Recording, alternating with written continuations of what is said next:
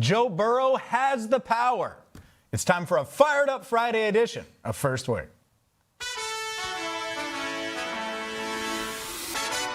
Welcome to First Word, Cincinnati's only morning sports show, breaking down the biggest moments and the stories shaping Cincinnati sports with analysis that cuts through.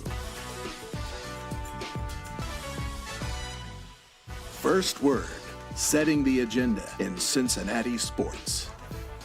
They don't call it Fired Up Friday for nothing. The First Word crew is with you till 11 o'clock right here on The Crown. Welcome in. There's energy today. There is. You feel the energy? Everybody. And Marisa came in with energy. Jacob, well, you came in way too late. No, he was on time. Wow. On time with energy. We got Gabe saying thanks. Having a good morning. We got Gabe saying thanks for not cursing in the intro because we are fired up. That's not a curse word, Gabe. You can't get mad at that. Plenty to dive into today, and we're going to start with Joe Burrow, but we have Reds, it's Yankees as the Reds try to, well, do something I'm not sure anybody is expecting them to do, which is go win a series over the Yankees. That coming up in a bit. We have the latest on Ellie De La Cruz and much more, but it starts with the power of Joe Burrow, and that's where we start today, because Joe Burrow has the power. I didn't introduce us, did I? Did I introduce us? You did, because you said I was late. Oh, that's right. Yeah, that's right. Okay. Appreciate you. I did, yeah. You can do it again. No, I be looked at nice Marisa this and I time. was like, yeah. Jacob Tissot, who's most of the time on time. Marisa Contipelli, yeah, I said you had the energy. That's right. Either way, Joe Burrow has the power. Marisa has the energy. Burrow has the power. And it was on full display this week. And naturally, when Joe talks, we're going to react because we are Cincinnati's morning sports show. But it wasn't just us that reacted. First, let's hear from Joe. This is what he had to say a couple of days ago about what he wants from us and everybody that covers the Cincinnati Bengals this season. I want everybody talking about the Bengals. I want everybody talking about what I'm saying in my press conferences. You go back and watch what I said before 2019 season at LSU. I feel very similarly about this team. I'm so excited to get started and get moving, and I wish we would ramp this right into training camp so we can continue to improve. Because I feel like, there's so much greatness that we're going to be able to achieve this year. I'm just excited to get going. Joe Burrow has the power. He said, I want everybody talking about us. And then First Word talked about him. And every national show that you can think of yesterday talked about Joe Burrow. And we're going to hear from all of them coming up in a second.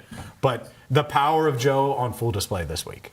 Yeah, absolutely. And this is the goal. And this is what changes when you have a quarterback like this and a team like the Bengals. You get talked about differently. And that's what the frustration's been over the last 3 years, is that the Bengals should have been better and should have been striving for higher goals than they were in the last couple of years. And now there's a roster that matches that. And that's where a lot of the excitement comes from Joe and the rest of the locker room as well, is they finally feel like, especially from the offensive side of the ball, they have a defense to match now. And they can go compete for a championship. And you can really feel the excitement. And it's not just Joe, even though his quotes are what we hold on to the most, probably. Everyone continually says how excited they are about this team, and I think we should all feel the same way. We should. And when Joe Burrow speaks, everyone is listening. And I love how Joe said in his presser that he wants the Bengals to be in the conversation. He wants everyone talking about this team nationally. Much different kind of tone and feel that we heard out of Burrow this week. Yeah, no doubt about it. And I think when he says something that is a bit different, because you're right, he's a star quarterback. I don't think many star quarterbacks, even if they said what Joe said, make the news, the headlines that were made. The Bengals were the talk of the country yesterday, and it started with Pat McAfee on the Pat McAfee show talking about Burrow and reacting to his comments. Joining us, a man who helped me whenever we were heading into the finals all-access altcast, legend Mike Tirico. Yeah, hello, boys. How we doing? Hey, I think you were sitting on there and listening to the Joe Burrow situation with the Bengals. Obviously, the Bengals in the AFC don't get a lot of Super Bowl chatter, but it sounds like Joe would like to change that, Mike. I love that out of the Ohio boy. One of my favorite production meetings, one of my favorite quarterbacks to watch and listen to. I love Burrow. 2019 LSU team that you guys put up all those players, you know who wasn't on the list? The guy who was their passing game coordinator. Really got them spread offense, Joe Brady. Exactly. Now the Bills coach. So part of this whole deal with that unbelievable list of talent. I love Burrow throwing it out there. if the Rams are going to be this team that is all in like they were for Super Bowl 56, they played the Bengals. So why not go back at it? And maybe we'll see Joe Burrow against Joe Brady's team for the AFC Championship this year. Who knows? But I like the fact that they did address some stuff on the defense. Their offense, can they stay healthy? Can they protect Joe? If they can be in every game. And I know my partner Collinsworth would love to see the Bengals play meaningful football late in the season. We were there when they beat the Raiders to break their playoff drought. It had been a long time. And, man, the jungle was rocking. That's a great football city. As you guys know, AJ, with the whole Ohio thing. So that'd be fun to see. And he's the kind of guy who I think the league loves to watch. People who are fans of other teams love to watch Joe Burrow go back there and sling it. Maybe it's against your team and you don't. But if you respect good football and a quarterback playing the game, carrying his team and being the front man for it and being the pilot of the big plane that is a franchise, Burrow's that kind of guy. Well, there's Mike Tirico, and that's it. I mean, I'm not sure there's a better broadcaster on the planet than Mike Tirico. And so Joe Burrow talks. Mike Tirico's like, yeah, they're going to be in every game as long as Joe Burrow's on the field throwing it. I mean, that's pretty much it.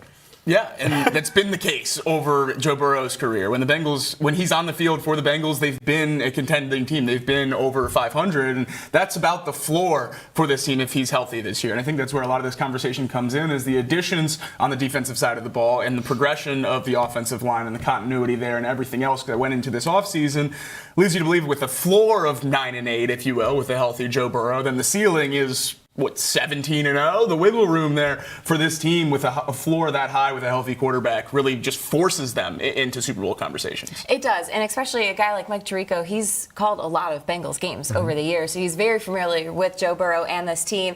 And we talk so much about the defensive additions. During that highlight package that Pat McAfee was showing, you saw Chase Brown, you saw Jamar Chase, you saw Charlie Jones, Mike Gesicki. Those are just four of the many, many talents on this offensive weapons, side of the ball for the Bengals. It's a pick your poison kind of feel for Joe Burrow and, going up against other defenses. So it gets me excited. Anytime Marisa talks offense, it gets me excited. There's no doubt. And the national media was certainly excited after Joe Burrow made his comments. He said, hey, I want everybody talking about me and talking about my comments that I make up here. Well, everybody did. First, Mike Tirico, now Scott Van Pelt. Here's what SVP had to say on SportsCenter. In your head, you're liking what you're seeing. What are you prepared to say about what Cincinnati has done and what it makes them? Right now, as we sit here, Scott, I think that the Cincinnati Bengals are my favorite to win the AFC. Did you hear the man? Because I'm looking around the landscape. So let's just talk about what they've done last week. Yeah, why? Pick 10 for Dexter Lawrence, the most double-teamed human on earth. He can't walk down the street without a guard and a center trying to rough him up, okay? He still gets to the quarterback despite that. And then today, Cassius Howell, a guy I really liked. He's another one of these guys who has short arms. It's not going to matter, just like a bunch of these guys in this draft. And then Takario Davis, a 6'4" cornerback who can run and be physical. But when I think about the Bengals, I think about a team that just needs to be average on defense. That's how I wake up every day and say, just be average. And that's what the Bengals defense has to do. And if they're the 15th best defense in football, they can get to the Super Bowl with Joe Burrow. In a landscape, and that's part of the reason that they made the trade to begin with Dexter Lawrence, in a landscape where we don't know about the Bills this year. We don't know about the Ravens. The Chiefs, obviously, if Patrick Mahomes come back from injury. There's a lot in flux here, Scott. So if you can have an undeniable side of the ball, which the Bengals have, you don't need much on defense, and I think they got there. Well, just be average on defense. Mediocre. There you go. All right, so you're saying Cincinnati is your favorite in the AFC. There's a lot of folks that would say the Rams are their favorite in the NFC. Yeah, I think whether or not they're the favorite, whatever, right? We can debate that and talk about that another day. They're in that conversation again. And they're in that conversation again at a national level. And to your point, they should always have been in that conversation with Joe Burrow at quarterback, but they haven't been. They haven't been for a couple of years. Now here, we know, hey, if they get in 2024, if they get in, yeah, they can't stop anyone. But do you want to deal with Joe Burrow, Jamar Chase, and T. Higgins? No one wanted to do that. Geno Stone was missing tackles left and right, and that was the issue. That was a major issue. But they're back in that conversation, and part of it is, a big part of it, is I think people think that this defense is at least going to be competent. Mm-hmm. And if they're competent and they can block for Joe Burrow, Well, Joe Burrow might be the best on the planet, and if he's not one, he's 2 or 3. Right, and like they were just saying, the defense doesn't need to be a top 5 defense for the Bengals to get back in the playoffs and get back in the Super Bowl mix. They just have to be top 10, top 15. And to your point, this offseason has just felt so different compared to previous off seasons. And I think a big part of it is because of the defensive acquisitions, and we're finally getting that national recognition that this team has been, longing since, the 2022, 2023 kind of seasons. And so, yeah, it's great to see, national media members finally talking about this team and putting them back in the mix, because they should be back in the mix to win the AFC. I think the season might go a disappointing route if they're not in that conversation. Yeah, when I heard that clip the first time, I was waiting for the North. When he said the Bengals were favorites to win the AFC, I thought there was going to be a North there, but there's not. And that's a great conversation for the Bengals to be in. And I think the difference is the tier of additions they made, because we've seen them add to multiple position groups before, but it's never been that marquee group of players that we saw this offseason with Bryant Cook, the top safety in free agency, Dexter Lawrence obviously getting the trade for him. And that just elevates the conversation of the star power of this team, because it's the same thing we're saying about Joe Burrow and how much you talk about the stars on offense. When you have stars on defense, the conversation will change as well. And the Bengals now actually have that to match those stars on the other side of the ball. For sure. That's it. Is when you have something on defense you can hang your hat on, and that something is a big man named Dexter Lawrence who commands a lot of double teams, like Kevin Clark said. But it wasn't just SVP and Kevin Clark. It wasn't just Mike Tirico and Pat McAfee. No. They also talked about Joey B on Get Up. Feel like, Neek, everyone is talking about how the Bengals could have a big year. Yeah, I think the expectations should be high there, and I appreciate that Joe Burrow is putting the spotlight on himself and making sure that the pressure is high now, because the pressure is high for the season. A lot of people are going to be playing for their jobs and their futures for that team, especially in the coaching staff. So I think that it's important that he put that pressure there. I do think the strength of schedule matters. I know it played a big role for the Patriots last year, and they made it to the Super Bowl in part because they were in good position because of that strength of schedule. The Bengals will probably split their divisional games, because that's kind of what happens in that division pretty often. No matter who the best or worst teams are, you end up kind of splitting those out.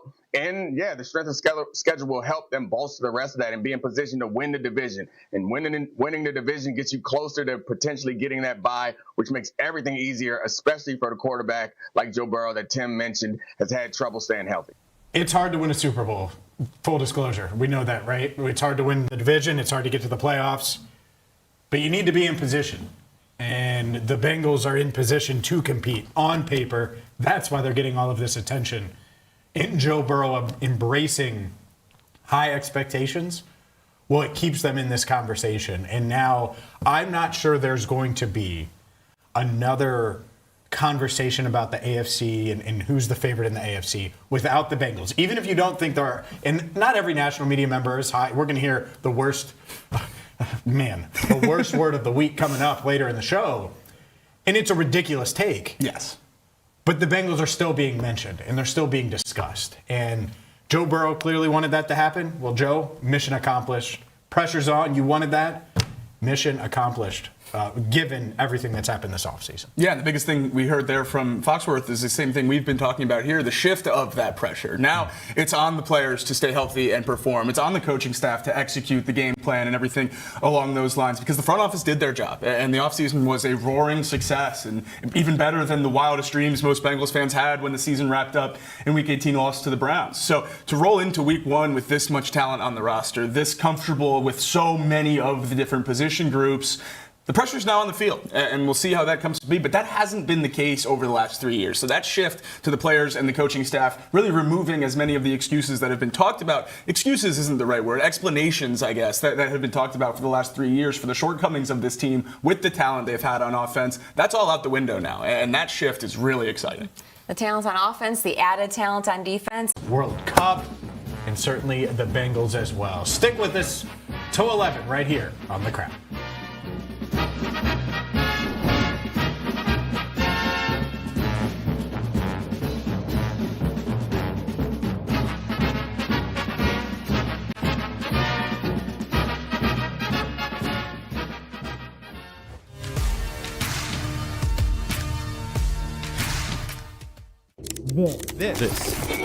Cincinnati has felt like home since day one. James Rapien, Jacob Tissot, Paul Contipelli. Jack Crumble. The wait is over. The working lunch. Built for this city. What is The Crown? It's simple, really. Authentic Cincinnati entertainment. Not hot takes from a studio 3 states away. Not national noise pretending to know this city. Rather, bringing a voice to those who call the Queen City home. Where can I watch The Crown shows? Join us live from 7 to 11 a.m. for First Word and 12 to 1 for the working lunch on RESN. No live TV? No problem. Stream and interact with all of our content on major podcast, broadcast, and streaming platforms. The Crown is Cincinnati. Loud, passionate, competitive, proud. From early morning sports debates to the business leaders shaping the riverfront, to the fans, stories, moments, and culture that make this place move. Live shows, podcasts, documentaries, digital content built from Cincinnati, for Cincinnati. This is The Crown.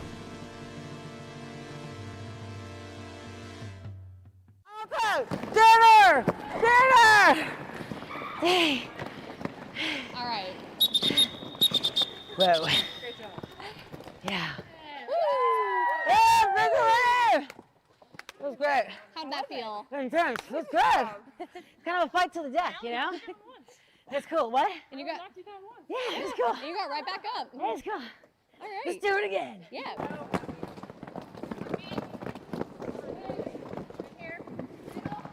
Oh, try to score the punches to get through.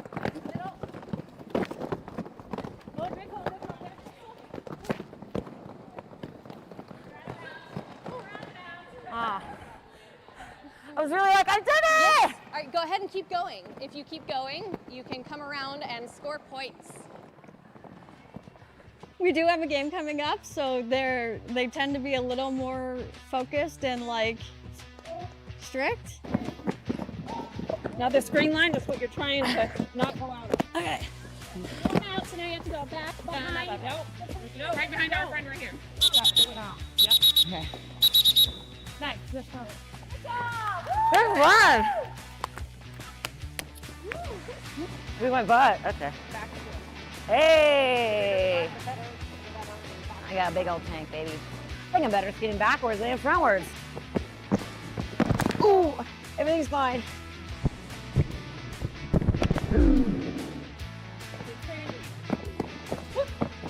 Oh my God! You literally. I went for both. Yeah. Okay. Yeah. Okay. Fast, hard. Yeah. Wow! Oh my God!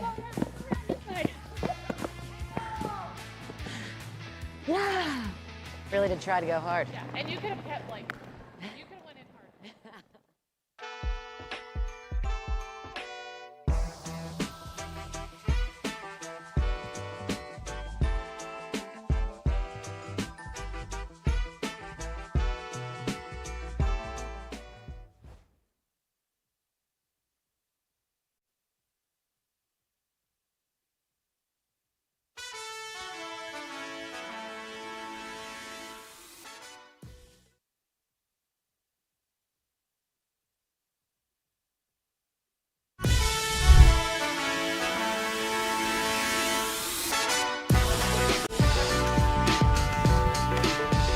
First Word rolls on a fired up Friday. I'm James Rapien alongside Marisa Contipelli and Jacob Tissot. We are your morning sports show, Cincinnati, every single weekday, 7 to 11.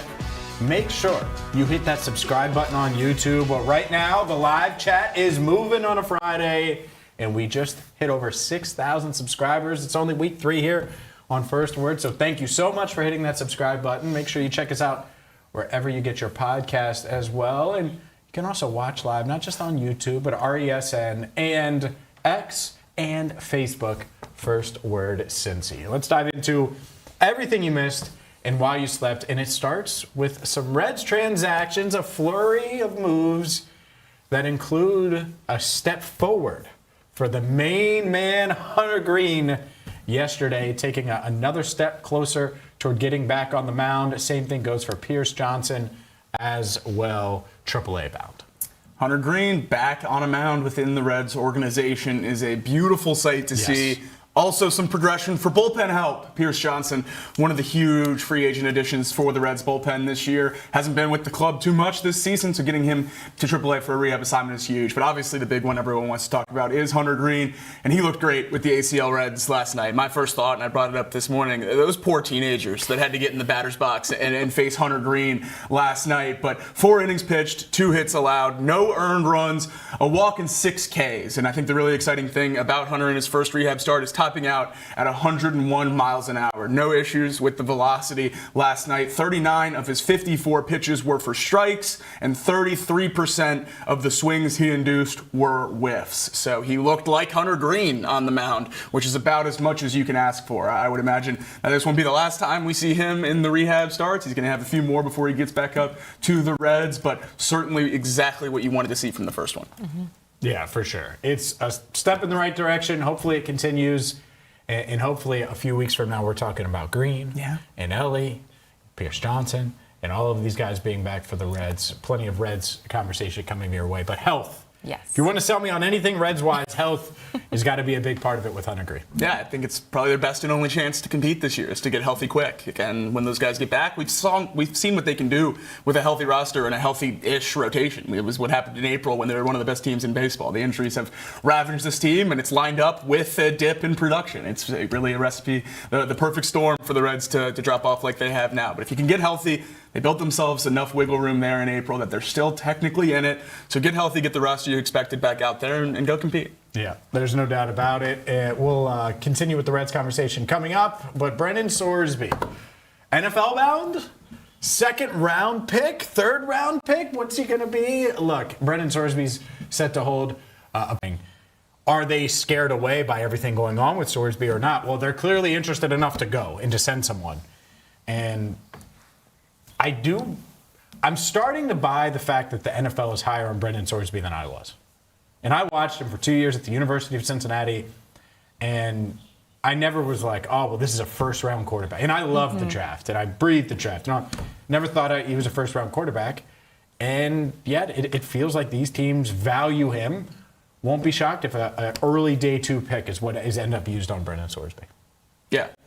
I think that's certainly reasonable. The position comes into play, obviously being a quarterback and people trying to steal a good quarterback potentially in a supplemental draft is huge. But so much of the conversation around Sorsby in the supplemental draft and NFL interest that is confusing to me is people saying that he would have been a first-round pick this year if he declared, and saying he's probably sandwiched between Mendoza and Simpson in this class. A lot of conversation around that. If he had declared, if he was a first-round pick, QB2, wouldn't he have declared? That's where my disconnect comes in. I think if he was getting that feedback from the NFL, he wouldn't have went to Texas Tech. He would have went to the draft where he would have been picked in the first round. So I don't know what to expect in the supplemental draft. He's probably one of the best, if not the best prospects in recent memory to go in there. Certainly quarterback plays a role in that as well. But teams have interest, and it's a little bit shocking to me how much interest there is, but there's certainly interest. There definitely is. And I wonder, too, if maybe every team is attending this pro day to almost like find out a little bit more information, to maybe talk with him, his camp, people who are a little bit more familiar with Sorsby and have been around him for longer, because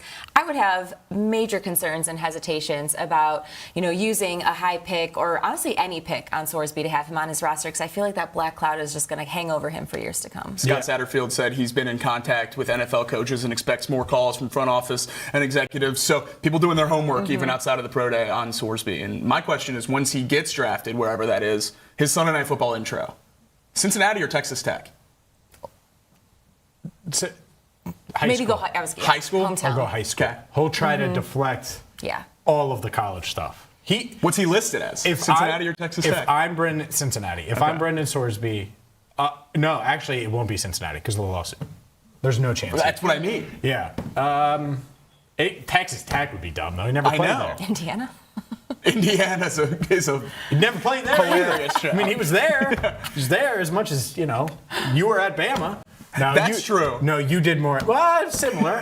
I mean, same amount of playing time. Exactly. Yeah, you got more rings to show for it. So who's what? Yeah. The thing that's so interesting about the Brendan Sorsby thing for me, like if I was in an NFL organization, I'd be like, well, if we need a quarterback, you can't leave any stone unturned, and that's why all 32 teams are going to go to this pro day, because you never know. Not that I think the Bengals would be interested, But certainly noteworthy that they will send someone. I wonder who they'll send. I assume Brad Cragthorpe, but you never know exactly what's going to happen there. All right, let's get to this. Is fun. I think this is fun. We'll see if the rest of this side of the desk agrees. But the home run derby is changing, and I think that these rule changes are going to be good. And I got to be honest, I need the home run derby to matter, to be relevant. And there you go. The home run derby is going to have a new twist on an old format. Competitors will get 20 swings in the first round and 15 in both of the final 2 rounds. Hitters will be able to continue to swing. If they homer on the final hack, they take in each round. I love that element of it because if you get on a heater, you just keep going unlimited. Love it. I was so excited when I saw these new rules come through. I'm glad we're in Get rid agreement. of the clock. I never was a fan of the clock. The first time the Derby is operating without a clock since 2014, going back to just a swings base. And in the first round, if there's a tie, it will be broken by who hit the longest home run. So love that that's coming back into play here too. Second and third rounds, a tie will be broken by 3 extra swings apiece by each one of those batters. And curious if these rule changes coincide with the fact that Netflix is going to be airing the Home Run Derby this year in Philadelphia. So a little interesting on that aspect, but I could not be more excited for the change in these rules. Yeah, I absolutely love it too. When you watch the Home Run Derby, you want to watch home runs, not a guy in the batter's box trying to squeeze in as many swings as he can in a certain number of time. And when these balls are flying 450 feet, I want to watch them land in the stands, not stuck in the batter's box on a split screen like they've done the last few years. So this is phenomenal. I absolutely love it. Let these guys have some fun. Let them watch their own home runs and then swing and take some breaks. I think my one worry here would maybe be guys taking pitches and sitting there at the back end of their round to not use up those swings and conserve some energy. I do think when a lot of these revert to old rules conversations, people imagine it a lot better than it was in reality. And I think there was a reason why they went to the clock at one point. Now they're going back, and I love it. I'm a huge fan. I just am a little bit worried about that aspect of conserving energy. It's certainly better than what they've done the last few years. No doubt about it. Speaking of baseball, the Dayton Dragons. First half chance, That's baby. right. First time since 2007. No chance you remember that, Jacob Tissot. But, yeah, huge for the Dayton Dragons. They win the first half of the Midwest League in the Eastern Division for the first time since 2007. 19 years, my man. Yeah. Wow. Long time for that. But, yeah, I love seeing this. Congrats to the Dragons. Long time for a loyal fan base, too. I mean, very rarely can you talk about fan bases in minor league baseball. The Dragons have sold out every game for over a decade now. The Duno effect. Absolutely. And I think that's a great thing about minor league baseball is when you get these playoff clinching events by winning in the first half, because Alfredo Duno has obviously been the catalyst for that Dayton team throughout this year, and there's a reasonable expectation that he will not be on that Dayton team for most of the second half. Hopefully, he's in Chattanooga working his way up to the big league club. So it's great that they let these minor league teams have their moment for having a great first half, and it's great that the Dragons are there because getting winning instilled in these guys throughout the system as they're moving up is a huge step for this Reds program. The minor leagues have struggled to win for a long time, and it's starting to change a little bit. Chattanooga was great last year, Dayton this year. Hopefully we can see some more of that as these prospects work out. Yeah, the Dragons have been hot. They've gone 8-1 over their last 9 games, and in their win last night, winning 18-1. So the Reds could use some of that offensive production, but great to see Dayton having that success. At least someone knows about that offense. Dayton certainly has done that. Speaking of offense, the New York Knicks, well, their offense down the stretch of games, it was led by Jalen Brunson, and Jalen Brunson and the Knicks found a way to win the NBA title, snapping a 53-year drought. They celebrated with the biggest parade I've ever seen for a championship victory. Just wild, wild sight. Final numbers, 2 million. 2 million people were at the Knicks parade yesterday. Unbelievable. Celebrities everywhere. It looked like the greatest time. And every time I see one of these parades in a city that's gone through some kind of drought and the reaction from their fans, all I can think about is one day in Cincinnati, we'll get to experience this. But looks absolutely awesome. Looked like a great time for all the New York fans, and they all showed out. So it was awesome. One of my favorite videos that I saw come across X was Tyler Kolek was like going and giving high fives to fans on the side, and then some of the police officers thought he was a fan and didn't realize he was one of the players, a part of the parade. So there was a little mix up there. But no, this was just great to see for the city of New York, and as you can see, too, the McBride family enjoyed themselves as well. Hometown champ. It's always cool. Love it. Deuce, Please come in studio at some point. Would love to chop it up with you. I'm looking forward to that, and I have no idea if it's ever going to happen, but I certainly hope it does. It is surreal to me. I mean, for our lifetime, they've usually been bad in a laughing stock. To say the New York Knicks are NBA champs. Mm-hmm. Yeah. Like, that to me is still like, what? Like, that, it doesn't even, because of all of the times they came up short in the 90s with Ewing. I remember the 99 finals. They never really felt like they were in that finals. It was the coming out party for Tim Duncan and David Robinson. And they were kind of a joke during the Carmelo years. Like, there was never a time where they were this. Mm-hmm. So I just think it's really, really cool. To your point, it's a good example. Joe Burrow was asked earlier this week about Brunson and about them winning. He was like, yeah, I watched. He was like, it's always good to see the championship element there. A couple more things to get to here. And while you slept, first things first, let's get to the U.S. Open standings, where, Jacob, you're a happy man here going into Friday. He looked to me today when we were talking U.S. Open. He's like, hey, 17-1. Wyndham Clark, 17-1. He's got a big lead now at the top of the leaderboard there. Yesterday's round did get rained out. Still a lot of guys still waiting to finish round one, and they will this morning. But a really, really great game, great match yesterday. And then the course is playing really hard. Shinnecock, one of the coolest courses in the country. And this leaderboard is tough. -6 for Clark at the top, -4 for Dustin Johnson second. Two guys tied at -3, and then all -2, -1, and even. There's a chance this one ends up with the winner being plus, which is always my favorite thing. My favorite golfer on tour is always the course. So I'm rooting for Shinnecock really hard this weekend. Oh, you are just unbelievable. That's not happening. It might. I certainly a long shot, but when you see guys like Rory at -1 after the first round, Scotty +2 outside the top 50. I'll do lunch. Lunch? I'll do lunch. Do you know somebody that knows somebody that knows somebody? I'm in business. So wait, clarify. What is the bet here? Winner of the U.S. Open plus. Okay. Plus. And you're taking, okay. I'm saying I just hope. They'll be under. Yeah, you're going to be buying me lunch, my man. Well, if Wyndham Clark wins, I'll buy you a bunch of lunches. That's true. You'll be excited. I'll be excited. Last thing here. Let's get to this MLB draft proposal, because it's something Jacob Tissot is very, very mad about and angry about. I don't mind it. College baseball just got better, baby. Mm-hmm. Absolutely.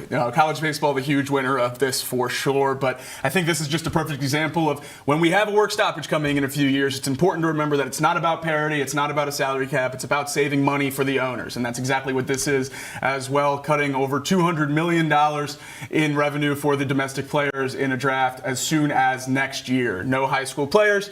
College players are not eligible until after their sophomore year, and removing 8 rounds from the draft. I don't love the idea of making college baseball the minor leagues, removing, I'm sure a lot of minor league spots throughout this process, and I just don't think it's great for the game of baseball. If you're a good enough high schooler and one of the 30 teams thinks you're good enough to go play Major League Baseball, then you should be allowed to go play Major League Baseball. I'm bummed about the money element of it, but the college football side has happened for years. Yeah. It's been that way, where it's multiple years of college before you go. The NBA has bounced back and forth. It's a tough one. It's a challenge because very few guys go high school pros within a year or two. Usually it's 4 or 5 years down the line. They're not Hunter Green, or they're on the cover of SI as a high schooler. Absolutely, and that's what this ruling is for. It's I hate the saving money part. Right. I wish the college kids would just get it coming out.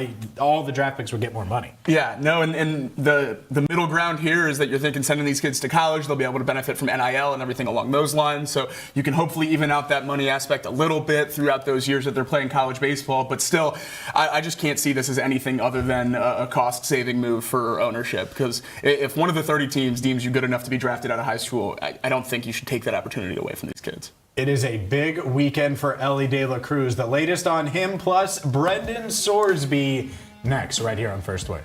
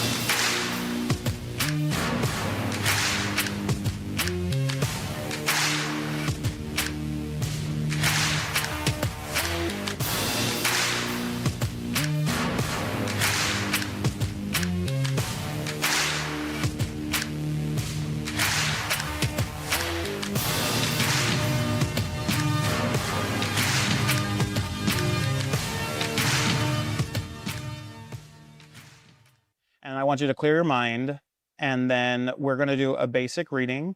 And the way that I want you to think about it is, as I start to talk, the first thing that comes to mind and kind of percolates is what is important to your subconscious. And then that's what we're going to focus on first. So just kind of clear yourself, and then you're ready. We'll start. Can I have the cards? Oh, yeah. Okay. So we're going to do a past, present, and future. Ooh, the Wheel of Fortune. This is probably one of the best cards in the entire deck. So when we look at your past, it means that you had an opportunity to make a choice. You felt like you could do what you wanted to do, and you were ready to pursue it. Because it's at the inverse or upside down to you, you maybe felt like you had to take a step back from what your initial choice was, but you were also like, this will work for me, even if it maybe wasn't your top choice at the time. Okay, maybe like every man I've ever dated. Me too, girl. The Ten of Cups, this is also inverted. The Ten of Cups is great because it means that there is fulfillment and that there is great, joy and pleasure that can come from that. Although you were expecting great things to happen, it didn't quite happen maybe how you had initially expected it to. So many things. Where do I begin? I'm like, this is right. This is the story of my life. This is the story of her life. This is the story of my life. Going into our future. So when we look at the future, you've got the Page of Swords. Now the Swords is typically associated with like strength and going to battle. And the Page of Swords is really at the foundation and the beginning of it. So you're second guessing yourself, you're second guessing decisions, and you're kind of questioning whether or not you want to move forward in the same kind of path that you've done in the past, because you don't want to necessarily get burned or frustrated again. Number one, you're so beautiful. Your eyes are like popping right now. And number two, this could not have been more accurate of like what is going on. My God, this is so cool. Okay. I love it. I feel like this is... This is the Rebound Rundown. I'm your host, Paul Fritchner. Your home for college basketball in the Cincinnati area and across the country every Monday through Friday during the season. Previews, recaps, breakdowns, interviews, and more. You can find it all right here. Your one-stop shop for a quick dose of college hoops on your morning commute. Make sure to subscribe on YouTube and wherever you get your podcasts.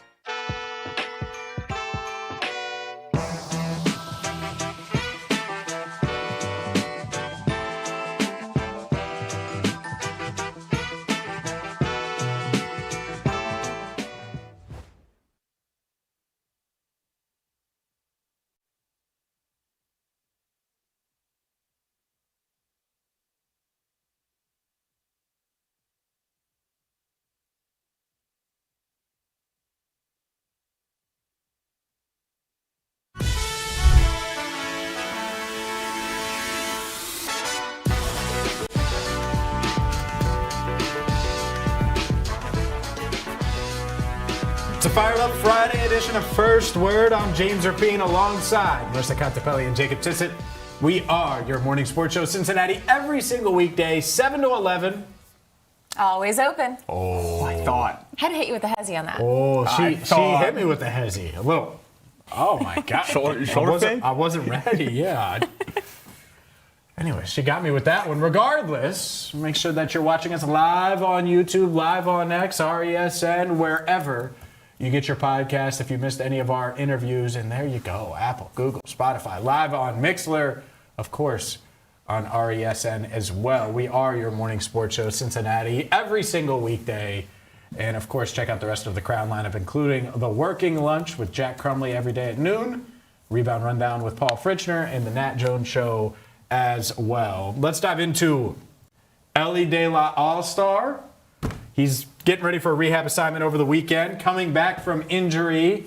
But, Jacob, this is all you. You were like, hey, Ellie De La Cruz, it doesn't matter when he comes back. It doesn't matter because he should be playing in Philly for the All-Star game. Absolutely. There's no question in my mind that he deserves to be in Philadelphia for his third All-Star appearance of his career. And the biggest thing for me is when these votes came back. And obviously I was concerned a little bit that the injury could knock him out of that contention, but he was so great through the first 2 months or so of this season that he's still one of the top shortstops in most metrics across the league. And the thing that really surprised me when the first return of National League votes came back, Mookie Betts was second in the National League shortstop rankings for the votes. And that could have changed by now, but certainly the first returns, he was second. Mookie Betts has played 40 games this year.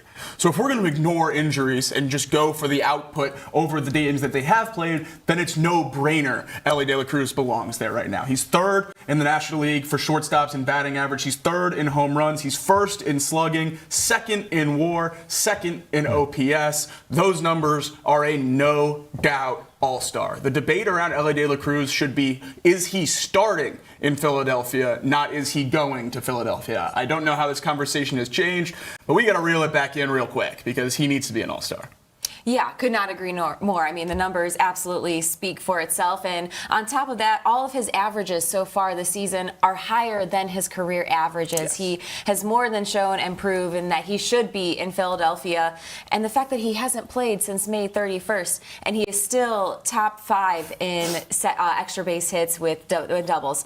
Like you said, third in home runs. He's fourth in RBIs, 10th in stolen bases, or 6th in stolen bases, sorry, with 10 on the year. He's still in the top 10 in nearly every category among shortstop in the National League, and he hasn't played in 20 days now. So fans, head over to Reds.com. Let's make sure we get those votes in for Elly, because as of June 15th, like Jacob mentioned, he is just behind Mookie Betts, almost by 100,000 votes. So need to do our work.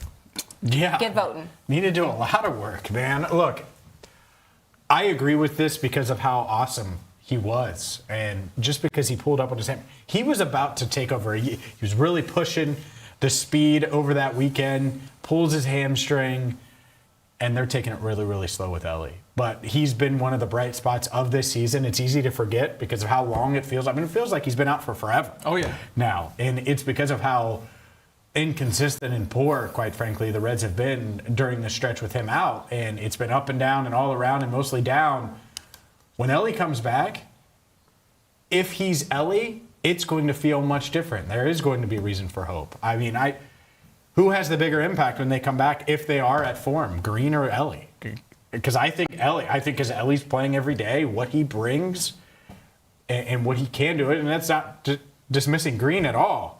I just think you can't overstate what Elly gives this team, brings to this team. And whenever this conversation pops up, it really puts into perspective where the Reds are right now roster-wise, because that's their best pitcher and their best position player, and they've been without them both for the bulk of this season so far. So incredibly frustrating, obviously, to be in that position as a team that struggles to add top-end talent anyway in free agency or in the offseason. So when you get those guys here and you get them locked up and you have them for a while, you need them to play, and both of them have been reliable when they've been on the field. Elly's first IL stint, not the first time we've seen Hunter miss a few starts, but when these guys come back, it's going to change how this Reds team's viewed pretty drastically in terms of having your best player, 2 perennial all-stars when they are healthy out there. And the thing that really jumps off the page with Elly this season for me, Marisa, you just said he's doing better than his career averages this season, but not just that. In terms of BWAR this season, he's at 2.1 through 58 games. Last year, when he was an all-star in an MVP conversation through the full first half of the season, 3.6 in 162 games. Already over halfway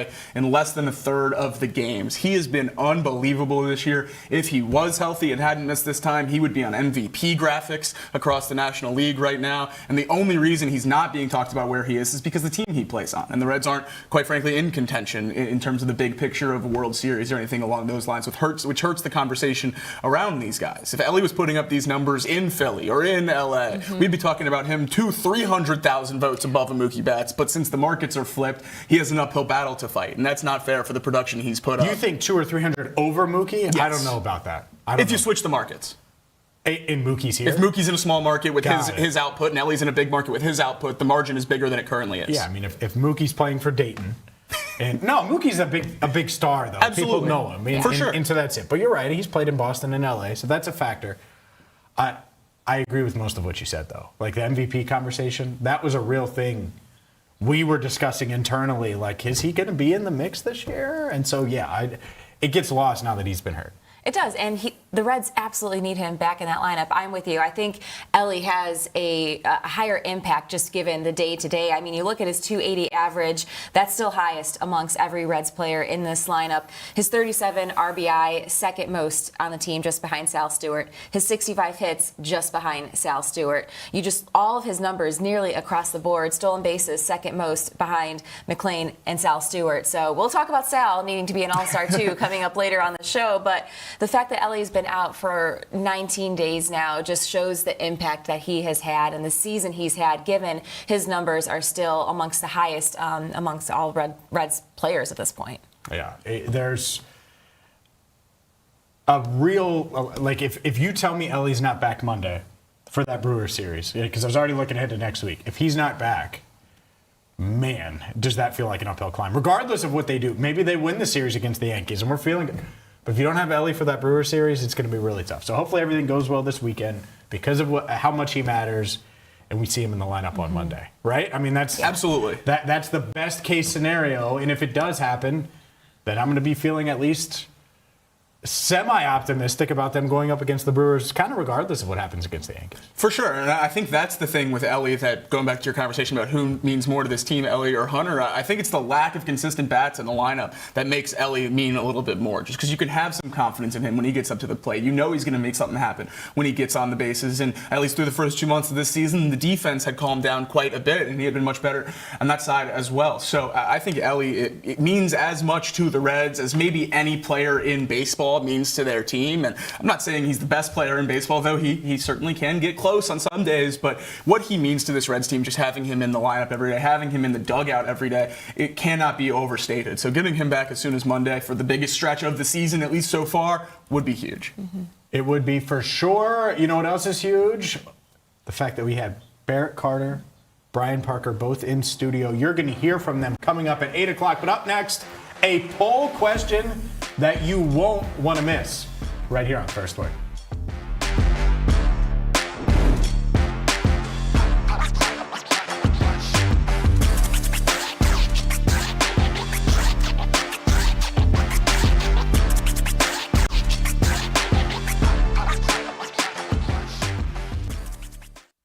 The Crown has you covered. Start your day with First Word, Cincinnati's only morning sports show. Power through midday with the working lunch, Cincinnati business talk that keeps you in the know. Nat tries that for lifestyle around the city, and the Rebound Rundown covers every corner of the college basketball scene in the tri-state and beyond. This is The Crown. First Word for your morning sports, Nat tries that for lifestyle around the city, the working lunch for business that hits home, and Rebound Rundown for college hoops.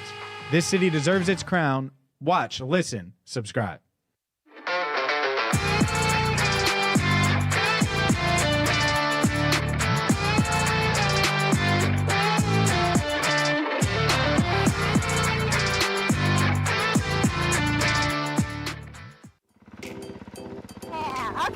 Okay. Yeah. Hell yeah. Right. I'm doing it. How do you think I'm doing so far? You're doing really good. Really good. You already got your shifting points down and stuff. You're able to shift, start it, brakes, all that. You're standing up over the bumps, which is what we want to do, and you've already got your crashes out of the way, and you're tough, so you're going great. I must say, I'm like on a 110, which is like what little kids ride, and I'm like in gear 1, okay? And even in gear 1, I'm like, okay, you can do this. And now I'm on gear 2, yeah. So excited. One day I'll get to gear 3. But the main goal, I don't know, I really want to do a jump and like get some air and land it. Mm-hmm. So that's what we're going to do now on this one. Yeah. I think I can do it. If anything, I think I'm going to send it regardless.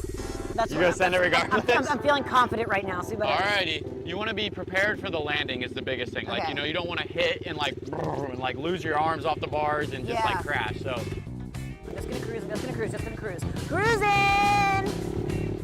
Woo! I think with just a little bit more speed, you can maybe get some air. You got to get bad, bitch. Okay. Hey! Woo! That was sick. That was cool. What do you think? That was so much fun. So much fun? Yeah. Heck yeah.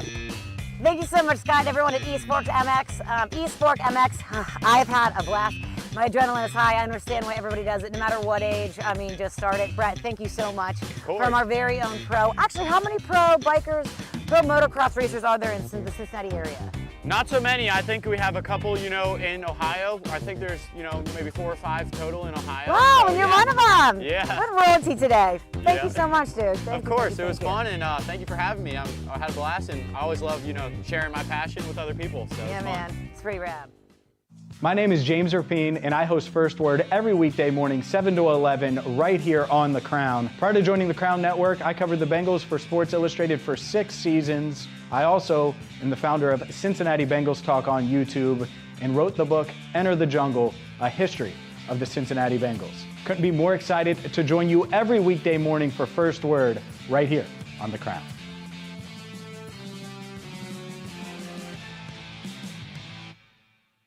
This city deserves its crown. Watch, listen, subscribe.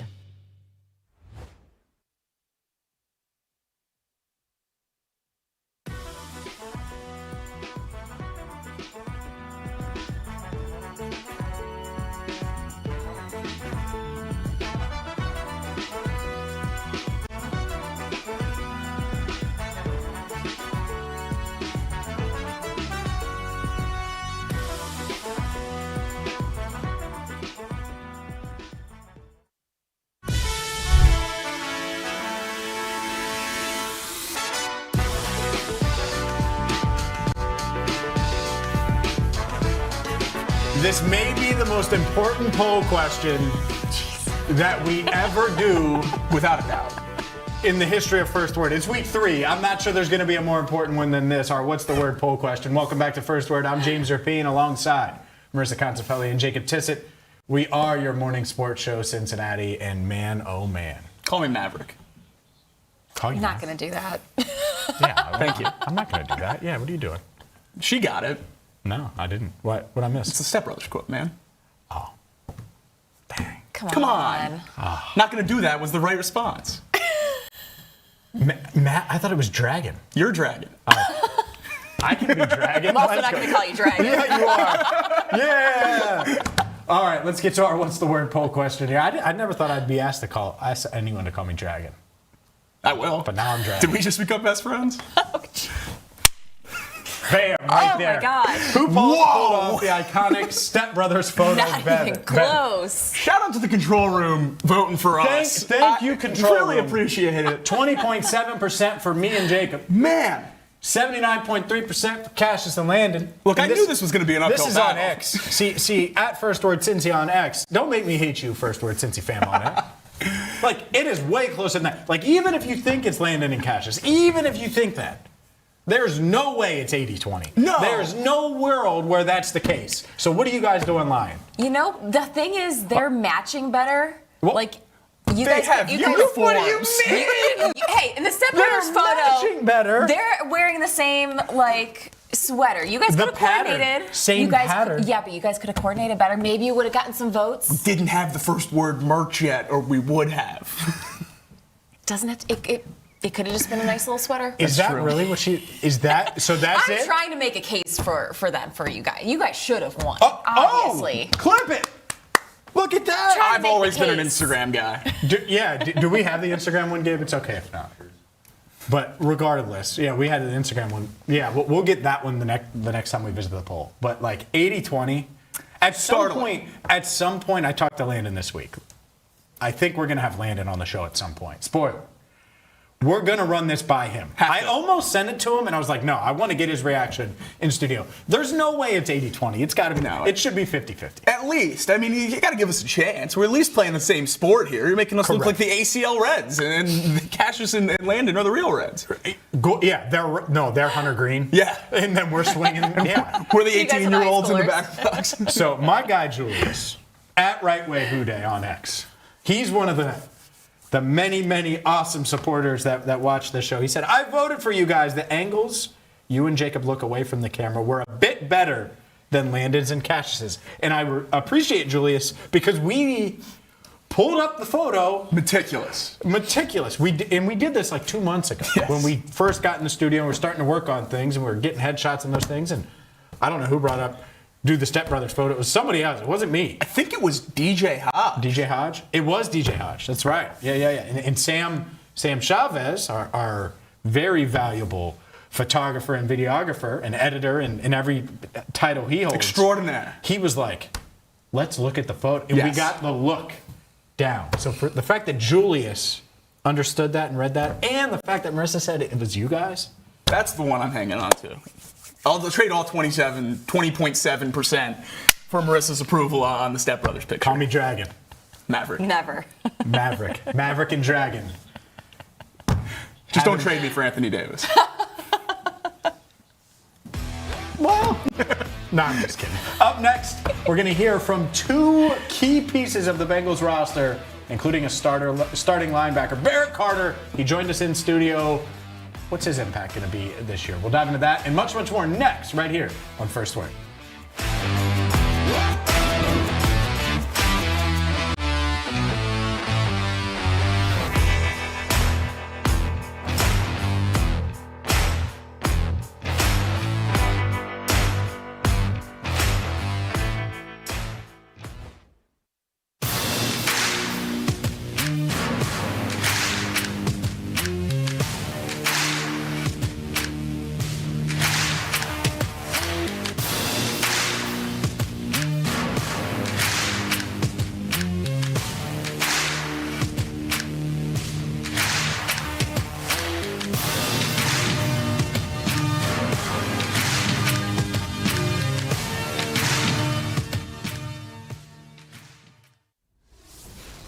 Thanks for joining us here on The Crown. I'm Marisa Contipelli, and it is time to put FC Cincinnati goalkeeper Roman Celentano in the hot seat and ask him some rapid-fire questions. And I'm not really sure how these are going to stack up to what you're used to facing over there at TQL. If it's going to be easier, if they're going to be tougher. But are you up for the challenge? Sure am. All right, we're going to kick it off. Growing up, was goalkeeper always the position you wanted to play? When I started playing soccer, yes, but before that I was playing baseball, football, American sports, and I never thought soccer would be a thing, but after the 2010 World Cup, I was like, this is what I want to do, and I was good with my hands, so it was just goalkeeper after that, nothing on the field. So what is the best or favorite save of your career? Probably the 2023 Save of the Year against Columbus. That was a big moment for, just, I don't know, myself, the team to win at home against our rivals, and it kind of set us on the path to going on and winning the Shield, so it was big for me. Who is the toughest striker that you have faced? It's hard not to say Messi, so I'll go with that. What is the hardest part about being a goalie that fans might not realize? There's a lot to it that I don't think people understand or realize, but I would just say consistency, keeping, you know, it's not about having a good game than having a bad game, it's about being okay all the time, and I feel like it's hard to do that, so when you have a goalkeeper that can do that, it's pretty impressive, so I give those guys a lot of credit. What's more stressful, penalty kicks or going through airport security? Airport security. That was a fast answer on that one. Why? Yeah. There's no pressure on a penalty. You can only be the hero as a goalie, so I like penalties because it gives you a chance to be the hero, and maybe, you know, I'd like to have some back in my career in MLS, but I don't mind facing them. I get more stressed out in other parts of the game, so that's no problem for me.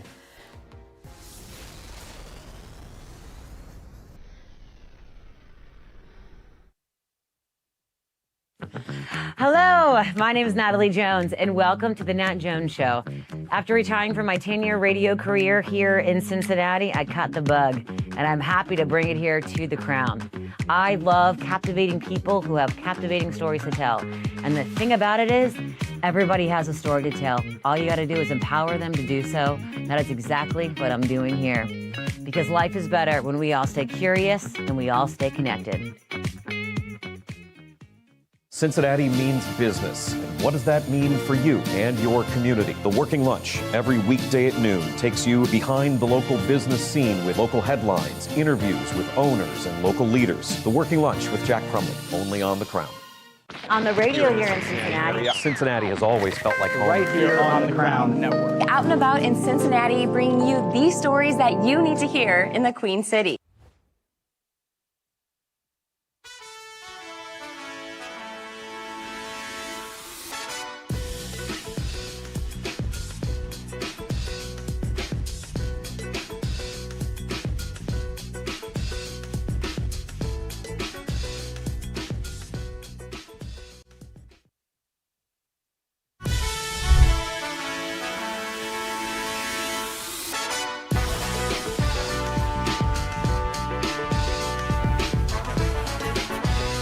It's a Fired Up Friday on First Word. What do you think? It's jingle time. Yeah, maybe?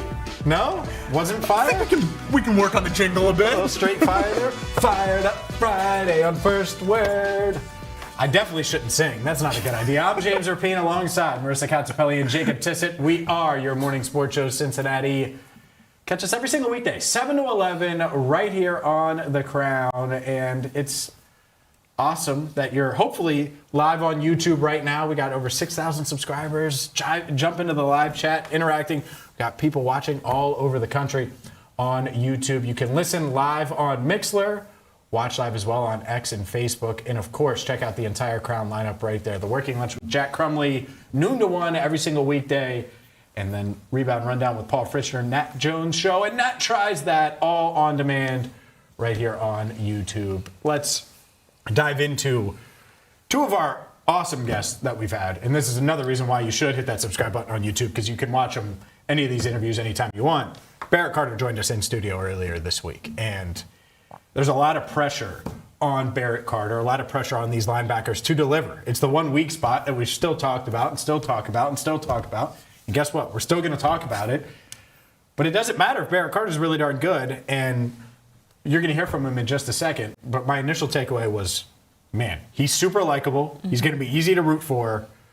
I hope he does deliver, because if you check those first two boxes and you want to be great, hopefully he can accomplish that this season. Yeah, and it was awesome that he came in studio and sat down and was so open, honest, and candid with us about a lot of it too. But no, to your point, he is such a likable guy. From the first interaction I had with him after the Bengals drafted him as a rookie, I was like, all right, this is going to be a guy that in time could be a great personality and almost like face of the defense, in the sense that I think a lot of fans are going to be able to relate to him pretty easily. And he just has a way of, presenting himself and the way he speaks and communicates and interacts with others. He's going to be a very likable individual that fans hopefully will gravitate towards. Absolutely, and all of those qualities are what lead many people to believe a huge step from year one to year two is feasible, and if not probable, because he is working so hard. He's checking all of those boxes, and he's already emerging as a leader in the locker room. There's not enough good things that can be said about Barrett Carter and how he's handled the offseason from year one to year two, and just hope that the play continues to ascend. Yep, no doubt about it. Here's what Barrett Carter had to say earlier this week. This entire thing is on our YouTube channel, and you can catch it on Spotify or Apple. But interesting comments from Barrett Carter on what he learned from his rookie season to now entering year two. You're waking up with us. Yeah, it was tough. I'm kidding. Thank y'all for having me. It's great to be here. Yeah, we're excited to have you. What have the past few weeks been like with minicamp, the offseason program? A lot of new faces I'm sure we'll ask you about. But just overall, year two Barrett Carter versus year one, I feel like it's probably a lot different. Oh, so much different.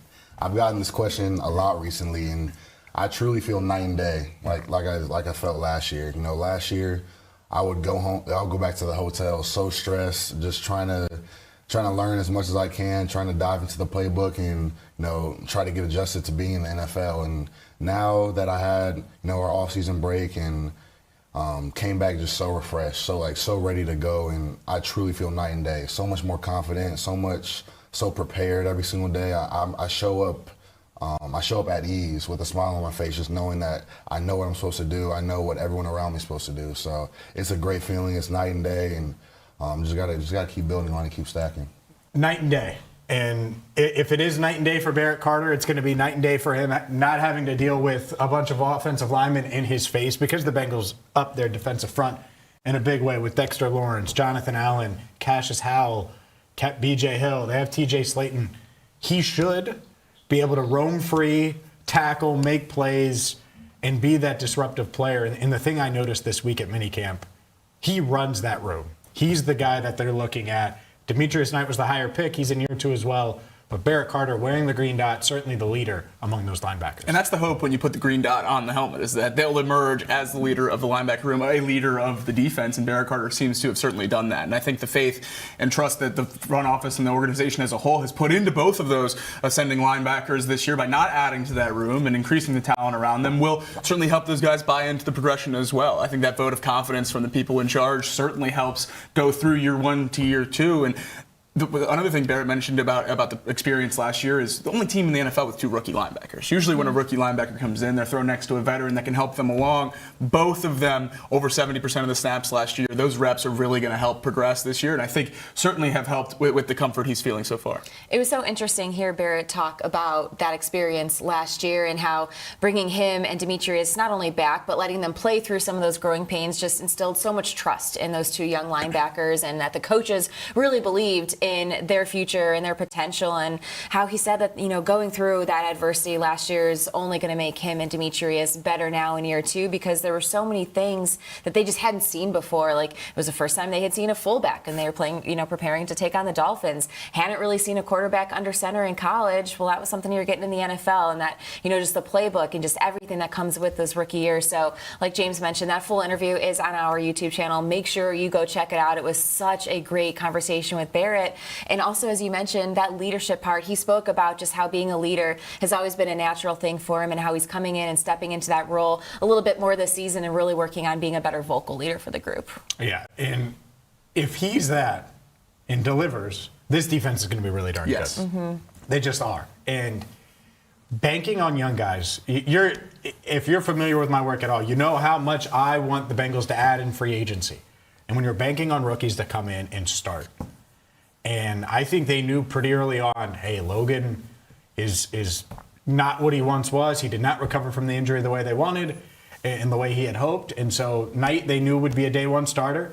Because replacing Jermaine Pratt, they thought it would be Logan. I think early on they were like, that's not going to be him long term.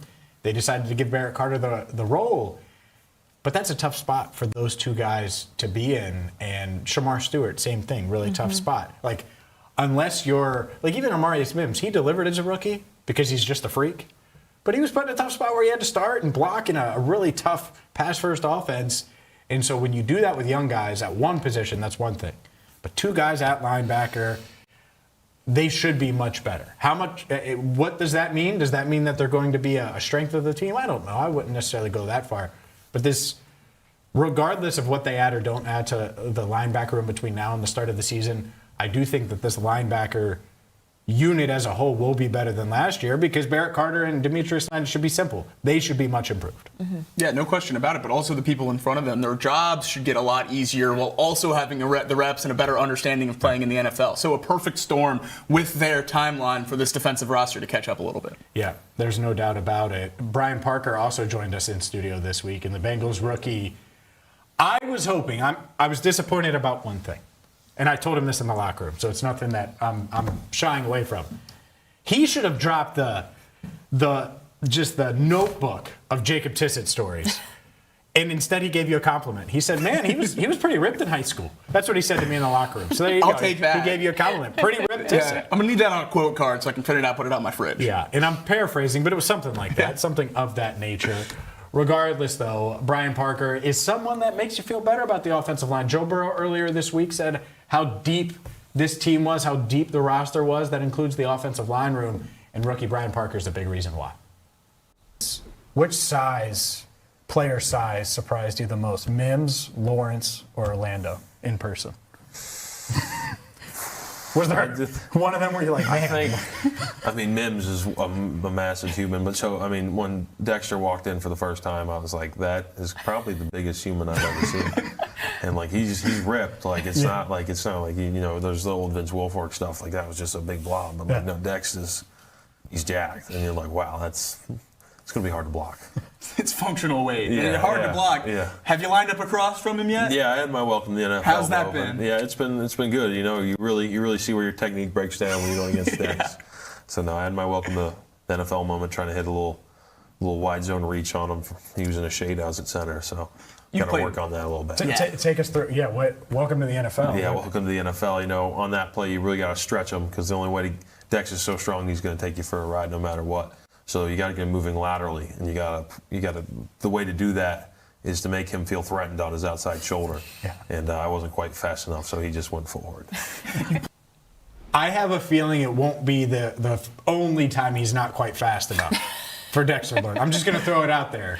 Sorry, Brian, but that's a tough matchup. It's going to make him better. Speaking of rookies, he's going to get a lot better going up against Dexter Lawrence. Well, so much of the conversation about the defense and the acquisitions this year has been depth or the lack thereof at some position groups. Not the case for the offensive line after the draft. One of the big things about Brian Parker is that he has experience at all 5 positions across the line. So in a pinch, he can be a sub at any of those spots. Going to focus on the interior. But when you add a player like Dexter Lawrence, this is one of the other added benefits. It's not just the leadership on defense. It's not just how much he can help a Chris Jenkins or the other young guys in his own room, but also going up against these young guys on the scout team or other reps from the offensive side of the ball, those depth pieces for those rookies. I mean, how many rookies get a welcome to the NFL moment in June? It doesn't happen too often, but not many rookies are having to go up against Dexter Lawrence as their first couple practices in the NFL. So it's great for the Bengals and just continues to emphasize how important additions like that are because of the excitement of being able to line up across from them and also a quick recognition of what the best of the best truly looks like. That was something I really enjoyed about our conversations with both Barrett and Brian, is hearing them talk about Dexter Lawrence and what he's already meant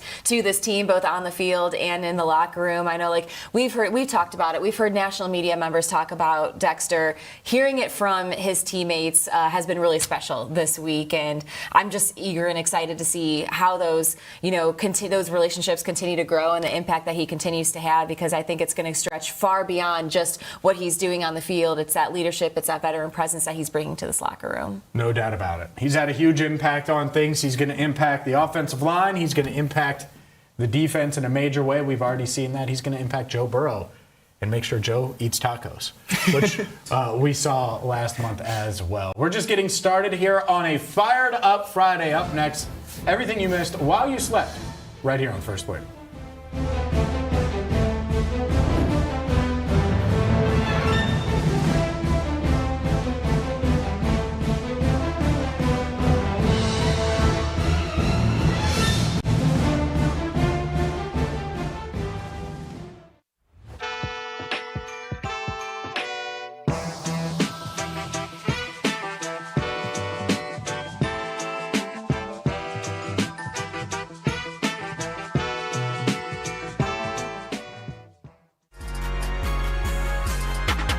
They started getting all the additions, and it's okay, Tyler Tejada, great, 17 points at Towson. He should come in and give you 13 or 14 as a wing who can shoot the three. But the piece was missing of who's going to run the offense, like who's going to be the lead guard. So when it came down to Tylan Riley, when you're looking at that, okay, he's committing this day, who else is left in the portal if you don't get him? So they kind of threw all their chips in, and they're able to get a guy who gets to the line a ton.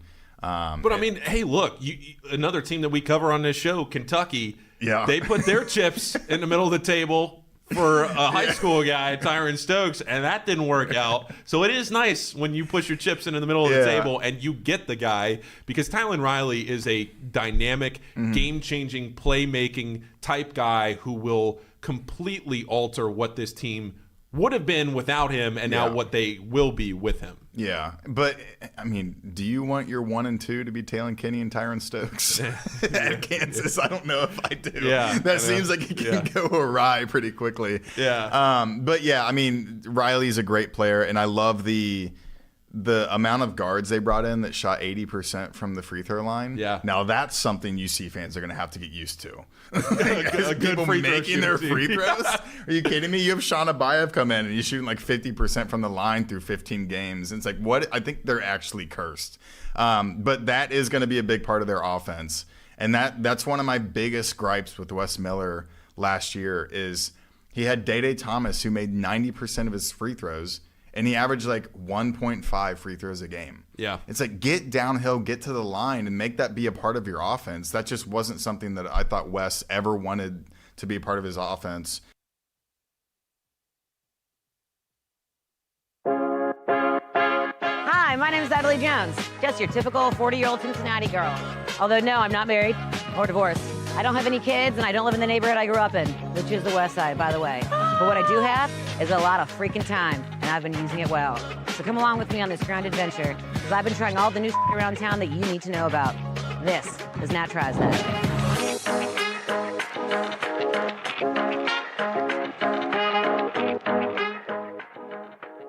My name's Jacob Tissot, and I'm a co-host of First Word from 7 to 11 every morning right here on the Crown Network, where we will break down the biggest stories in Cincinnati sports. I'm a graduate of the University of Alabama, where I spent 4 seasons working for the football team as a student assistant, contributing to the 2020 National Championship and 3 SEC championships. I'm a Cincinnati native, a St. Xavier High School graduate, and will bring a local perspective and passion to covering the Bengals, Reds, and everything in between. I'm excited to have you join us on First Word. This city deserves its crown. Watch, listen, subscribe.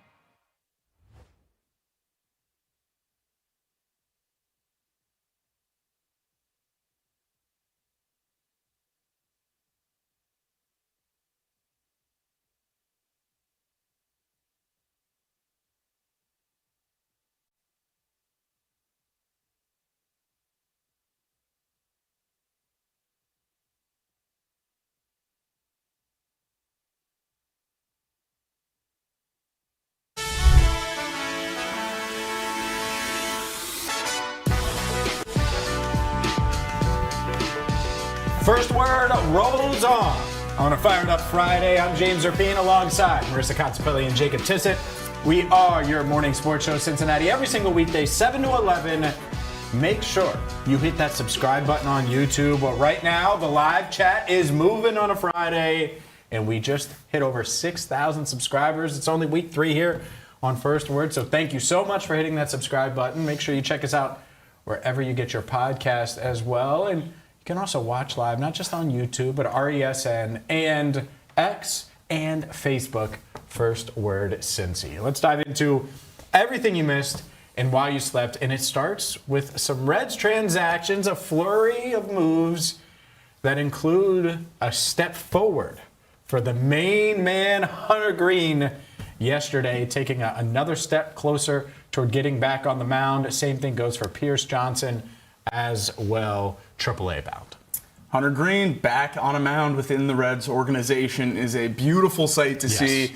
Also, some progression for bullpen help. Pierce Johnson, one of the huge free agent additions for the Reds bullpen this year. Hasn't been with the club too much this season, so getting him to AAA for a rehab assignment is huge. But obviously the big one everyone wants to talk about is Hunter Greene, and he looked great with the ACL Reds last night. My first thought, and I brought it up this morning, those poor teenagers that had to get in the batter's box and face Hunter Greene last night. But 4 innings pitched, 2 hits allowed, no earned runs, a walk and 6 Ks. And I think the really exciting thing about Hunter in his first rehab start is topping out at 101 miles an hour. No issues with the velocity last night. 39 of his 54 pitches were for strikes, and 33% of the swings he induced were whiffs. So he looked like Hunter Greene on the mound, which is about as much as you can ask for. I would imagine that this won't be the last time we see him in the rehab starts. He's going to have a few more before he gets back up to the Reds, but certainly exactly what you wanted to see from the first one. Mm-hmm. Yeah, for sure. It's a step in the right direction. Hopefully it continues.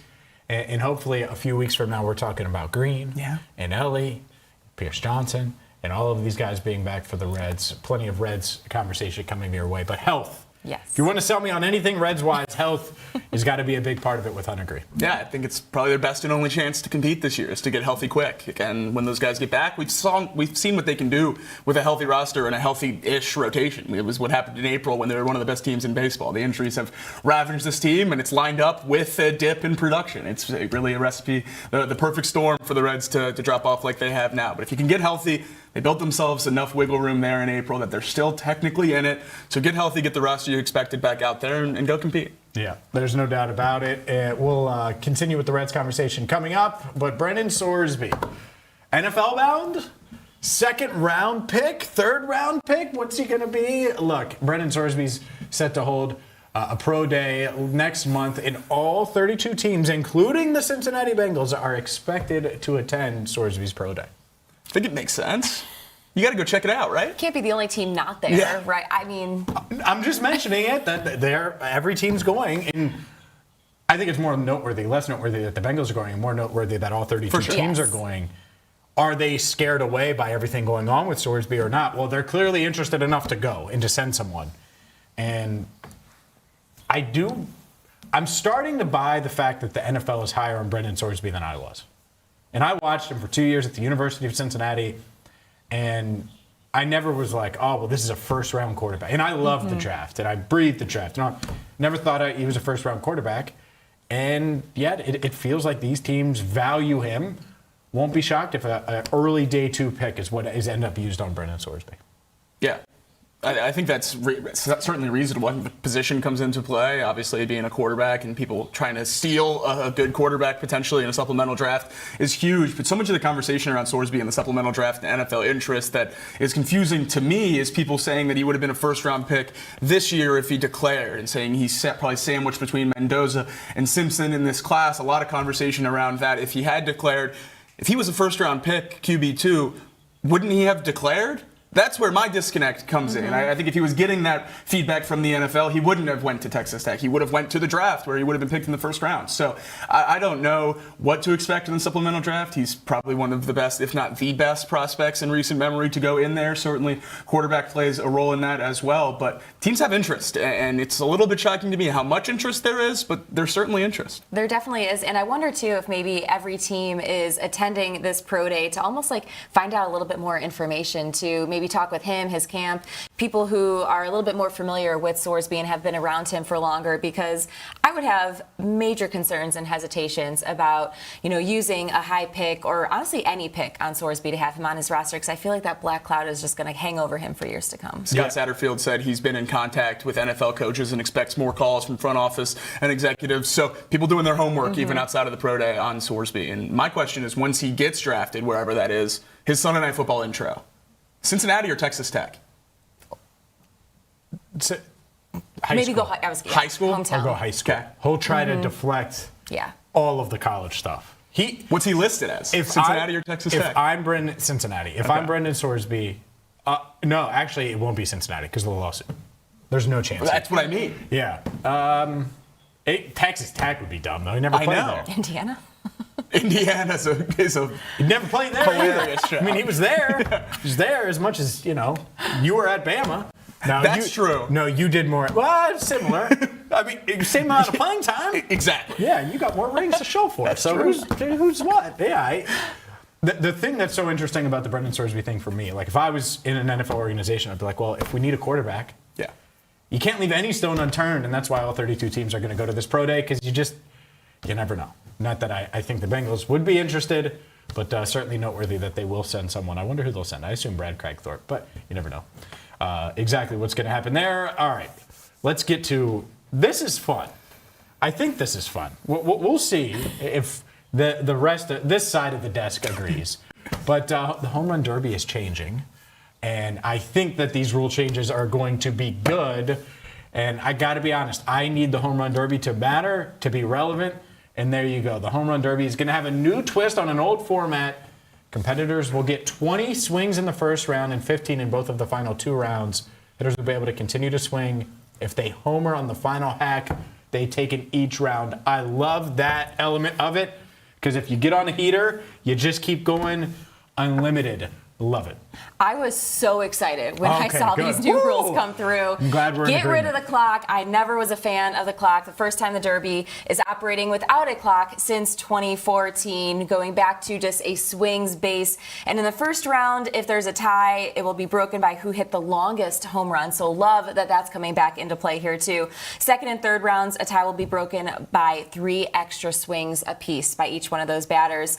And curious if these rule changes coincide with the fact that Netflix is going to be airing the Home Run Derby this year in Philadelphia. So a little interesting on that aspect, but I could not be more excited for the change in these rules. Yeah, I absolutely love it too. When you watch the Home Run Derby, you want to watch home runs, not a guy in the batter's box trying to squeeze in as many swings as he can in a certain number of time. And when these balls are flying 450 feet, I want to watch them land in the stands, not stuck in the batter's box on a split screen like they've done the last few years. So this is phenomenal. I absolutely love it. Let these guys have some fun. Let them watch their own home runs and then swing and take some breaks. I think my one worry here would maybe be guys taking pitches and sitting there at the back end of their round to not use up those swings and conserve some energy. I do think when a lot of these revert to old rules conversations, people imagine it a lot better than it was in reality. And I think there was a reason why they went to the clock at one point. Now they're going back, and I love it. I'm a huge fan. I just am a little bit worried about that aspect of conserving energy. It's certainly better than what they've done the last few years. No doubt about it. Speaking of baseball, the Dayton Dragons, first half champs, That's baby. right. First time since 07. No chance you remember that, Jacob Tissot. But yeah, huge for the Dayton Dragons. They win the first half of the Midwest League in the Eastern Division for the first time since 07.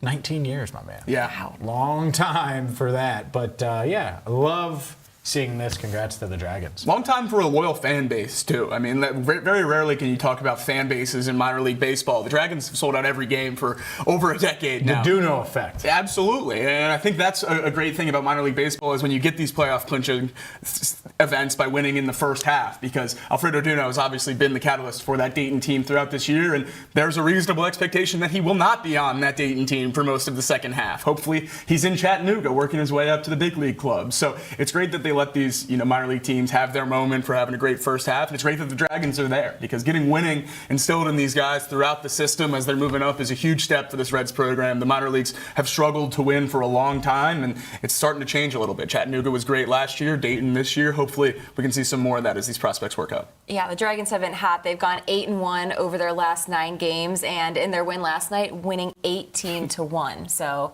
the Reds could use some of that offensive production, but great to see Dayton having that success. At least someone knows about that offense. Dayton certainly has done that. Speaking of offense, the New York Knicks, well, their offense down the stretch of games, it was led by Jalen Brunson, and Jalen Brunson and the Knicks found a way to win the NBA title, snapping a 53-year drought. They celebrated with the biggest parade I've ever seen for a championship victory. Just wild, wild sight. Final numbers, 2 million. 2 million people were at the Knicks parade yesterday. Unbelievable. Celebrities everywhere. It looked like the greatest time. And every time I see one of these parades in a city that's gone through some kind of drought and the reaction from their fans, all I can think about is one day in Cincinnati, we'll get to experience this. But looks absolutely awesome. Looked like a great time for all the New York fans, and they all showed out. So it was awesome. One of my favorite videos that I saw come across X was Tyler Kolek was like going and giving high fives to fans on the side, and then some of the police officers thought he was a fan and didn't realize he was one of the players, a part of the parade. So there was a little mix up there. But no, this was just great to see for the city of New York, and as you can see, too, the McBride family enjoyed themselves as well. Hometown champ. It's always cool. Love it. Deuce, please come in studio at some point. Would love to chop it up with you. I'm looking forward to that, and I have no idea if it's ever going to happen, but I certainly hope it does. It is surreal to me. I mean, for our lifetime, they've usually been bad in a laughing stock. To say the New York Knicks are NBA champs. Yeah. Like, that to me is still like, what? Like, that, it doesn't even, because of all of the times they came up short in the 90s with Ewing. I remember the 99 finals. They never really felt like they were in that finals. It was a coming out party for Tim Duncan and David Robinson. And they were kind of a joke during the Carmelo years. Like, there was never a time where they were this.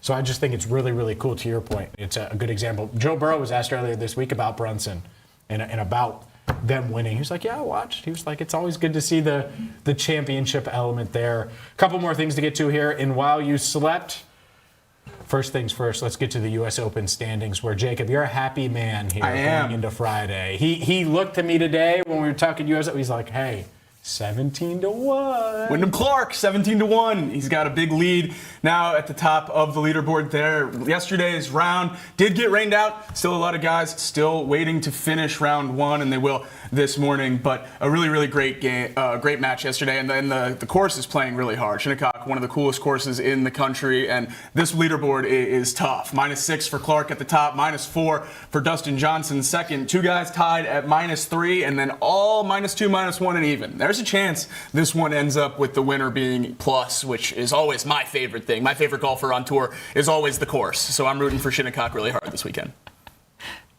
Oh, you are just unbelievable. That's not happening. It might. I certainly a long shot, but when you see guys like Rory at -1 after the first round, Scotty +2 outside the top 50. I'll do lunch. Lunch? I'll do lunch. You know somebody that knows somebody that knows somebody? I'm in business. So wait, clarify, what is the bet here? Winner of the U.S. Open plus. Okay. Plus. And you're taking, okay. I'm saying I just hope they'll be under. Yeah, you're going to be buying me lunch, my man. Well, if Wyndham Clark wins, I'll buy you a bunch of lunches. That's true. You'll be excited. I'll be excited. Last thing here, let's get to this MLB draft proposal because it's something Jacob Tissot is very, very mad about and angry about. I don't mind it. I don't mind it. College baseball just got better, baby. Absolutely. College baseball, the huge winner of this for sure. But I think this is just a perfect example of when we have a work stoppage coming in a few years, it's important to remember that it's not about parity. It's not about a salary cap. It's about saving money for the owners. And that's exactly what this is as well, cutting over $200 million in revenue for the domestic players in a draft as soon as next year. No high school players. College players are not eligible until after their sophomore year, and removing 8 rounds from the draft. I don't love the idea of making college baseball the minor leagues, removing, I'm sure a lot of minor league spots throughout this process, and I just don't think it's great for the game of baseball. If you're a good enough high schooler and one of the 30 teams thinks you're good enough to go play Major League Baseball, then you should be allowed to go play Major League Baseball. I'm bummed about the money element of it, but the college football side has happened for years. It's been that way, where it's multiple years of college before you go. The NBA has bounced back and forth. It's a tough one. It's a challenge because very few guys go high school pros within a year or two. Usually it's 4 or 5 years down the line. They're not Hunter Green, or they're on the cover of SI as a high schooler. Absolutely, and that's what this ruling is for. It's I hate the saving money part. Right. I wish the college kids would just get it coming out. All the draft picks would get more money. Yeah, no, and the middle ground here is that you're thinking sending these kids to college, they'll be able to benefit from NIL and everything along those lines. So you can hopefully even out that money aspect a little bit throughout those years that they're playing college baseball. But still, I just can't see this as anything other than a cost-saving move for ownership. Because if one of the 30 teams deems you good enough to be drafted out of high school, I don't think you should take that opportunity away from these kids. It is a big weekend for Ellie De La Cruz. The latest on him plus Brendan Sorsby next, right here on First Word.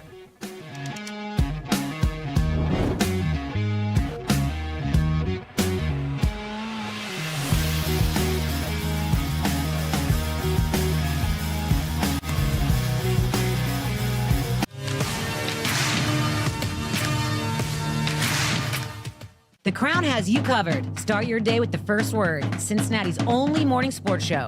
Power through midday with the working lunch. Cincinnati business talk that keeps you in the know. Nat tries that for lifestyle around the city, and the Rebound Rundown covers every corner of the college basketball scene in the tri-state and beyond. This is The Crown. Built for Cincinnati. First Word for your morning sports, the working lunch for business that hits home. Nat tries that for lifestyle around the city, and Rebound Rundown for college hoops. This city deserves its crown. Watch, listen, subscribe. Headline news that I mentioned out of Lexington is that Milan Momcilovic, the best shooter in the sport, pulled his name out of the NBA draft, and he is going to Kentucky. The NIL rumor mill was that he got around $6.5 million. He chose Kentucky over Louisville and Arizona. St. John's had been in the mix for a little bit, but when they got Tunde Yesufu, he was not going to, Momcilovic was not going to go to St. John. So a huge recruiting win for Mark Pope. For all the flack that Mark Pope has caught this offseason, he has ended up putting together what I believe will be a top 20 team this upcoming season. He posted a picture after Momcilovic committed to Kentucky. Mark Pope posted a picture. He's sitting on the beach on vacation, and he's got 2 playing cards in his hand, and Many Men is playing as the song in the background on Instagram. If you back up this season with a successful season, if you back that picture up with a successful season, that'll be a fun picture to look back on, back when Milan Momcilovic commits to Kentucky. The highest sought after recruit in the portal, pretty much widely regarded as the best shooter in the sport. Shot almost 50% from 3 this past season, and Kentucky is the only school in the country to land 3 transfers rated 95 or higher, and Momcilovic, Alex Wilkins, and Zoom Diallo. Kyle Tucker of 24/7 Sports, he pointed out that Kentucky landed the number 1 power forward in Momcilovic, the number 7 point guard in Zoom Diallo, the number 7 combo guard in Alex Wilkins, and the number 19 center in Frank Kepnong. You're looking at a starting lineup right now at Kentucky of Zoom Diallo, Alex Wilkins, Cam Williams, Milan Momcilovic, and then Malachi Moreno, who came back to school. That is a pretty high-level team, given what we were talking about with Kentucky about a month ago.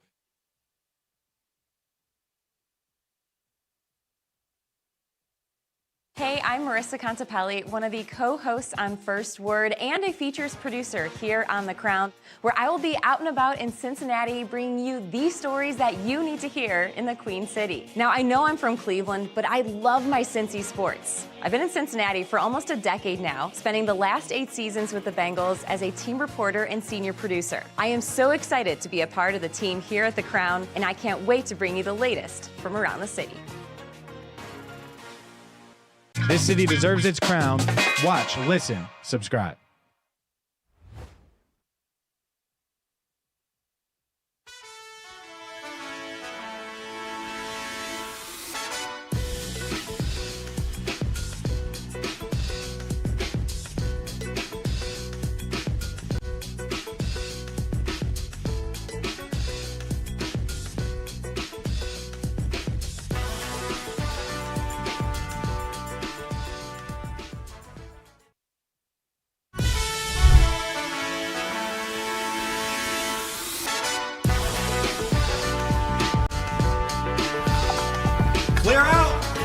Clear out. It's a fired up Friday here on First Word. I'm James Rapien alongside Marisa Contipelli and Jacob Tissot. We are your morning sports show, Cincinnati, every single weekday, 7 to 11, right here on The Crown. And man, oh man, someone's going to take a gamble. Someone's going to take a risk on Brendan Sorsby. Will it be in the NFL draft, or the NFL supplemental draft, rather? He's going to hold his pro day next month, July 10th. Too early? Too late? I don't really know when else he would do it, right? I just think, I guess it's got to be before training camp. It has to be before training camp. It has to be before any potential supplemental draft date. You got to squeeze it in as soon as you can, basically. Where do you think, because we've talked about this a lot, and we're going to hear from Pete Thamel in just a second on this. Do we think a team takes him in the supplemental draft? Let's start there.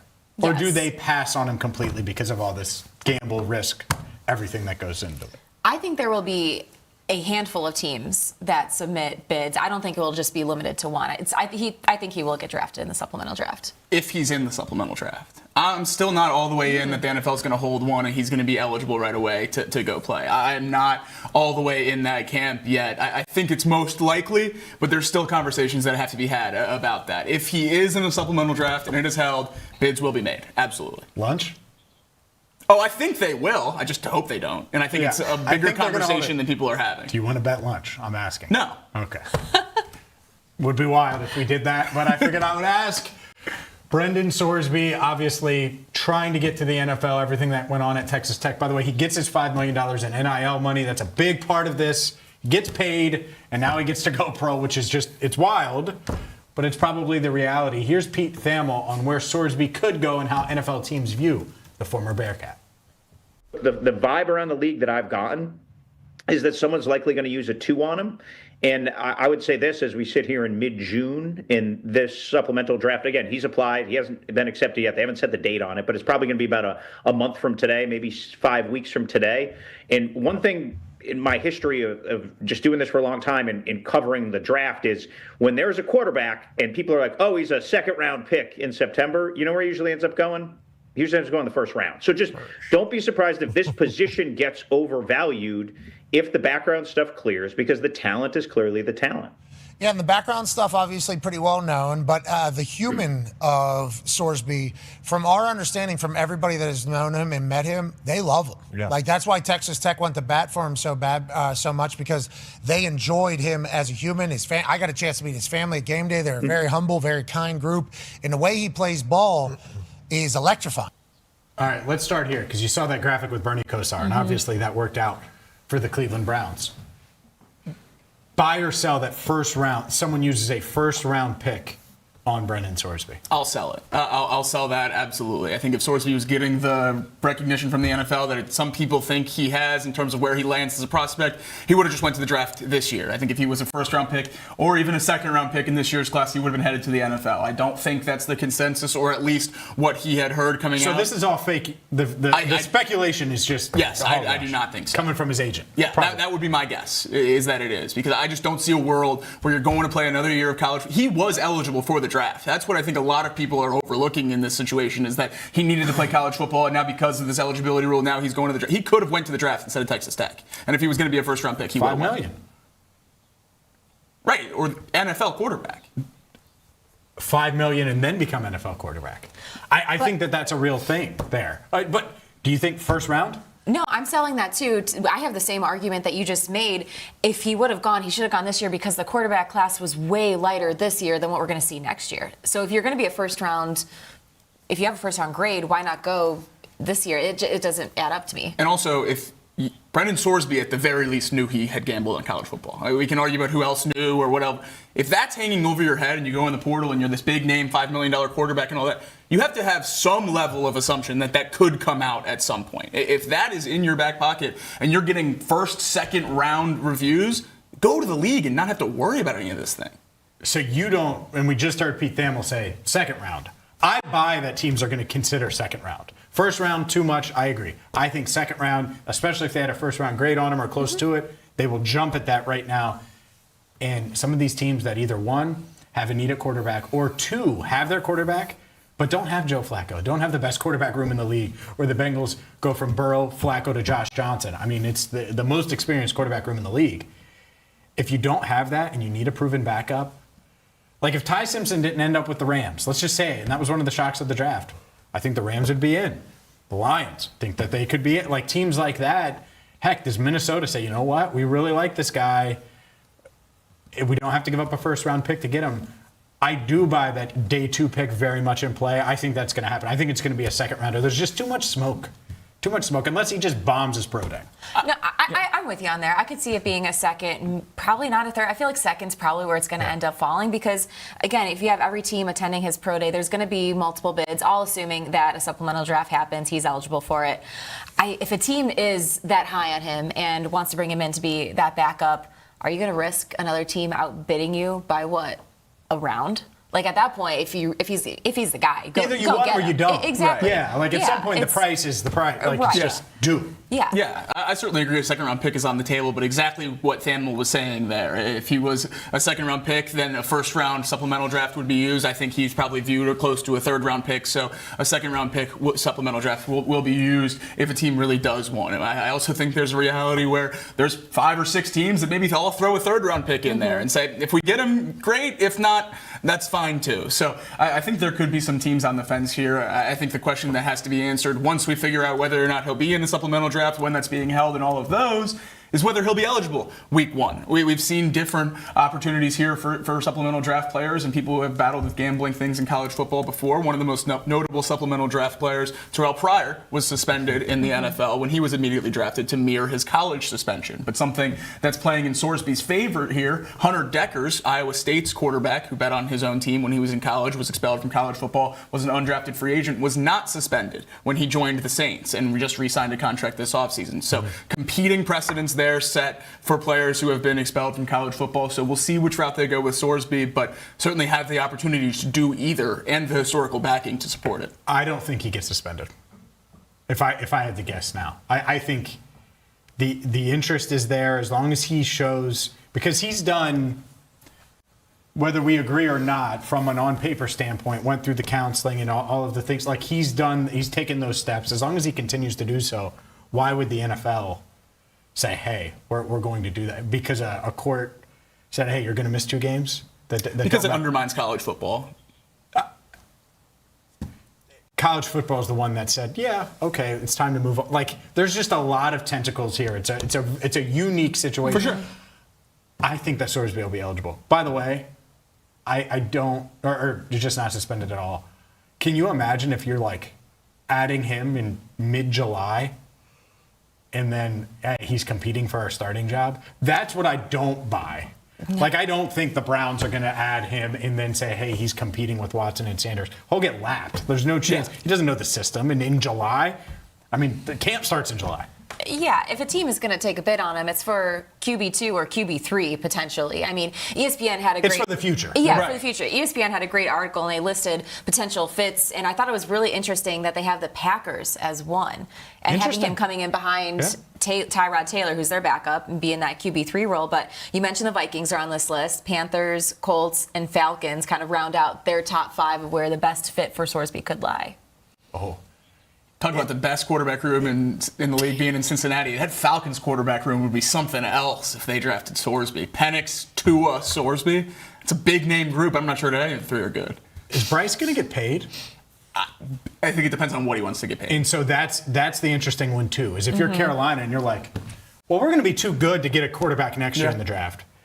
We like Sorsby and he's on a rookie deal. Could Sorsby rookie deal be better than Bryce $50 million? I think if Bryce is asking for $50 million, it's an easy question. That's a start, but that's it. I mean, $40 million. I think he's below that. That's the mark. 40? Yeah, I think he's like 38. Oh, 36 to 38. He does this all the time. Why do you do that? $40 million's a huge line of demarcation. You're $2 million off. You made it sound like he would be like 25. Yeah, he's way $40 million quarterback is a big deal. I don't think he's going to ask for that, but maybe. But he's going to get 38. 36 to 38 is my guess. Because I think CJ You will be don't above 40. understand what you just said. I want $40,000 a year. No, 38. Yeah, that's like $7 a week over the 52. It adds up. It's like 2 meals. 2 lunches that you're going to have to buy me when you lose all these bets, my man. Let's look at one more thing here because the Detroit Lions clearly open to Brendan Sorsby. And this is one of those things that I think a lot of teams are going to look at. All I can tell you is we look at everything. And this is Dan Campbell. Brad Holmes looks at everything, so nothing is off the docket. So our eyes are open. Doesn't mean we will make a move or we won't. A team like the Lions should be in on Sorsby. Here's why. They're paying Jared Goff a lot of money, and he's a good, not great quarterback. I think he's in that second tier to third tier, however you want to view him. Good, really good. But he's not Burrow. He's not Mahomes. He's not in that level Josh Allen. And so if you're not in that level and you're paying $50 million per year to a quarterback, that's a really tough place to be. And that's why if you're Carolina, same thing. You don't want to be playing big money for a borderline Pro Bowler. Yeah, well, we've heard a lot of conversations already in training camp about Baker Mayfield and contract disputes in Tampa Bay. I wonder if there's someone that throws their hat in the ring. But I certainly think it's more likely that those are the types of teams bidding on Sorsby than the Jets or the Cardinals or the Browns that would be asking him to start potentially very early in his career. Can Sorsby be Baker? I think so. He's got the arm for it. Like in the league, can he be Baker? That's the thing with Sorsby is he's got the tools. So if you have someone that can start right now and he can learn, then maybe. If NFL teams feel like he has the tools, Baker wasn't like the catchiest catch, and he still was number 1 overall in a draft with Josh Allen and Lamar Jackson. Yeah. And Lamar I thought he was going to be good right away because the Michael Vick precedent, and he fell all the way to the end of the first round. I don't know. That would be the argument for Brendan Sorsby going with a first-round pick in the supplemental draft. Plenty to dive into when it comes to Sorsby. I'm sure we'll talk about him again. But up next, it is time for one crowning moment right here on First Word.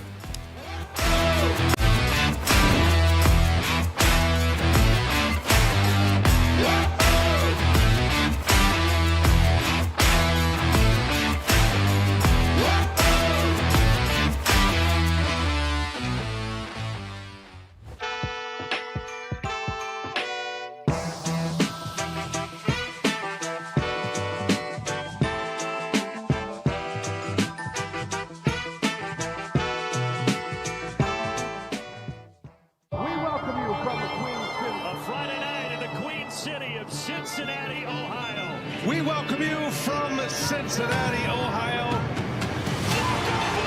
Nick Ham with the fan favorite to put it away. Touchdown, Cincinnati. Oh, what a catch. Cincinnati can score. What a pass. And look who scores and the Reds win.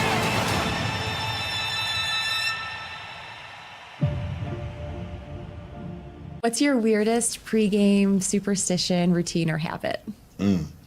Okay, so before like our team warm up, I go out to warm up like myself, and I'll have my headphones in, and I'll start at the goal line, and I'll walk to the 30-yard line and back. It just depends on how I'm feeling that day, but sometimes I'll do it 5 times, sometimes I'll do it 15, sometimes I'll do it 35 times. Like I don't even know like why I do it. I think it's like getting like a feel for the atmosphere, feel for my cleats. But like the number, like it's different every single time. So I don't know. I do it every single game. I don't know why. I don't know what the reason. I don't even know when it started. But it's just like I just walk back and forth. I'm not stretching. I'm just walking. So I'll say that's probably like my weirdest superstition. Would you rather play offense for a game or coach for a game? Offense for a game. that was like my natural position growing up. I was a running back and a receiver. Then I got switched to linebacker, and I wanted to quit football my freshman year of high school. So I feel like that offensive, mind is still in my body somewhere deep down there. But also coaching it seems a little stressful. So I'm like, yeah, I'd rather just be on offense and give me the ball. What is one thing that you are irrationally competitive about? Pickleball. Oh my gosh. I actually just played it like last night. That is, if I'm not working out like for football or training or doing some type of stuff football related, I am at the pickleball on the pickleball court or playing golf. Those are like my two things. But I would say pickleball. That's my thing. Which one of your teammates talks the most trash in practice? Oh yeah, Uno, Jamar. He does not. I love him, but he does not shut up, and but it makes. Cincinnati, home to more than a dozen Fortune 500 companies. A city where you know someone who knows someone, and you're in business. Every weekday at noon, The Working Lunch brings you headlines from local businesses, along with exclusive interviews with owners and local leaders. East Side, West Side, northern suburbs, downtown over the Rhine, and northern Kentucky. Real conversations, real Cincinnati. The Working Lunch with Jack Crumley, weekdays at noon, only on The Crown. On the radio here in Cincinnati. Cincinnati has always felt like home. Right here on the Crown Network. Out and about in Cincinnati, bringing you these stories that you need to hear in the Queen City.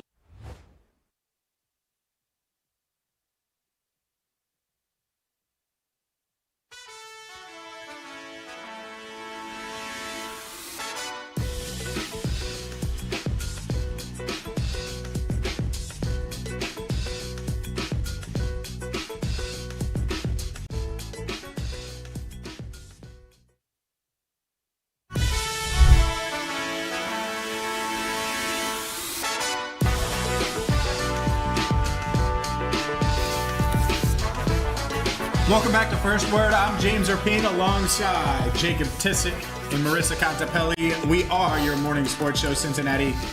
Every single weekday, 7 to 11, always open right here on The Crown. And it is time, speaking of The Crown, for our one crowning moment. And I'm going to look ahead here. Here's your chance, Jacob Tissot. Here's your chance, Marisa Contipelli. I've gotten grief from both of these two for months now, because Chase Burns has played great. And I have not crowned him Reds ace. I've not done it. I refuse to call him the ace of the Reds pitching staff. Hunter Green does exist. He does exist. He does? Eminem voice. The Eminem's commercial with Santa? No? You weren't even born Love when that commercial. At least we're on board with that. On the same page.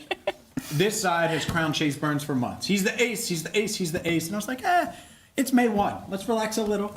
And then I said, it's May 15th. Relax a little. And then we launched, and Marisa was on vacation. And I said, we're getting closer, but let's relax a little. She was piping in and calling in from the Grand Canyon. He's an ace. He's an ace. Here's the chance. The one crowning moment. You want Chase Burns to be the ace? You want me to say he's the ace? He needs to get it done this Sunday against the Yankees. Going up against an ace. He's on the road. The Reds clearly don't have a better roster than the Yankees. Get it done. This is your moment, Chase Burns. Sunday is one of the games I've been looking forward to most of this entire season. It's people like you that I need to be watching on Sunday. People that still doubt Chase Burns because of the age or the sample size or whatever it may be. He's done it, and he's done it every single time he's been out there this year since about his third start of the year when he had a little blip. Then do it against radar. Garrett Cole. And he will. That's the thing, is bad starts for Chase, quote-unquote bad starts for Chase Burns, have turned into 5-inning, 1 or 2 run games, and that's the bad side of Burns. 8-1 with a 2.01 ERA, which will get back below 2 after Sunday's start, or only 18 earned runs, closing in on 100 Ks. A whip just crossed 1. Dominant is the only word other than ace that should be used to describe Chase Burns. Yeah, and I honestly don't feel like we have enough time to talk about Chase Burns and just how dominant and good he has been all season. You look at his numbers and his Baseball Savant page, it's nearly entirely in the red. He has been my favorite. so great this entire season. And the one of the stats that I love most is his whiff rate and that percentage, 95th percentile. Also in the 98th percentile for his breaking run value. He has just been phenomenal. And to your point, Sunday is a huge opportunity. If he can get out of Sunday with I don't necessarily think he has to have the W next to his name, but for the Reds to come away with a win against the Yankees means Chase Burns did his job. Of course, the Reds lineup and lineup is going to have to produce on itself, but being able to best Garrett Cole, former Cy Young winner, multi-All-Star, one of the best pitchers in the game, would be a huge, and I cannot wait to be sitting at this desk on Monday crowning Chase Burns. Go toe-to-toe with Cole in New York, handle business. If the Reds lose, bullpen blows it, they don't get any hits, fine.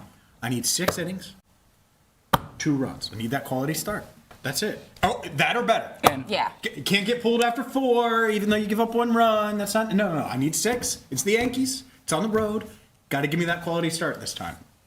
Just to be clear. And I think that's fair. And I think that's the thing that's going to happen with Chase Burns, especially these times when he's thrust into the spotlight. It's the same conversation we had earlier in the show about Ellie and his all-star ability here. Burns needs these big moments, and he needs to perform in them because more people will be watching. 11 straight starts with allowing 2 or fewer runs. I think that continues Sunday against one of the best offenses in baseball. For sure. We are going to have you covered here. It is time, Chase. It's time to get crowned, Chase Burns.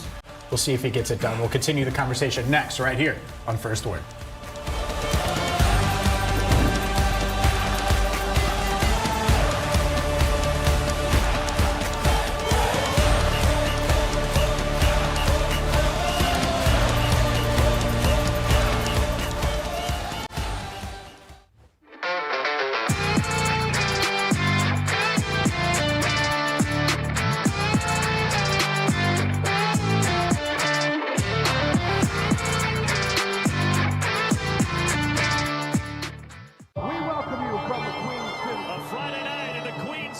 Cincinnati, Ohio. We welcome you from Cincinnati, Ohio. Nick had with the fan favorite to put it away. Touchdown, Cincinnati. Oh, what a catch. Cincinnati can't score. What a pass. And look who scores in the Reds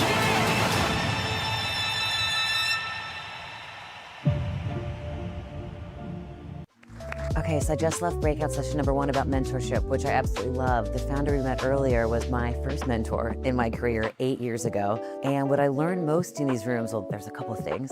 Number 1, don't be afraid to ask what you want and what you need. And number 2, create boundaries even within your mentorship. Boundaries in general, especially within the space of women. You tend to be people pleasers all the time. I know I am, is a thing. So I love hearing that.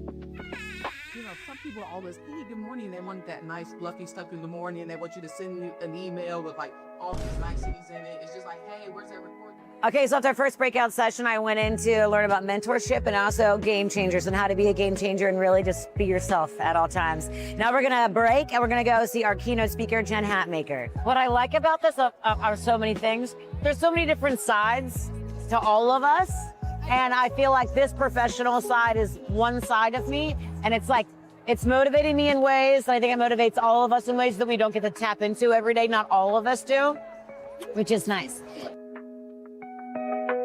We are a community of individuals who are in your corner, cheering you on, while refusing to let cancer define you. So here in Wellington gives gifts of fun to people living with breast cancer, and they gave one to my dad before he passed with prostate cancer. Yes! Thank you so much. There were so many questions I wanted to ask you. I'm currently going through a career change myself, and I feel like a wild, exposed piece of shit. I'm single also, which is fine. Not for long. You cry still, girl. Thank you. Oh my God, it was amazing. I'm really surprised I didn't cry. What I love about Power to Pursue, another thing amongst many things, is I get so changed every year. It's transformative. So it's pretty cool. You can never learn and grow too much. And that's a wrap on the 5th annual Power to Pursue Women's Summit 2020.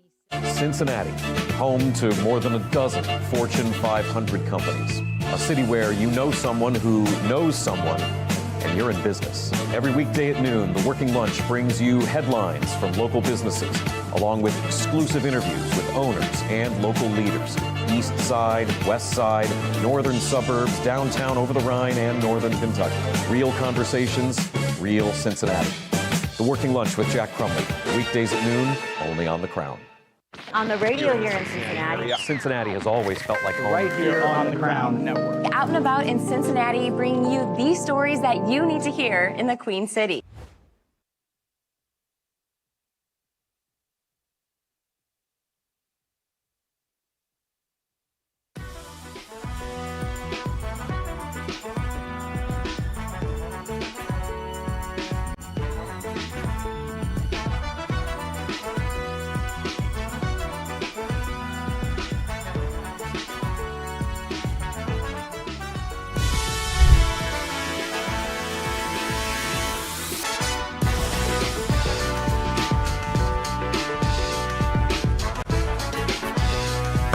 Mic's on.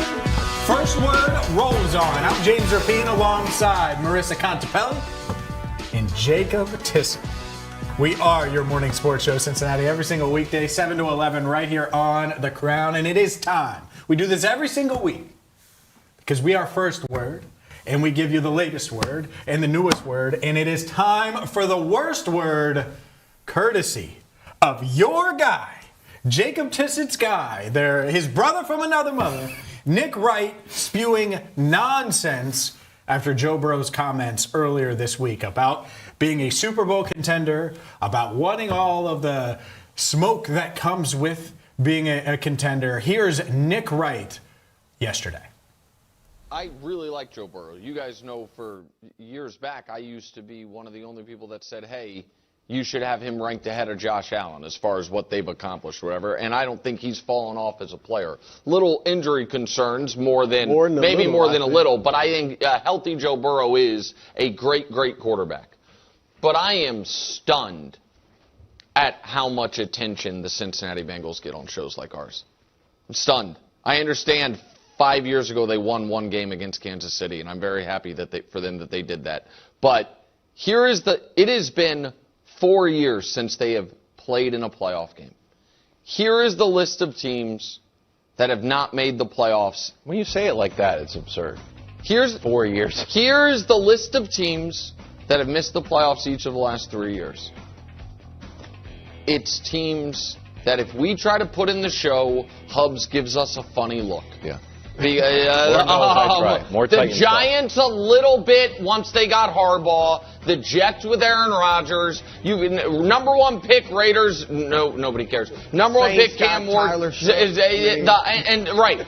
And so it is. And Cincinnati. 14 out of 18 teams make the playoffs in the NFL. The Bengals have gone 0 for 3 the last 3 years. I do like their defensive line additions. Yeah. I do think that should help them. But I don't think they are. They wouldn't be one of the first 10 teams I listed to win this year's Super Bowl. And they have not been anywhere close in the last 3 seasons that have been played. It is surprising to me how much staying power that one win against the Chiefs has had. All right. Worst word. And here's why it's the worst word. 1, put your fandom away. Yeah. The Kansas City Chiefs fandom is nonsense. 2, this idea, Jets, Raiders, Titans, Cardinals, Giants, Falcons, Colts, Saints. If Drew Brees was playing in his prime for the Saints right now, guess what? Then you could compare the Bengals to the Saints. You're comparing all these teams that are hoping, praying, and may all be in on Brendan, so to speak, right? Outside of maybe the Raiders with Mendoza or whoever they had. But my point is none of them have a franchise quarterback. The Bengals not only have a franchise quarterback, they have a guy that Nick Wright apparently likes. No chance do you actually like Joe Burrow, because if you like Joe Burrow, you'd be aware that going head-to-head against your guy Mahomes, he's won more than he's lost. And that's it, is Joe Burrow going up against Josh Allen, Mahomes, insert whoever else you want.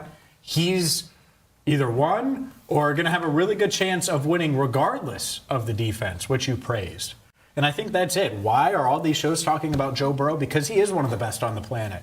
Have they had some down years? Absolutely. But you can't deny that. You can't deny that Joe Burrow is in that conversation with all these other guys. And so, like today, who are you taking? Patrick Mahomes coming off of a torn ACL. Did you watch Mahomes last year? Joe Burrow, when he was out there, was better than Mahomes was last year. I know Burrow has the health issue. Fine. So you could say, yeah, the Bengals are really good, but Joe needs to stay healthy. Well, everybody knows that. This argument that they're one of 3 teams and then comparing them to the Falcons and all of these other, quite frankly, losers that can't figure out quarterback is unfair because the Bengals have Joe Burrow and they don't, and sometimes it is that simple. You guys told me about this take and that we were going to use it in the show, and I was like, all right, I'm purposely not going to watch it beforehand because I wanted to have a genuine, pure reaction. That was so much worse than what I was expecting. The worst word. It is an awful word. Worst word by far, probably in the history of our show so far.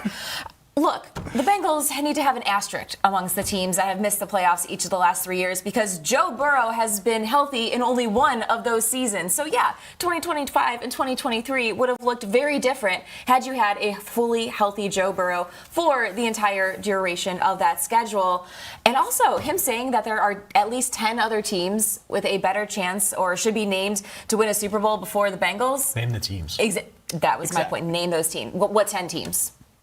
I would literally struggle. I mean, there's definitely a handful that you can have in that mix, but 10? I can't get there. And the disconnect here from the clips we listened to earlier in the show of national analysts referring to the Bengals as potentially favorites in the AFC to not being a top 10 contender, that's so far apart that one of them has to be wrong. And I think the way we went through and talked about how all these people nationally are viewing the Bengals right now, it's clear that Nick Wright is the outlier. And when you look at the teams that they don't talk about on First Things First, since that's the angle he wanted to take, the Bengals are clearly different from them. But if you compared the Bengals to the teams they do talk about on that show on a consistent basis, they would be much more aligned. You talk about elite quarterbacks. You talk about superstars on the offensive and defensive side of the ball. The Bengals have as many of those as any team in the league at this point. Now, obviously, there's a need to see it to believe it aspect of the Bengals when you miss the last 3 years, but 10 teams in the league that can win a Super Bowl before the Bengals, I just don't see it at all. I don't even really understand how you come to that conclusion, much less get it out on air. Let's play the game, the anti-Bengal game. Well, we can do it. We can try to play your game, Nick. We will. Bills, Patriots, he would list those 2. Yep.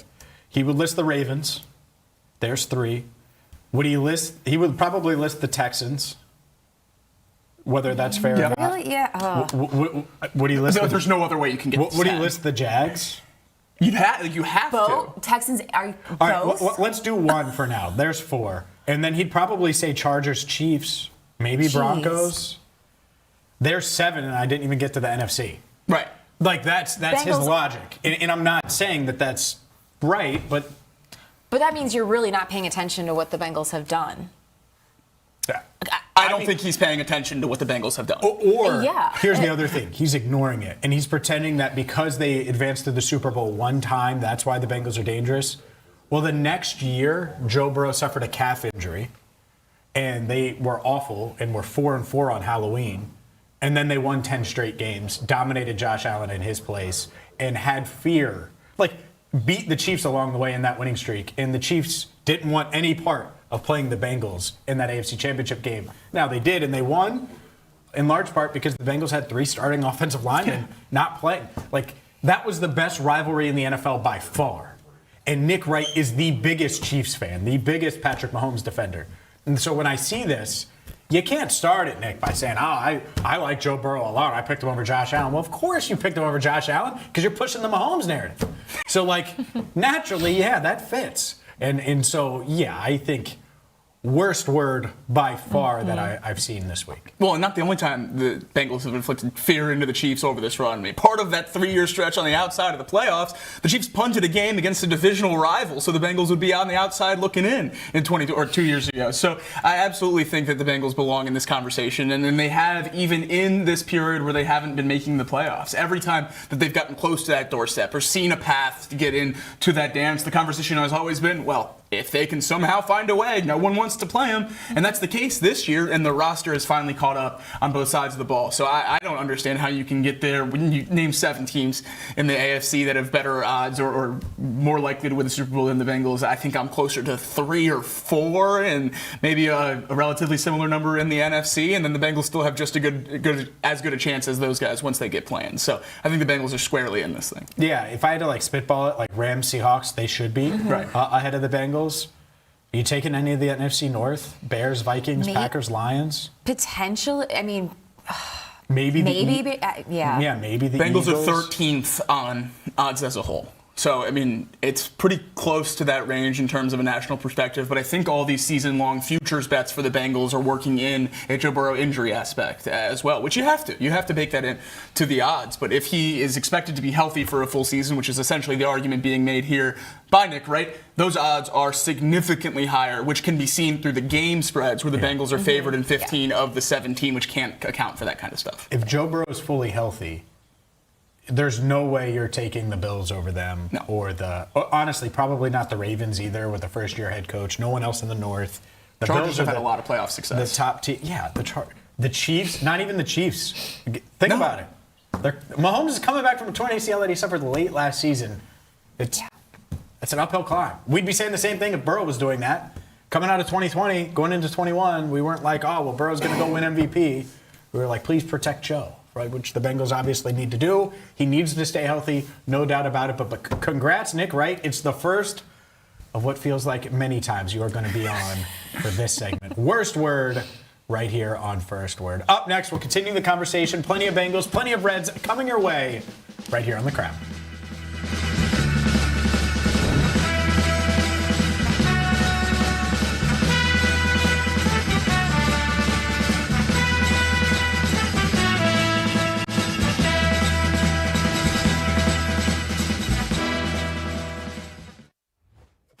This city has always had something to prove. While the rest of the country talked about us, we built our own voice. Blue collar, underdogs, built differently, overlooked, talked about like we were supposed to stay quiet. But that was never who we were, because this city doesn't wait for permission. And neither do we.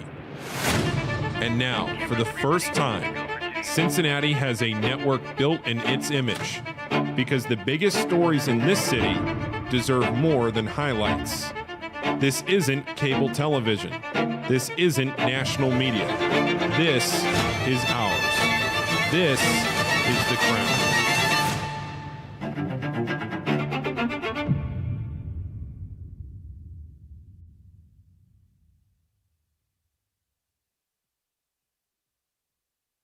Hi, my name is Natalie Jones, a Cincinnati native, and I have been in media for about 10 years now. Formerly on the radio here in Cincinnati, I grew my love and obsession with finding all things fun in Cincinnati and have now made it my life. I'm originally from the West Side here, and then I've pretty much been a downtown girl ever since college. But I did leave for 7 years, and during that time, I really grew and harnessed and cut my teeth doing stand-up comedy in Los Angeles, learning how to ski in Colorado, and now I'm back here in Cincinnati, driven by curiosity and grounded by family. Confident James thinks he can out-eat Dexter Lawrence and out-eat him in tacos. I said, who would win in a taco eating contest? Us three. I was trying to prop up the whole First Word team. There's no context here. It shifted. Or Dexter, Joe, and Sam. And they, rolled their eyes. There's no chance. We would have no chance. And I was like, well, if I take Dexter and you guys take Joe and Sam. So him against Dexter Lawrence and tacos. I need your take. Does James even have a chance? Listen, it's going to pay me to say this. I'm pretty hungry right now. As much as I want to slander James at every possible opportunity, he can hang. Wow. James puts down a lot of food. You would not think so? Listen, you go with him on the road. Listen, if I were to take him to the Cincy Open this year and we were hanging out watching some great tennis, he would be sitting there eating the whole time. We wouldn't be on center court. So I feel like James actually probably would put down a good amount of food. He can hold my own. Yeah, I will. As much as it This is pains shocking me. news of the day. Hey, listen, it pains me to pay James Rapien a compliment at any time. Unfortunately, I'm loving this. You got to give credit where credit's due. So let's go. I did not intend to tee you up like this. Yeah, no, that's. I thought he was going to be on our side. Where I'm like, no shot. But a good amount of food and a Dexter Lawrence amount of food. I feel like there might be a gap here. I'd like to see it happen. For sure. Ben's just saying never count out the underdog.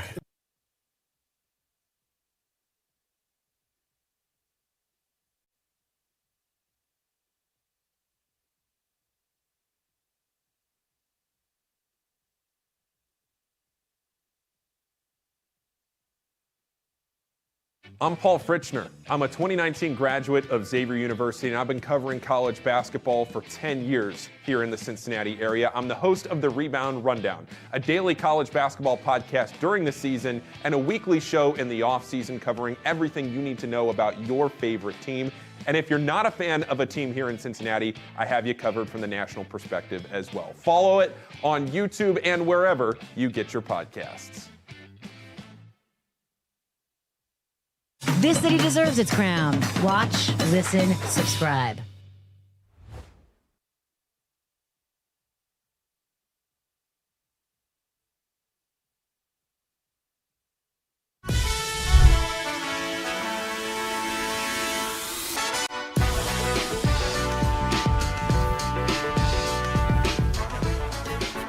First word rolls on a Friday.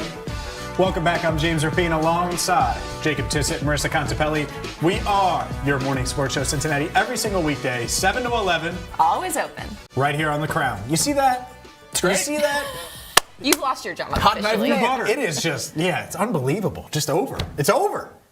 Can I It's a count rout. on you whenever I'm not here, though? No. To do, Absolutely not. No, can't count on him. Never know when he's that going to was- show. That was such a fast answer. I mean, I was got like, vacations actually coming up, concerts, so I might not even be here. Yeah. Speaking Shame. speaking of concerts, next week, Marisa, on Friday, what I was thinking we should do is talk about the Reds All-Stars next Friday at this time. Because we're about to do it at this time, and so we can make it a weekly thing. I think that's a fantastic idea. I'll call in for the show. You'll call in. Why are you calling in? Because I will not be in Cincinnati. We all have fun with this bit, don't we? Yeah, it's so much fun. my She has a favorite. concert at the Brady Center down the street, and she's taking 2 days off for it. It's unbelievable. It's just not true whatsoever. It's absolutely true. And then she's going to Paycor Stadium for that. She's got to take time off, maybe stopping at GABP. It's a lot of travel. Yeah, All what within- else do I have on my schedule, James? You know my schedule much better than I do. And then she's going to watch the All-Star game from GABP. No, all right, let's dive In into June. Wow. old All-Star games. We playing? It's just the Todd Frazier home run derby on loop. That would actually, I mean, yeah. I am in. It's the only championship I've ever seen. I regretted not. That was when I was debating should I go or not.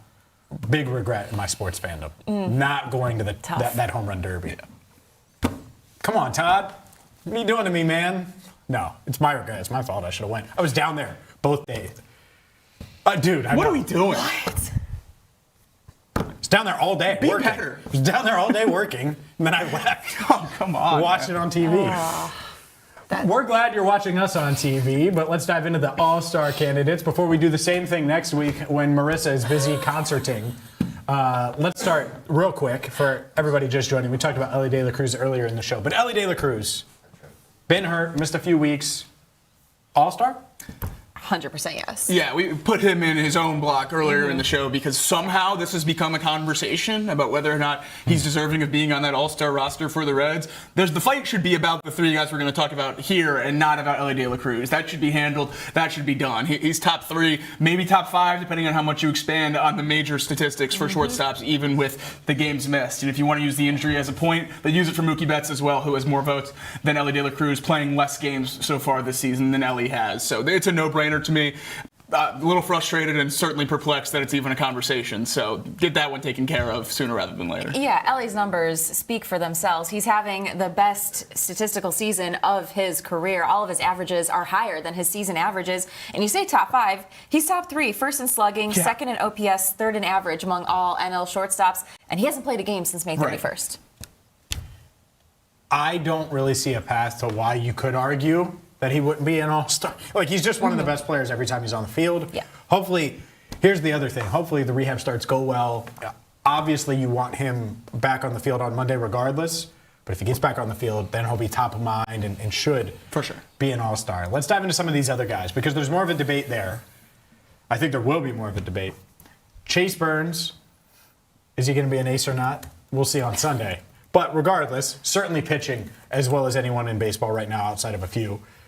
J.J. Bleday, Mr. All Day. There's a reason why I've nicknamed him All Day. He's been pretty darn consistent all day, every day with J.J. Bleday. And then Sal Stewart, who had about as hot of a start to a rookie campaign as you can have. 3 guys that are certainly in the mix. On surface level, before I dive into it, my initial reaction is Chase Burns, obvious. J.J. Bleday, close, borderline, could see it going either way. Sal Stewart, outside looking in. If I did my bubble watch, Sal Stewart would be outside looking in, JJ on the bubble, Chase lock. I would completely agree with that sentiment so far. And part of the uphill battle for Sal is the name recognition of some of those first basemen in the National League. The top 3 leading the returns as of June 15th for the National League All-Star voting: Freddie Freeman, Matt Olson, Bryce Harper. That is an uphill battle for a rookie to try to get votes over those guys. We talked about it a little bit with the shortstop position, Mookie Betts versus Elly De La Cruz. The markets do come into play, especially in the fan vote aspect of this thing. And I think it's going to be a tough battle for Sal to get ahead of either of those guys or really even get close to those guys in terms of the fan vote. But that's only a portion of the vote. I do think Sal could be a huge beneficiary of the coaches and player vote because of what he's done at his age and early in this career. That, what you just said, makes me have a slightly different take. I think Burns is a lock. Absolutely. It would just be a massive fail if for some reason he is left off. I mean, earlier this week in Countdown, MLB was projecting who could potentially start the NL All-Star game, and Chase Burns was one of those names, so I feel like he is absolutely a lock. I think Sal is more on the bubble, and JJ is going to be the one on the outside looking in, just because of given how many outfielders of name and more notable recognition there are ahead of JJ Bleday. I believe last time I looked, he was around 18th in fan voting, so that's also why fans got to make sure we get out our Vote Reds shirts. You get the side lined up a little bit better. There we go. Vote Reds. Go to Reds.com. Make sure we get our votes in for our Reds. Sal Stewart, JJ Bleday. Look, should both of them be all-stars? Yeah, I think we could absolutely make the case. They're both having great seasons. The Reds wouldn't be just a couple of games out in the wild card spot without those 2 guys. I just do have a fear, though, that both of them will kind of be left off. I think that's probably more likely than not. I think they're both fighting an uphill battle. JJ Bleday, partially no fault of his own. Starting in Louisville for so long to start this year really hurt his counting numbers in terms of comparisons against the other guys in this vote. The only reason I think he might have a better shot is strictly the number of outfielders that make the team. Certainly more chances than a first baseman. Only a few of those, 2 or 3, depending on the versatility there. That could also potentially help Sal if he can pick up more games at third, be a utility player instead of a first baseman, could possibly sneak into a bench role. But I think it's even a bigger conversation that you can't argue for 4 Reds All-Stars if this team's going to be 7, 8 games below 500 when we get to the All-Star break. You got to start winning some games now to get these guys into the conversations they belong in. And that's the frustrating thing with this unraveling so quick over the month of May is there are guys on this team worthy of recognition. Chase Burns in the Cy Young race and All-Star. Elly when he was out there MVP and All-Star. Obviously Sal with the Rookie of the Year conversation that's kind of died off a little bit over the last month or so, but still that conversation as well as All-Star. And then Chase Burns, who we've talked about a ton here, these guys are not going to be afforded the recognition that they deserve because of the team they play on and the lack of success the team is having. If this team, was 10 games above 500 like they were in May, we're probably talking about these guys being in pole positions right now for All-Star voting with not even a huge change in production. So this team has to string together some wins to give these guys a chance. And to piggyback that, and the reason why we had this conversation now isn't just so Marisa can hold this up and make sure it's in frame properly. It's because they're playing the Yankees this weekend. Yeah. Yes. Eyeballs. Yes. The eyeballs are on you. It really stinks that Elly De La Cruz doesn't get to show the Yankees, hey, you need to pay me $1 billion when I become a free agent. In all honesty, like J.J. Bleday, like if you want to get recognition, go 8 for 12 over the weekend. Like that's it. It's like shine bright now. Sal Stewart, same thing. And Chase Burns, we already talked about it. If you're just joining us, what is Chase pitching for on Sunday? to get crowned, and to get crowned right here on First Word as Reds ace. He can do that. All he's got to do is go out there, out-pitch Garrett Cole, and just dominate a Yankees lineup. That's all he's got to do. But in all seriousness, I do think he's an all-star no matter what. No matter what. But what would be really cool is if all three of these guys show up, play well, because if they do, that is going to hold weight. There's going to be more eyeballs on the Reds this weekend than there are traditionally and on most weekend series. Go show up against the Yankees, perform well, win the series. Chase Burns, do your thing so I can crown you on Monday. That side of the desk has had you crowned for a long time. It's going to feel like a big honor when I do it on Monday if you perform well. And then the other two guys, like if you're J.J. Bleday, man, it's been a great couple of months. Make the most of it now after what's been an up and down, shaky start to your big league career. For sure, no question about it. And I think the thing that helps Chase Burns, obviously, here is no fan vote for pitchers. So it's going to be players and coaches that are voting on the pitching staff. And Chase Burns' numbers, obviously, right there, it would only hurt him in terms of name recognition with some other starters, like we're talking about with the position players, but not something he'll have to go up against. I think both Burns and Ellie should be no-brainers. Shouldn't be much of a conversation around either of them. I think both should be in the conversation to potentially start the game. So I love that they're going to get the recognition they seemingly deserve. I think it's probably fair to put the line at 2.5 Reds and think one of Sal or Bleday has a chance to get in. I'd be shocked if all four get in. I think there's a chance at 3, but most likely just the 2. I think 2 are locks.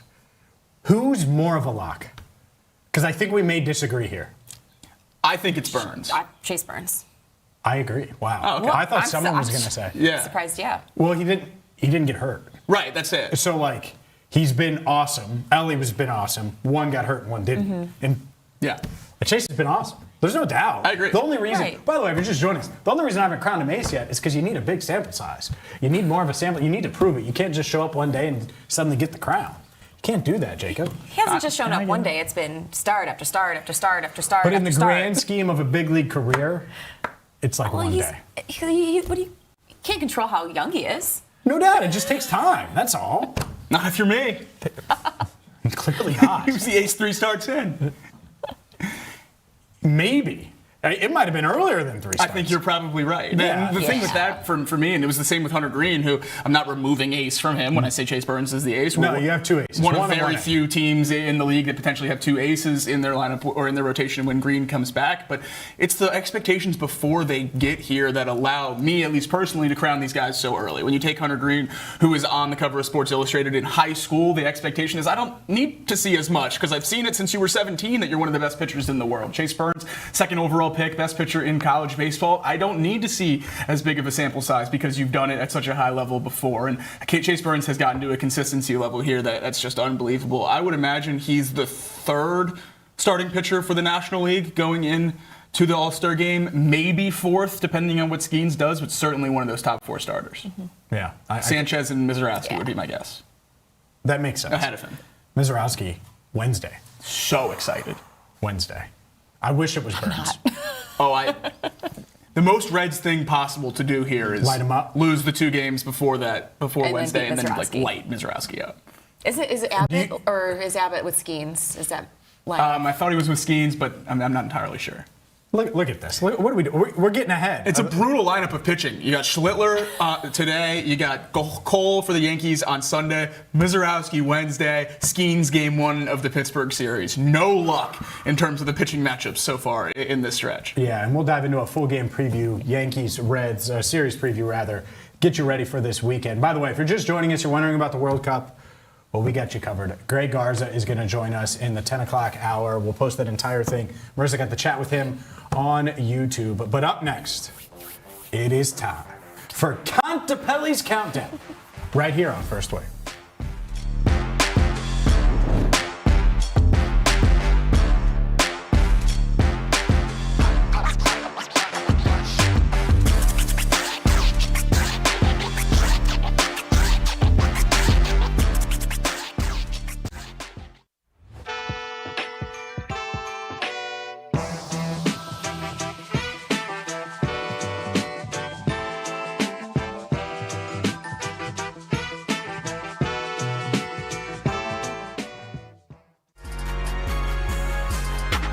Let me ask you this, Trey. What kind of a coach, from your perspective, is Richard Pitino for this program going forward? What did you enjoy about playing for him the most?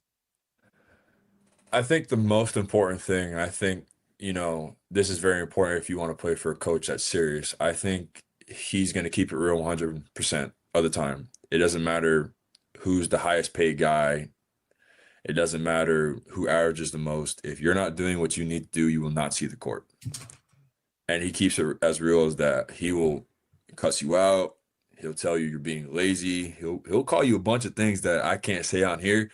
Like he's not afraid to, belittle you, but then bring you back up. Like he'll belittle you and then he'll bring you right back up. Like he'll be like, you need to stop. I remember this play. I remember this play like it was yesterday. I messed up a coverage with Jovan. We were supposed to, he was hedging and I said switch, which wasn't the right thing. And he chewed me out. He's like, are you confused? What are you doing? Are you confused? Like, what are we doing? That's the PG version, by the way. Like, because he called a timeout right after he hit a three. And then so this was in a game, not in practice. Oh, this was in a game. This is in a game. And then he's looking at me on the bench. He's looking at me. He's like, all right, where do you want on the block so you can go score and show him who's boss? I was like, oh, well, just put it right here, coach. I'll go score on him. And very next play, I scored on him. So, but he's a coach that, he wants what's best for you. He also wants what's best for the team. He's going to put you in situations where you're going to shine the best, but it's his team. You need to know it's his team. And like, he has a family and he has a job that he needs to, he needs to win. And obviously this first year, you're not going to be like, okay, it's the first year. Like, I promise you, he's the type of coach, like, he's never going to have a losing season ever again at Xavier. Like, I know I sound bold for saying that, but he's never going to lose again at Xavier. I'm not going to be surprised if they finish top 3 this year because of how his mind works. Because, like, he loses sleep over losing. He loses sleep when we don't beat a team by 20 that we should have beat by 30. Like, you can ask him. He loses sleep about this kind of stuff. Cincinnati, home to more than a dozen Fortune 500 companies. A city where you know someone who knows someone, and you're in business. Every weekday at noon, The Working Lunch brings you headlines from local businesses, along with exclusive interviews with owners and local leaders. East Side, West Side, northern suburbs, downtown over the Rhine, and northern Kentucky. Real conversations, real Cincinnati. The Working Lunch with Jack Crumley. Weekdays at noon, only on The Crown. This city deserves its crown. Watch, listen, subscribe.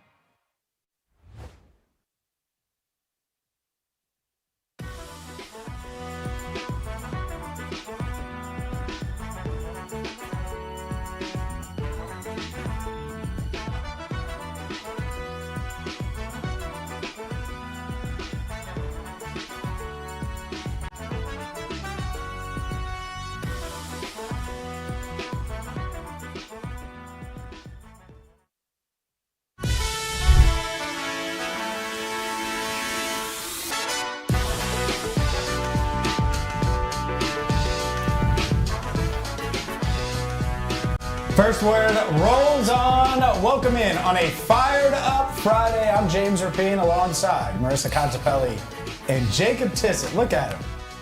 Mr. Triscuit himself. Look at that. Look at that guy. Someone get him Triscuit, box of crackers with some cheese on it. With some cheese on it. It is time for Contipelli's Countdown. That's right. We are fired up here on a Friday because the U.S. men's national team will be back in action this afternoon. So this countdown is going to be all World Cup themed. And starting off, I saw this graphic come across socials of the most expensive trophies in sports. And I have like the mind blown emoji in real life because the World Cup trophy is valued at over $20 million. Mind blowing that is so high, pure gold. And then you look at the bottom of the list, you have the Lombardi, you have the Larry O'Brien, significantly less. This is just an incredible graphic. All right. 2 things. 1, yes. 2, NFL, what are you doing? America as a whole, what are we doing? I mean, the whole bottom line being our major sports trophies is a huge problem. Oh, Stanley Cup at least $650. Used Civic, actual Civic. Honestly, like, how are major sports trophies that? So that stands out. But yes, the World Cup, it should be that valuable, and it should be that real and that everything. Like, that doesn't, it really doesn't shock me, and I'm glad that that's the case. I just cannot believe $25K for a World Series trophy. Unbelievable. Yeah. No, it's shocking to me. Obviously, the World Cup, that value just even enforces how big the tournament is. But the most shocking thing to me here is number 2. The winner of the Preakness Stakes gets the Woodlawn Vase, which is the second most expensive trophy on this list. How is that more expensive than the Larry O'Brien trophy or the Vince Lombardi? Significantly. By, 25 Not times. even close. Yeah. I don't understand it. And to think Joe Burrow could buy 1 trillion of those trophies, and he's trying to do everything he can to get one, and it's valued at $50K. That's crazy. NFL, figure it out. Jacob, you said like just the fact that the World Cup trophy is over $20 million just shows the value and significance of how important this tournament is. Does it surprise you of just that, how big of a gap there is going to the Woodlawn Vase at $4 million? Yeah, certainly, and even more so the gap to the one I would have expected as you get down to like number 3 there. So the gap is absolutely massive in terms of the value here, and it's certainly shocking to see this list. I was looking at this for a long time this morning. This is why Brady. Remember when Tom Brady threw the trophy? Yeah. Oh yeah. $50K for him is $5. Yeah, so he threw it, and I was worried for him. No, I'm top it. I think his dad was like, no, Dad, no. And he throws it, and they catch it. They complete it on the water after winning in Tampa Bay. It was only $50K for Tom. Manfred said it best. Just a piece of metal. Clearly. Drop in the bucket or, drop in the bay for Tom, I guess, on that one.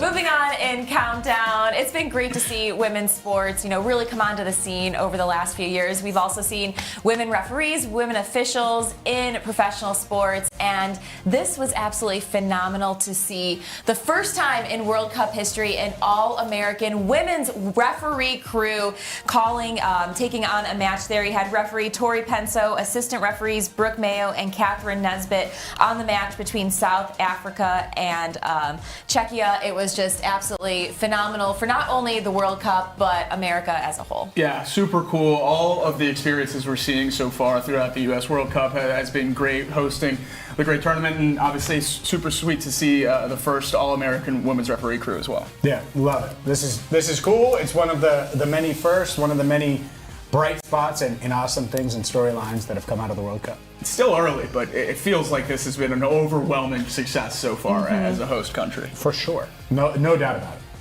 The one weird thing that we've seen over this tournament is this right here. We know FIFA has a lot of rules and restrictions when it comes to sponsors and logos. We highlighted how Levi Stadium had to cover up their logo, made it a whole thing on social media, but this is a little ridiculous. Boston Stadium, make sure that's in all quotes, actually Gillette Stadium. They have a seating of about 64,000. That meant someone on that staff, hopefully multiple members, it wasn't just one person's responsibility, had to put tape over every single one of the Gillette logos on every single seat. This is absolutely absurd. It doesn't make any sense. I don't understand. This gives it more pub than it would if you just left it. Because now we're reacting to it and talking about it. So it's kind of good for Gillette Way, because now it's Boston Stadium, and now the Gillette sign's all blocked out, and so you could play that up, and heck, you could play that up marketing-wise. I probably would in a bunch of different ways. But yeah, what weird rules. It's weird. And I'm sure they would have some kind of logical thing that we're not used to or whatever. Fine. But I think blocking the seat logo that everyone sits on anyway and isn't taking pictures of or paying attention to or can see unless you're in the stadium, just ignore it, because no one else is going to notice it, and now we are noticing it. Yeah, it's the brand safety thing here has been absurd. There were pictures in the press box taping over the Heinz logo on ketchup and mustard for the in the press box. And in suites and on the concourse and everything, all the condiments are closed, headphone logos are being taped over. This is absolutely insane. FIFA takes their sponsorships very, very seriously, it seems like. This is insane. Right. This is insane. Also insane, the European fans, and just the time that they are having over here in America has quickly been one of my favorite things to see on social right here. Scotland fans singing "Take Me Home, Country Roads." Can't get more America than that, right?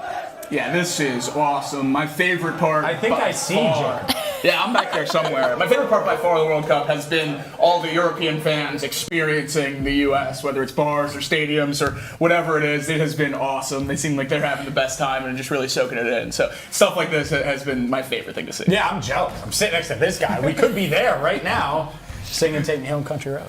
Yeah, I've seen the U.S. try to mimic some of these cheers and vibes of the European fans, and it is not the same. So they certainly have a leg up on the soccer chant game from the U.S. fans. I'm not shocked by that. Least shocking news of the day. Yeah, they're just something else. And number 1 on Countdown is another great representation of these elite fan bases taking over the U.S. These are Norway fans Viking rowing up an escalator. One of the hands down best things I've seen all week. Who thinks of that? I would never have thought of that. Love it. That's really cool. The best. The first thing I thought after seeing how cool this was that guy's cape at the top, running a risk of getting that caught in the escalator. I mean, you're sitting on it, it's strapped underneath. I got nervous watching this one. I'm glad he popped up. That's the dad mode in you, right there. Getting a little nervous there. Also, can we talk about just like how like smooth and effortless like they got out of the row and just got off the escalator? I feel like they've done this before. It's not the first time they've rode an escalator. That's for sure. Rode an escalator. Rode an escalator. Yeah, they were smooth with it. That's for sure. Point. What? How are you gonna be smooth with it? No one's really smooth on an escalator anyway, and they figured out a way to do it, going backwards as they rode their way up. Yeah, I'll be honest, I don't know if I could do that backwards, going up an escalator, wearing a cape. A lot of coordination required. All right, I'll try it. All right, if you we're have gonna to row in the seat? Like, we know we can row. Do your sexy Dexy. I'll stick to the rowing. If you had to confidently do some kind of celebration, dance, going backwards up an escalator, what are you confidently doing? Moonwalk. Because I feel like I don't have to move too much. The escalator will just carry me up. You can't moonwalk. I don't have to. The escalator does the work. No way. That's ridiculous. The Dougie or something, right? Like, it would be something that you could stand in place and just let the escalator carry you up. That's what you were looking for. Not the gritty. You would fall. I feel like I'd take my shot at the gritty. I don't think that would be too difficult. The gritty? Yeah, you're just going like with moving around steps. That's it. You're gonna hop on a the box step right now. Yeah, let's see it. It's a step. But I can't go from. I don't have box to box to like jump to. I think going box to box would be so hard with the gritty. I think Jamar would agree here. We're gonna have to ask him one day. Yeah, let's see if we can make that a challenge for him. Up steps or up an escalator? Yeah, up backwards. Backwards. Wow. Yeah, we're just adding wrinkles to this. What is it? Yeah. We keep things challenging here at First Word. See, now I'm thinking Jamar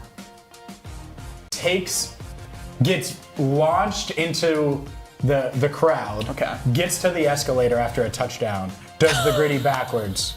At Paycor. Up the escalator at Paycor after a touchdown. Okay. So he's going up the escalator just to go back down and back onto the field? Well, how is he getting launched to the escalator? Right. And so many questions. A lot of questions here. You're slingshotting Jamar across the stadium? I mean, guys, we're talking about grittying up an escalator backwards. The slingshot's probably not the craziest thing. You're right. You're right. Yeah. Ball pit. Yeah, you got a point. I will stay front facing on the escalator. Slingshot into a ball pit. Gritty up the escalator. Let's go. It's called Fired Up Friday for a reason. We'll figure it out. We'll figure it out. We still have plenty of World Cup talk to get to here on First Word. Coming up in the 10 o'clock hour, I had a chance to talk with Greg Garza, former FC Cincinnati and U.S. men's national team player. We talk about Christian Pulisic and all things U.S. men's national team World Cup, so you don't want to miss that interview coming up. But straight ahead here on First Word, well, we need to check out what our What's the Word poll question of the day was. It has something to do with those two guys sitting right over there. You don't want to miss out on this one. It's coming up right after the break.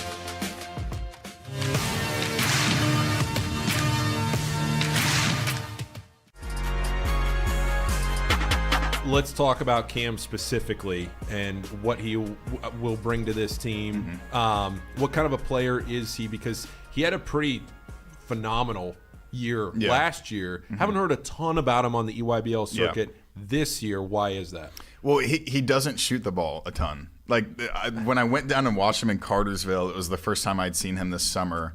And I had kind of watched him sparingly the past few years because I remember Mick Walker, who does a good job covering Ohio State for On3, he DM'd me on Twitter one morning 2 summers ago. He goes, he's checking out Cam Mercer.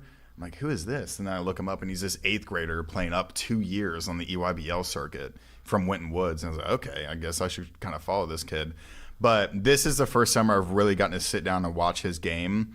He does not force anything. He literally told me after Cartersville when I talked to him, he said, yeah, it's kind of my fatal flaw that coaches get on to me about. Like, they want me to shoot the ball more, and they want me to get more involved in the offense. He really emphasizes getting the best shot for his team. If that's him, if that's a teammate, that's fine. And he plays a tough brand of defense because when you think about those really young guys who you're kind of forecasting them down the road and they're a 5-star, you think he's going to be this guy who doesn't really have a high motor and just wants to get his on the offensive end. This kid competes. And I always bring it back to a Mick Cronin quote where he just had this random presser in a mid-season presser like before practice in a scrum. And he was asked about competing for 5-star guys or really highly rated 4-star guys. He goes, yeah, I mean, we try, but I just want guys who impact winning. And Cam Mercer is that kind of guy. He competes on the offensive end. He does all the dirty work. He rebounds for a guard. So I think he's going to come in and be able to make an impact very, very quickly.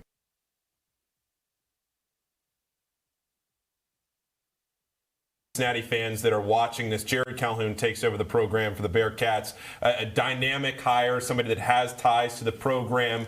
What are your thoughts on Cincinnati going back to the well, getting a Cincinnati guy, and how much he can change that program? Well, I think he's changing it already. I expect Cincinnati basketball to be back on the map. I expect them to be an NCAA tournament program again.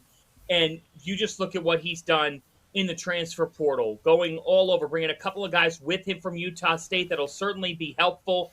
Going and getting Tyler Tejada from Towson. That guy is ready for the high major level. He's a 6'9" wing who can do it all, score at a number of levels. You go and you get Miles Colvin, who's a 6'5" guy who's been around the block, a couple of high major schools, but I think is a player and can really play. You look at their roster, and they did a nice job of identifying different guards who provide length and versatility.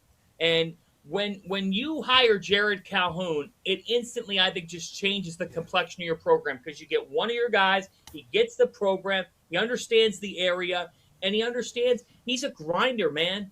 You know, he really is. You do it at Youngstown State, Utah State, you've got something cooking. And I think when you look at what they did with their roster, they did a really nice job. But I can't, to me, the crosstown shootout is about to have new life in Cincinnati.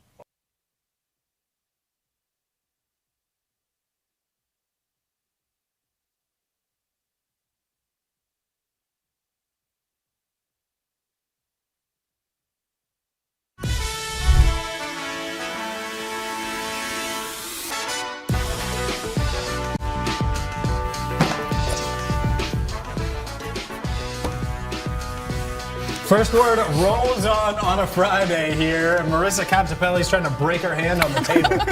But we're here.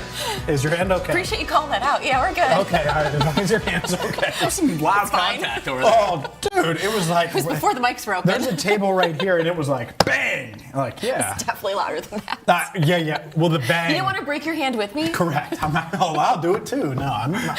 No. We all just... No. You guys can. You guys can gritty up escalators and break hands. No, I need to stand for softball. It's my throwing hand. Well, now it's broke. Sorry, guys. Guess what position she's playing? Not anything that involves throwing. So none of What would that be? What would that be? We don't have DHs in softball. Everyone bats. Okay. All right, let's get into our What's the Word poll question of the day right here on First Word. And it's a special one. It's probably the most important one ever. that will ever do. No ever. question. Biggest one ever. Who pulled off the iconic Step Brothers photo better? Cassius Howe and Landon Robinson, or me and Jacob on X? Well, 79.3% of you say Cassius and Landon, which I am upset about. That is ridiculous, insane. 20.7% of you have our back here at First Word Cincy on X and say it was me and Jacob. But look, look. Come on. That's pretty nails right there. right there. I don't know what else you want. I don't know what else you want either. We could be matching a little bit better, I guess. I guess. Yeah. But guess what? Oh, yeah, that's still the X one. I thought we were going to get the. We put it out there on Instagram as well, and the Instagram we loved, and there you go. There's the dip. Who did it better? I think that the Bengals, and I'll give them credit here.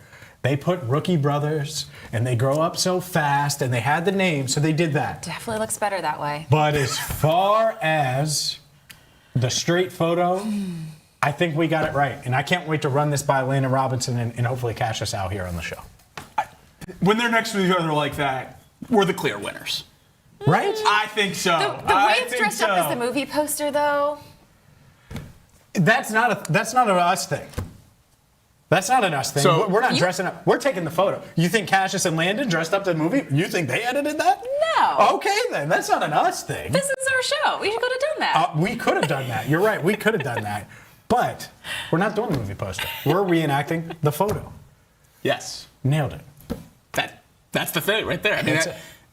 My favorite picture probably from the promo shoot, and it was after we had done all the normal stuff. We went upstairs, and DJ said, "You guys should probably go take a Step Brothers picture." And I didn't know it would be used like this. It was the first thought when Landon and Cassius's got posted, so it's great. And I was shocked at the split.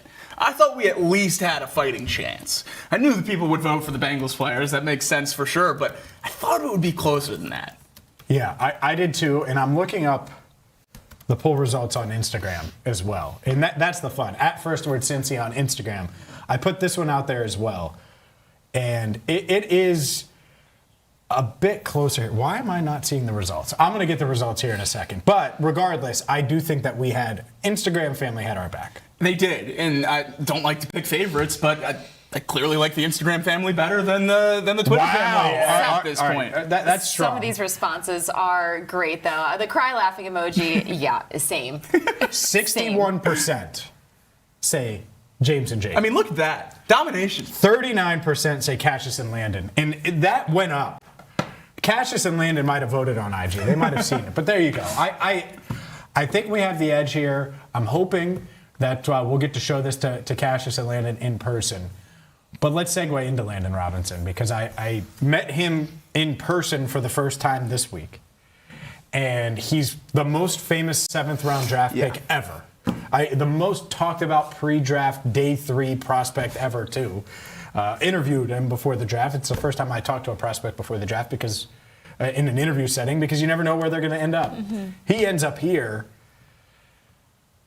Do we think he has a chance to make this team, given the revamped defensive line room? I like Landon. I think he's talented. I think he could help. I also think that's a really, really crowded defensive line room where you got a former 2nd-rounder in Chris Jenkins as DT5 as of today.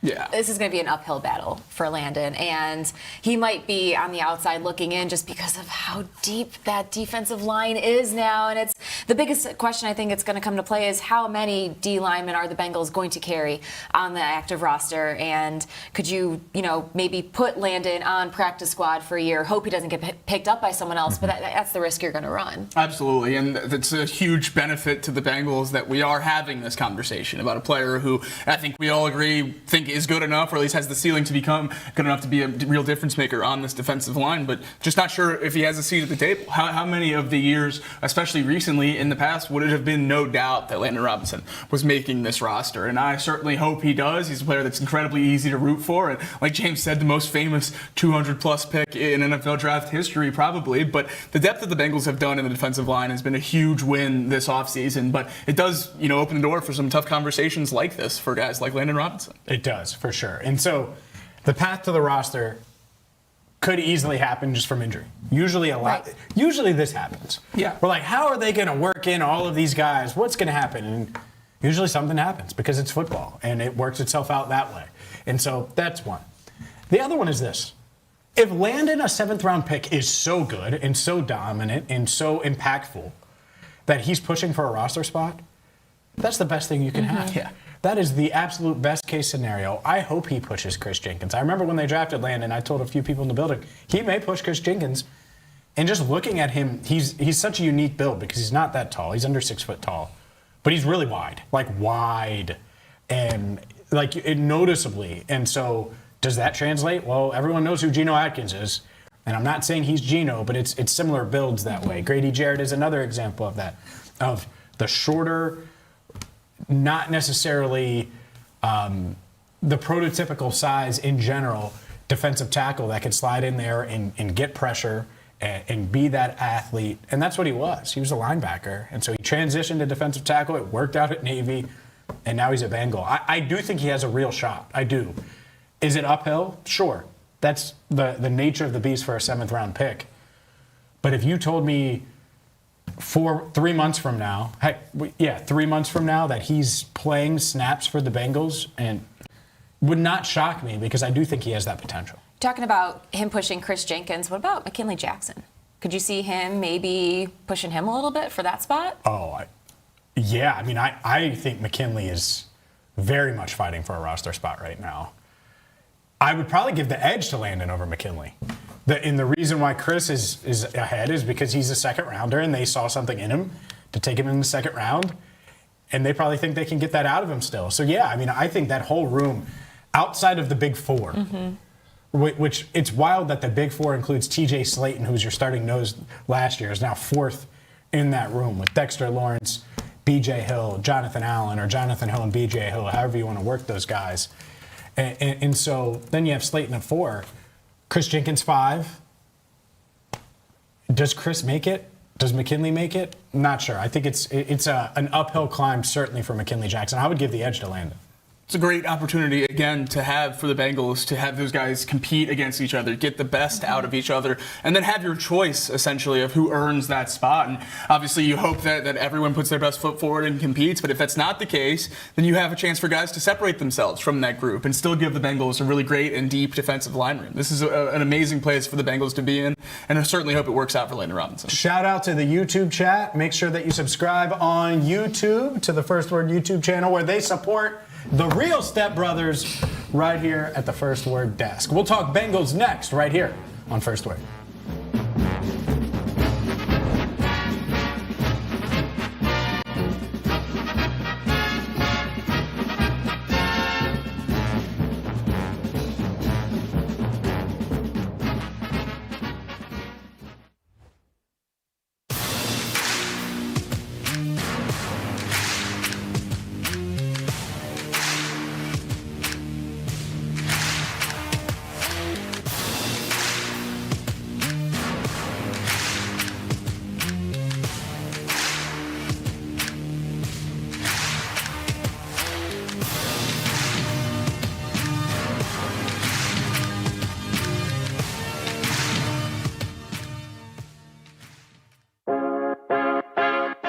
My name is Natalie Jones, just your typical 40-year-old Cincinnati girl.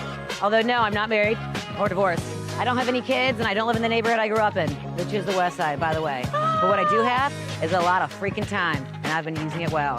So come along with me on this ground adventure, because I've been trying all the new around town that you need to know about. This is Nat Tries That.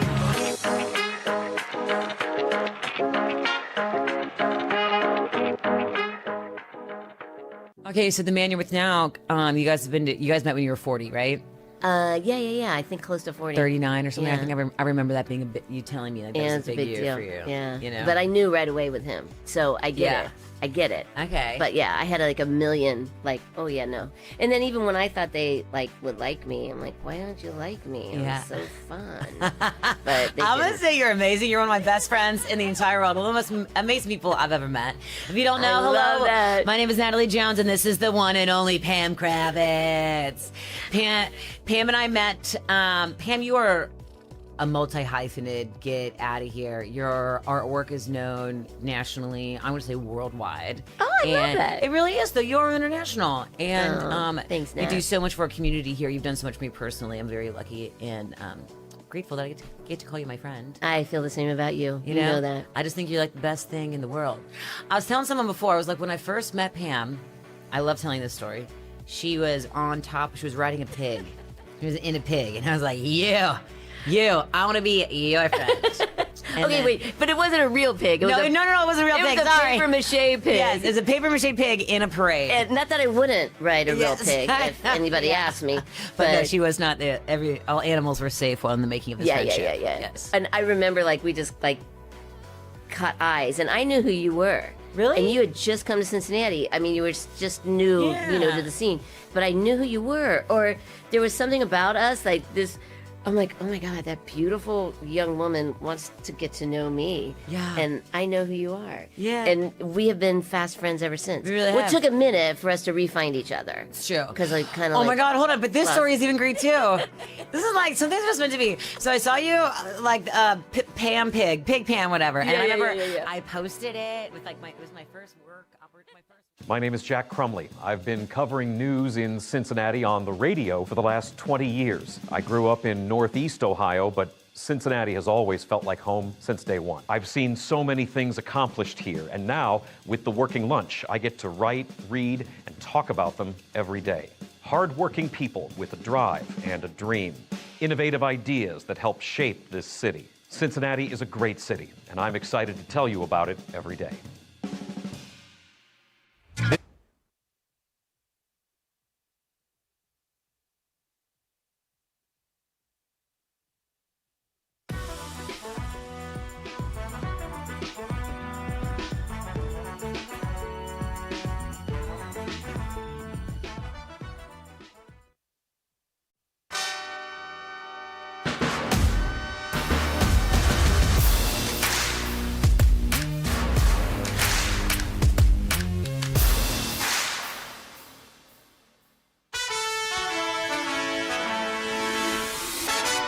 Welcome to First Word, Cincinnati's only morning sports show, breaking down the biggest moments and the stories shaping Cincinnati sports with analysis that cuts through.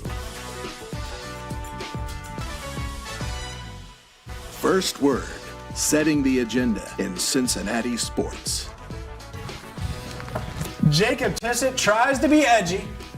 Marisa Contipelli tries to go on vacation, and I'm James Rapien. Welcome back to First Word. I'm just kidding, Marisa. What's the connection there? None, but you do try to be edgy. Look, hand up. That's on me. We played that intro, and Jacob said, we do this every day at 10. No, usually it's 9. Gabe is keeping us on our toes today. It's a treat for all of you tuning in just now at 10 to get to see it. Yeah, they want to. Yeah, I was on my heels. Clearly, backpedal game. Up the escalator. Up the escalator. I mean, look at us. Look at that side of the desk. By the way, Greg Garza previewing all things World Cup with Marisa Contipelli 12 minutes from right now. Right now. So if you're looking for World Cup, you're coming to the right place here. But it's time to start with the Cincinnati Bengals and Joe Burrow. And Joe Burrow said something this week, and that wish, that result, that thing that he asked for was already granted. The power of Joe. Here's Joe Burrow 2 days ago. I want everybody talking about the Bengals. I want everybody talking about what I'm saying in my press conferences. And you go back and watch what I said before 2019 season at LSU. I feel very similarly about this team.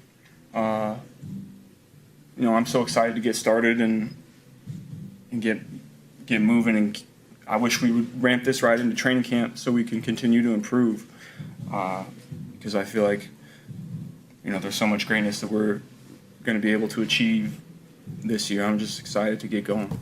I want people talking about me. I want people talking about what I say at press conferences. I want it. Well, Joe Burrow's got it. One, we're talking about you every single weekday, 7 to 11. Most of the time, Joe, during football season, guess what? We're going to be talking about Joe Burrow and the Bengals.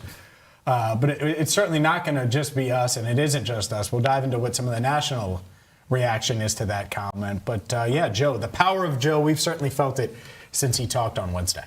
people should be talking about Joe Burrow and the Bengals. And I think that's what the frustration of the last 3 years comes in, is the conversation wasn't at the level it needs to be. Now people seem relatively shocked in some cases here that the Bengals are back in Super Bowl conversations. Well, it should never be a surprise when number 9's playing quarterback and Jamar's in wide receiver with T and the defensive additions that they've made this year. I don't know if it's ignorance or just wanting to ignore it, but the Bengals, what they've done to the defense this offseason, the conversation over the last 3 has been, top 20? And the Bengals will be fine? Well, they should certainly be much better than that. I think it would be more surprising if the Bengals weren't in conversations nationally, given just what Joe Burrow and this offense have proven that they can do, and all of the changes and additions that the Bengals have done this offseason on the defensive side warrants them to be in the national conversation. For sure. No doubt about it. They should be in the national conversation, and they are in the national conversation, partially because of all the moves they made, and partially because Joe Burrow asked for it. And ask and you shall receive, Joe. Here's Scott Van Pelt on SportsCenter on Wednesday night. In your head, you're liking what you're seeing. What are you prepared to say about what Cincinnati has done and what it makes them?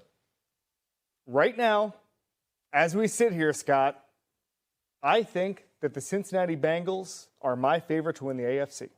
Did you hear the man? Because I'm looking around the landscape. So let's just talk about what they've done last week. Yeah, why? Pick 10 for Dexter Lawrence, the most double-teamed human on earth. He can't walk down the street without a guard and a center trying to rough him up, okay? He still gets to the quarterback despite that. And then today, Cassius Howell, a guy I really liked. He's another one of these guys who has short arms. It's not going to matter, just like a bunch of these guys in this draft. And then Tacario Davis, a 6'4" cornerback who can run and be physical. But when I think about the Bengals, I think about a team that just needs to be average on defense. That's how I wake up every day and say, just be average. And that's what the Bengals defense has to do.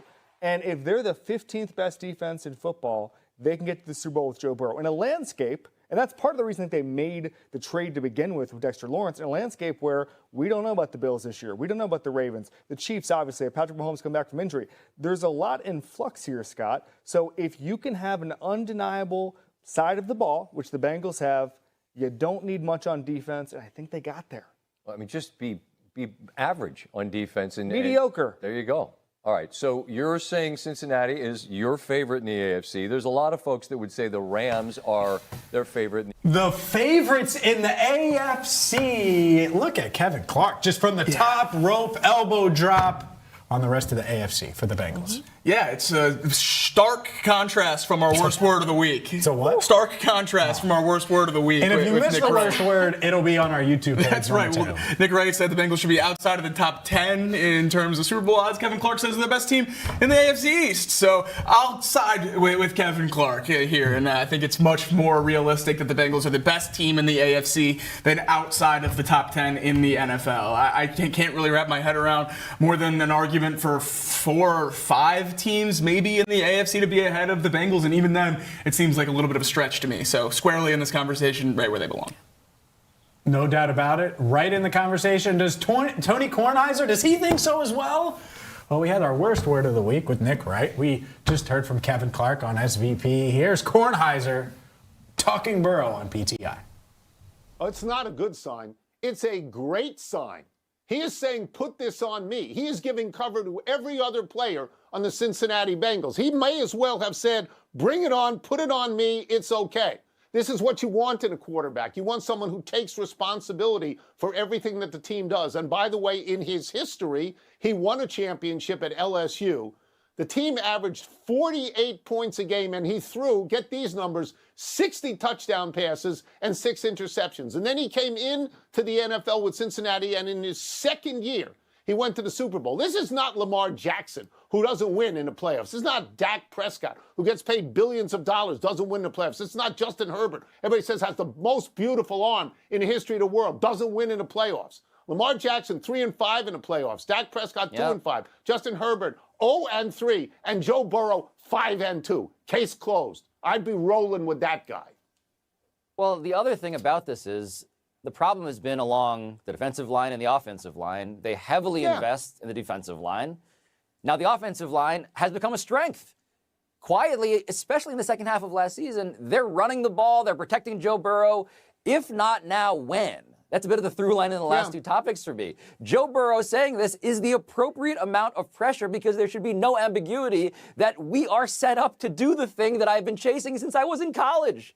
And everything else that has happened to this point, you can play out all of the iterations. He's hurt. They're not helping him, all that stuff. He is healthy and he's being helped. So it's time to deliver on the promise because everyone else in the AFC especially, they know how good Joe Burrow can be. He's merely stating the obvious at this point. So let's look at their division for a second. Okay, it occurs to me that Baltimore with a new coach, Pittsburgh with a new coach, they may be taking a downward turn. And Cleveland is a clown show and has been that way for a while. Joe Burrow, when there was no defense at all, would put up 35 and 38 and 42, and the defense would allow 45. For him to go out, out in the street now and say, I like everything about this, that should tell people the long shot is Cincinnati right now. It's not Buffalo anymore. They don't get there.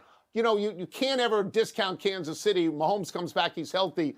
The Mahomes is great, but don't you look at Cincinnati? Don't you say to yourself, I actually want them to do well? I want to see this guy back up his mouth? Don't you? Joe Burrow in college, and Joe Burrow, when healthy, has been not just charismatic as this character in the NFL, he's been as good a pocket passer as there exists in the sport. He is perennially an MVP candidate. And so if he's upright, they should be reminding him of what he was in college. He should be better than he was in college at that point. Tony Kornheiser, love it. I love that take. It makes a ton of sense. And I also love Pablo Torre acknowledging that the Bengals offensive line's actually good. First national media member that's done that this offseason, I think. You're right. Wow. It's unbelievable. The conversation just relies on defense this year. The Bengals offense has gotten better, too. I also love, though, how they started that segment talking about Burrow's pressure comments during his press conference, because that was one of my big takeaways, too. Burrow loves the pressure. He wants to thrive in it. And not only that, putting that pressure on the rest of his teammates because of how high the expectations are that he is setting for himself and everyone else. I love having that out of the quarterback. That's why Tony Kornheiser and PTI have been on for 30 years. It's because he knows ball and he understands that the Bengals are contenders. I'm not willing to go that far. Tony's really good at what he does. Who knows what he'll say tomorrow? But yes, I get it. That's the clip right now. So we'll operate right now. I totally get it. That's what we are certainly operating in the here and now. And the here and now is the Bengals should be the best they've been in the Joe Burrow era, period. He wants the smoke. Why? Well, because he feels that same way, too. And that's why he mentioned 2019 LSU, not 2021 Bengals or 2022 Bengals or 23 preseason. No, did he say 2019 LSU vibes? He did, because they won a championship. Joe Burrow wants the attention, but he also wants the pressure, and he's embracing that. We will continue to talk Bengals, but up next, it is time for our World Cup preview. Marisa goes one-on-one with Greg Garza next, right here on First Word.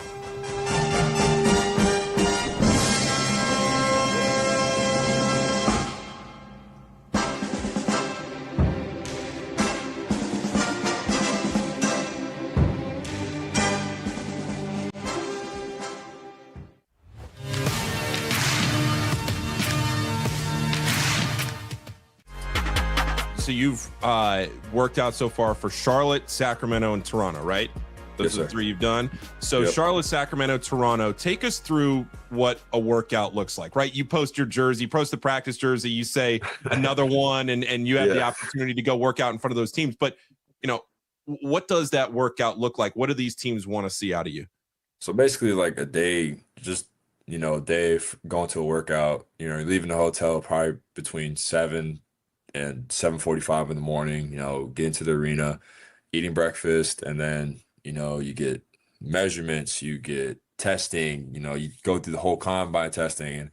And I feel like I was very disrespected not getting any combine invite. I felt like I was the only first team Big East guy to not get a combine invite, which I thought was crazy.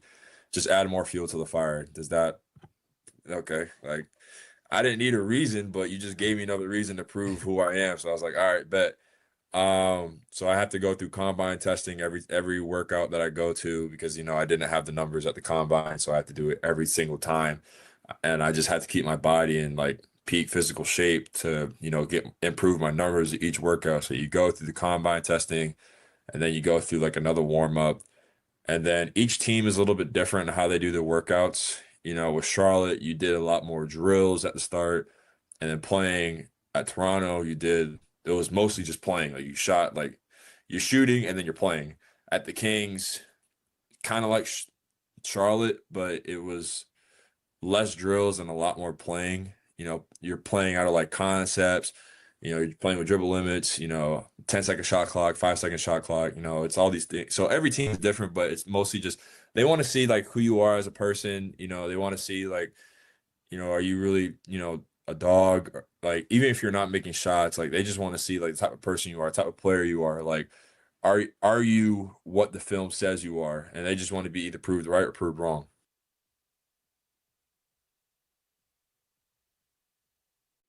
Buy or sell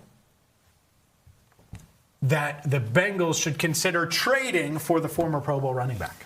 I'm going to sell that. I don't think they need him in this offense, and I don't want to give up a lot of assets and future assets for an aging running back. They've already shown they don't really go after players when they're in their 30s. He's going to be 31 in July. Now, I will buy if they can sign him as a free agent. I just don't think they need to trade away assets to sign an aging running back. When you have Chase Brown, they like Samaje Perine. You just don't need him. Asset, go. It's so great to have Marisa back and some sensibility around adding offense to the Bengals at the desk. What?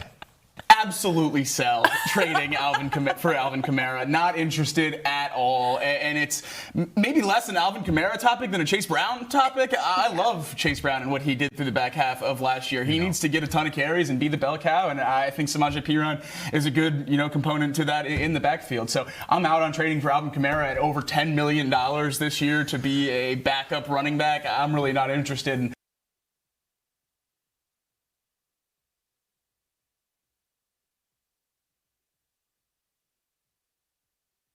On the radio here in Cincinnati. Cincinnati has always felt like home. Right here on the Crown Network. Out and about in Cincinnati, bringing you these stories that you need to hear in the Queen City.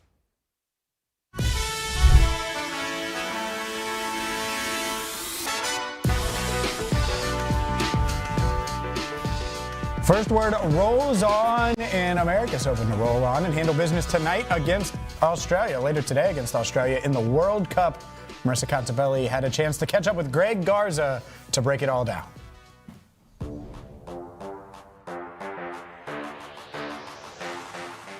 The U.S. men's national team is set to kick off its second World Cup match this Friday, 3 p.m. Eastern, against Australia. And for all of the preview and to talk a little bit about the U.S., it is a joy to welcome in former FC Cincinnati and U.S. men's national team player Greg Garza. Greg, appreciate you spending a little time with us today. Absolute pleasure to be here. Can't wait to speak about this fever of a World Cup we are having so far. We certainly have been. And Greg, I mean, the U.S. had a dominant first performance there, the 4-1 victory over Paraguay. When you watched that game, what was your maybe biggest takeaway from this U.S. squad? And how would you kind of maybe expect the U.S. to come out and build off of that first win? I was actually in New York City doing a media tour for Major League Soccer and pumping up the U.S. men's national team and the league and just the representation of a lot of MLS players playing in the World Cup. And I was pumping them up from the get-go, 2 days before, the day before the game, just really putting in everybody's ear that, hey, this can be a moment to where we can have the backing of our people, we can have the backing of our fans, a country coming together and really pushing our boys to success. And everything worked exactly how I said. I'm so glad that we had such an incredible performance, potentially and probably one of the best performances I have ever witnessed of the U.S. men's national team at any level in any tournament that they have ever played. So extremely excited to see what they can do in this next big match against Australia, but very proud to call all of ourselves Americans after that first dominant match against Paraguay. They certainly made a lot of us proud. And when you look at this U.S. team, I think it's safe to say there are pretty high expectations for this group regarding this World Cup. But having a 4-1 win, the way they came out and attacked, just what does a match like that kind of maybe do for this group's confidence now moving forward in the tournament? A huge confidence boost. I mean, one of the most important things that you need from players is for them to be confident, for them to be consistent. And that's going to be an important word when they go through this long journey of what this World Cup is. There's a lot of days in between. It feels like forever ago we played that very first match against Paraguay. And then the second thing, or the third thing is that you need everybody committed. It is going to take all 26 players to step up, have their opportunity, and pitch in whenever they can. You have Christian Pulisic, who's kind of been day to day, who had a very good first game, but if he is not available or if he's dealing with some nick or nag, you still need somebody else to step up and do the job. So I'm interested to see and intrigued to see just how we continue the consistency throughout the longevity of this tournament. And you have an amazing opportunity against Australia to do so. They certainly do. And in that opening match, Folarin Balogun had the brace, really coming on and emerging himself as almost a household name at this point. Everyone's talking about him and this team across the country. What impressed you about the way he showed and performed in his opening match? This is a tournament to where stars can emerge. We have seen a lot of different players from a lot of different countries, whether they're gaining 10 million followers overnight and you play for Cabo Verde, or just Mr. Balogun, who I think we all know as Americans. We've seen him play with the U.S. men's national team before. We know he can provide and produce and play to such a top level, and I think he took that opportunity. I think sometimes we've kind of questioned that consistency around his play whenever we've seen him before. Just how he does on the club level. He plays at an extremely high level each and every weekend and week out. So for him to come in and kind of put his name on the map, I would say in a worldly manner, has been very exciting to see, especially as a fan. But once again, I think that main word that I'm going to be looking for is just that consistency within every single player, including him and those big names that can produce a lot of different talents on the field. You mentioned Christian Pulisic, one of the huge names on this U.S. team. As of Thursday afternoon, weren't quite sure yet what his status would be for Friday's match. He's been dealing with a left calf injury. Greg, if Christian isn't able to go against Australia, just how big of a blow would that be for the U.S. and how might they have to adapt without him out on the pitch? Yeah, this is what this tournament is all about. You need other guys to step up. And as I said before, you need all 26 players on the roster to have the opportunity to come in and make magic and make things happen.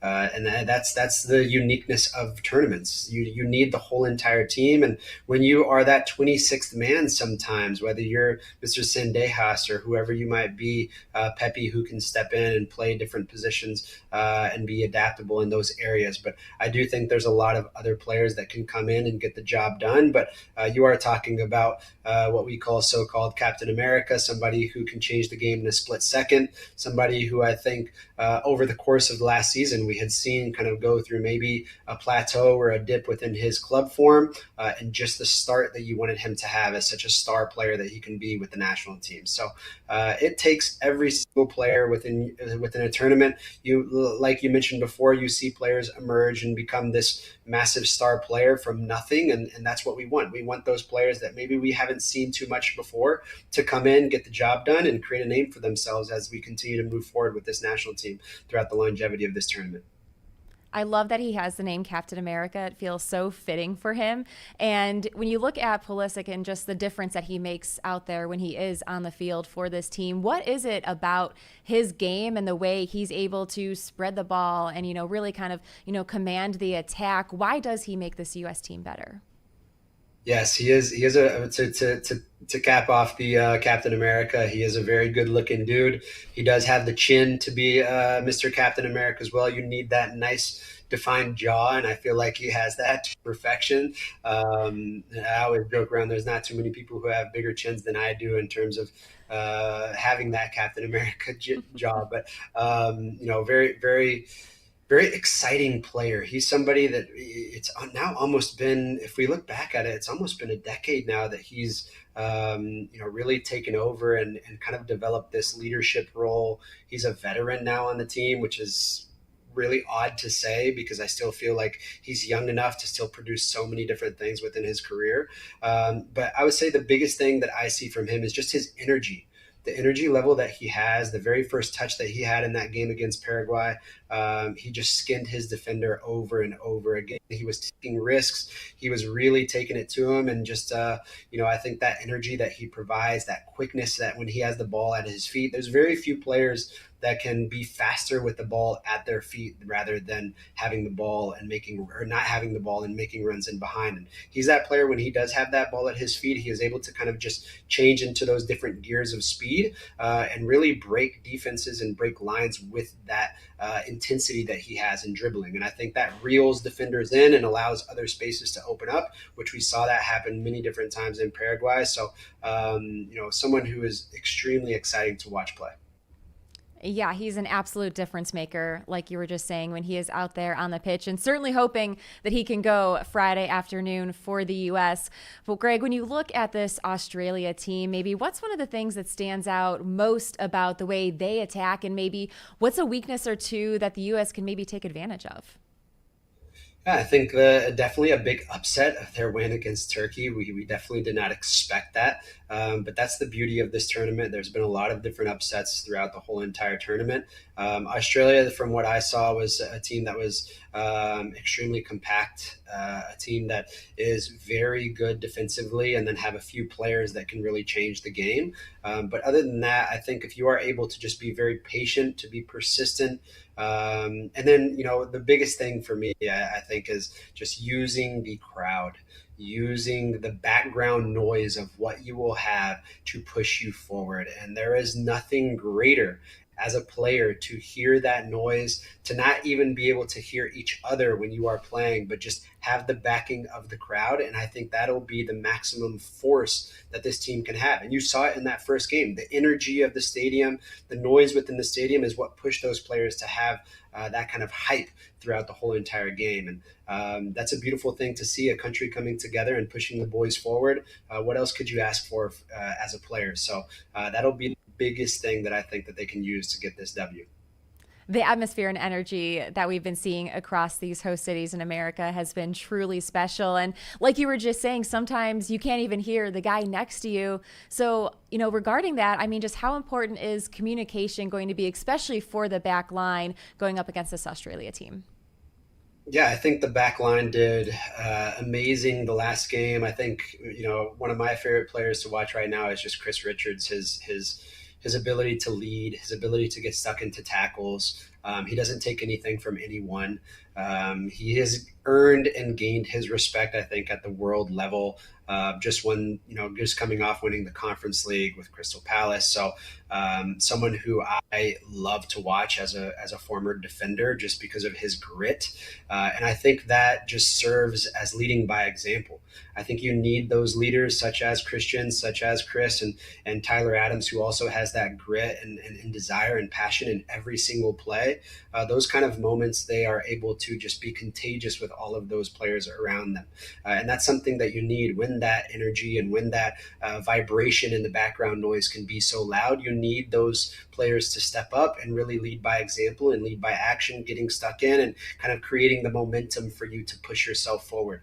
And you have that within this team. And that's the beauty of watching these players emerge into fantastic leaders, but just also use their experience. I think Tim Ream is also a great example, maybe not as gritty, but always the first pass out of the back. But his experience also calms everybody down whenever the game needs to be calmed down. Maybe that just might be the experience that he has of playing for so long. And, as we get older, we slow down a little bit in terms of our thinking. And, you need that balance within all players. But, I think there are many different moments that these players can lead each other throughout the entirety of a game. With the U.S. serving as host country for the World Cup for the second time, I mean, one of the favorite things I've really enjoyed the most is just seeing on social just the different European fans over here taking in different American experiences, really getting into the different stadium, like you mentioned, the atmosphere and energy that these stadiums provide. How impressed have you been with so far with the way America has been able to host this World Cup?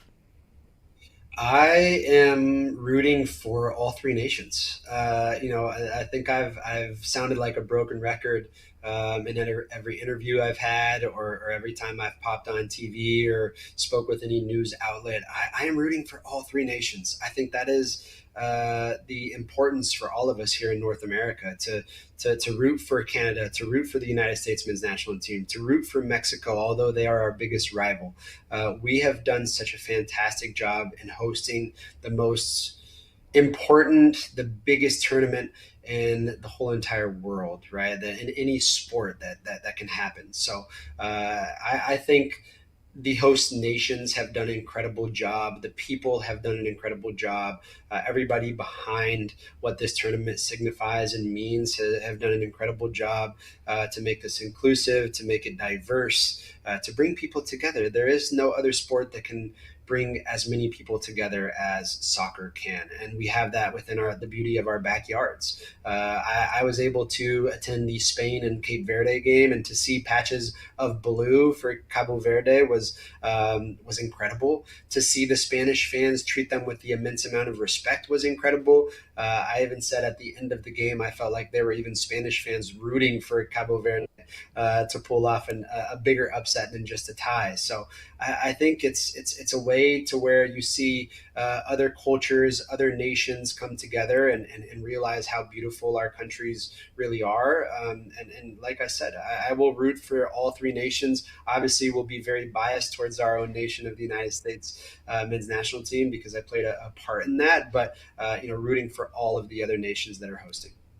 You're spot on. The host nations have done a phenomenal job so far, as have the host cities, in Atlanta being one of the host cities for this year's tournament. You played in Atlanta for the United. Can you give us maybe a little glimpse into what the stadium energy and atmosphere is like down there in Atlanta? And I know I'm certainly hoping that the U.S. could potentially play a match there later in the tournament.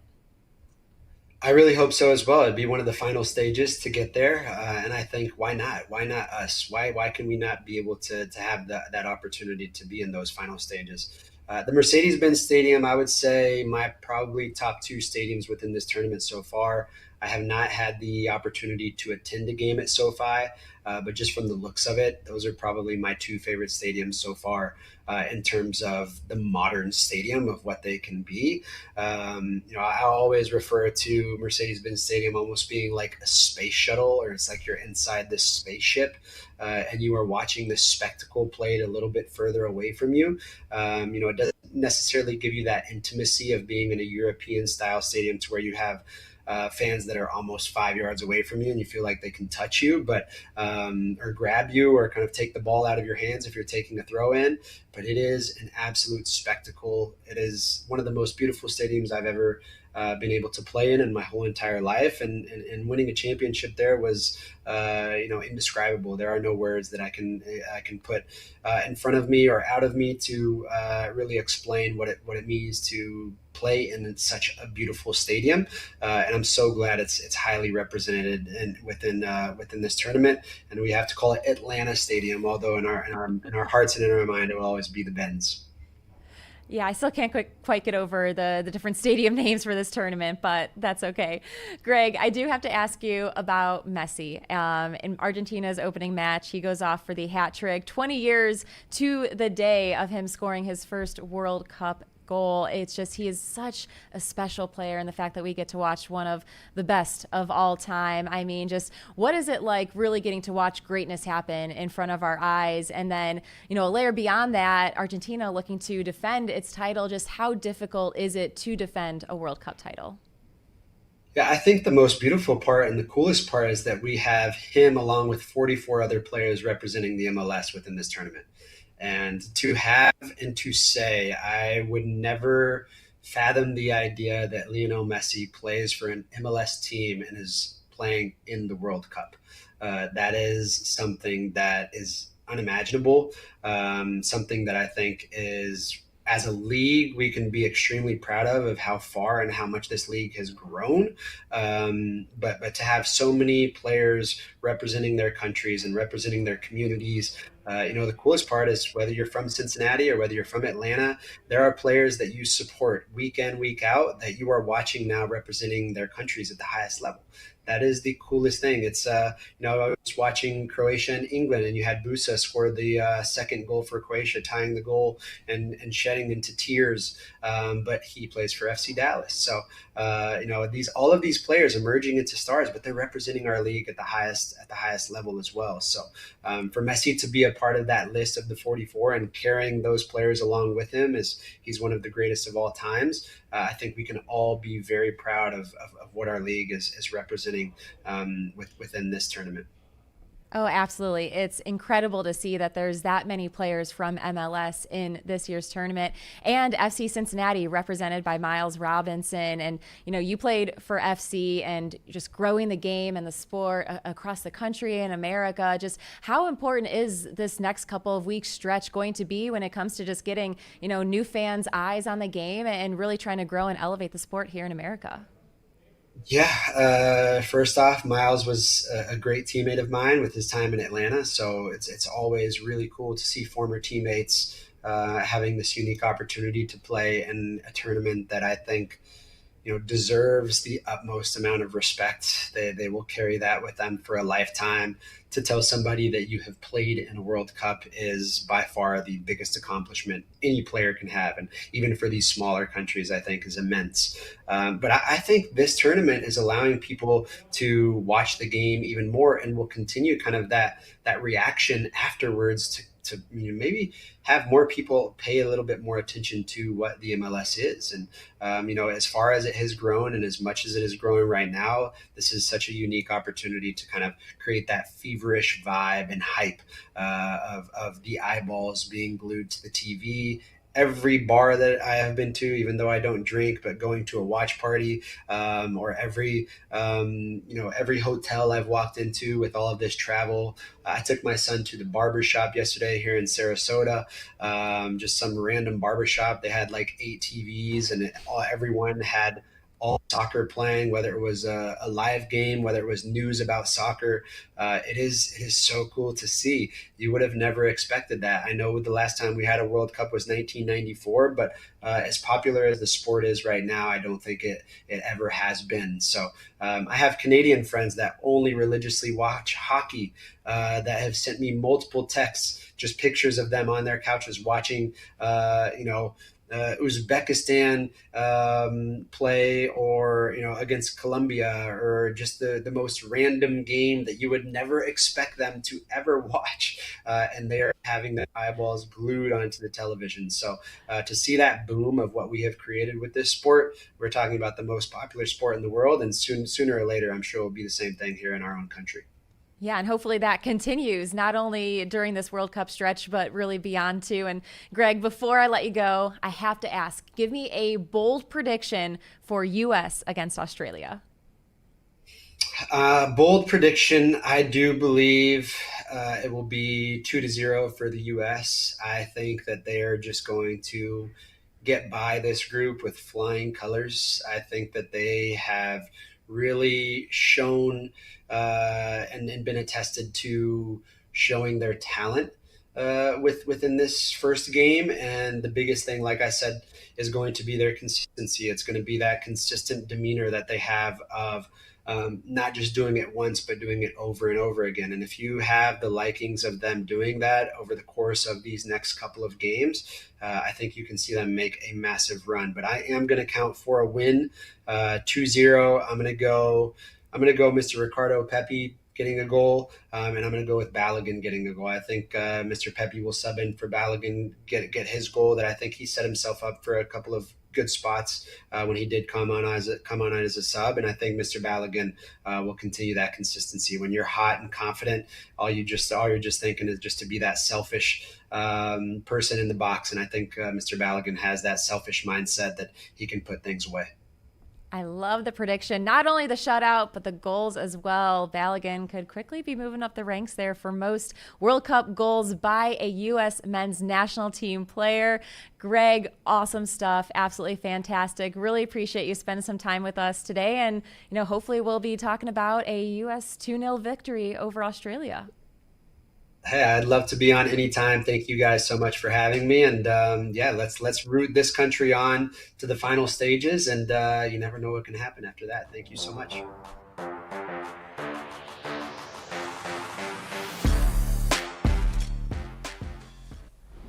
That entire interview will be posted on our YouTube channel at 11. Greg Garza previewing the World Cup. Great stuff there with Marisa. Up next, it is time to talk Reds. It's Reds-Yankees in New York. We'll get to it next on First Word.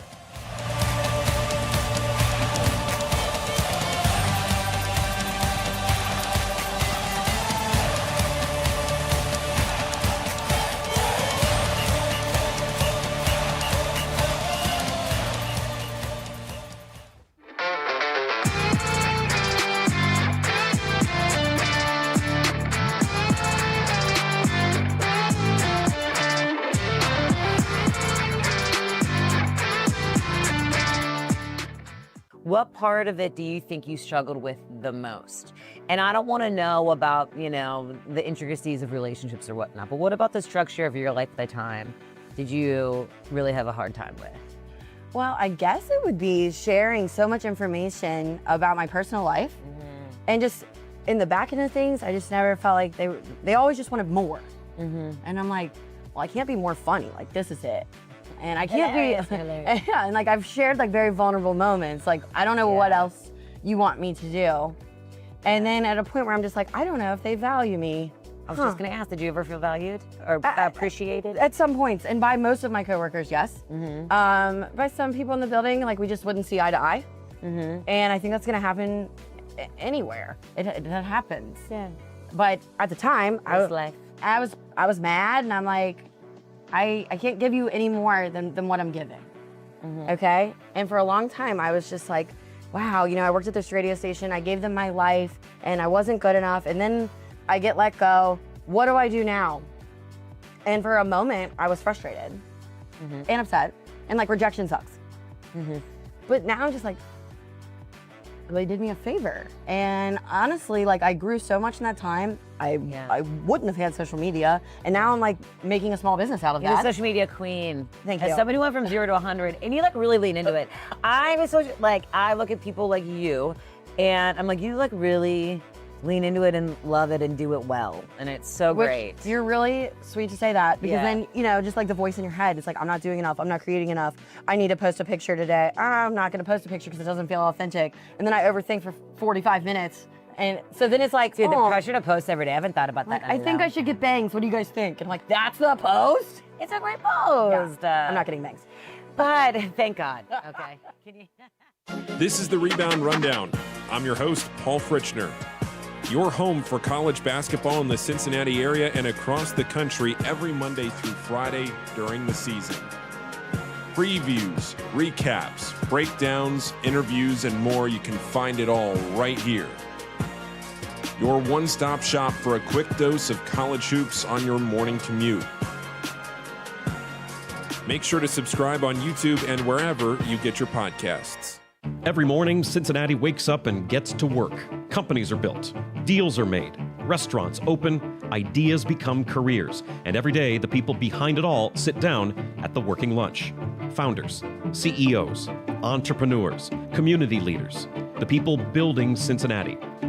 The Working Lunch with Jack Crumley, weekdays, noon to 1, only on The Crown. This city deserves its crown. Watch, listen, subscribe.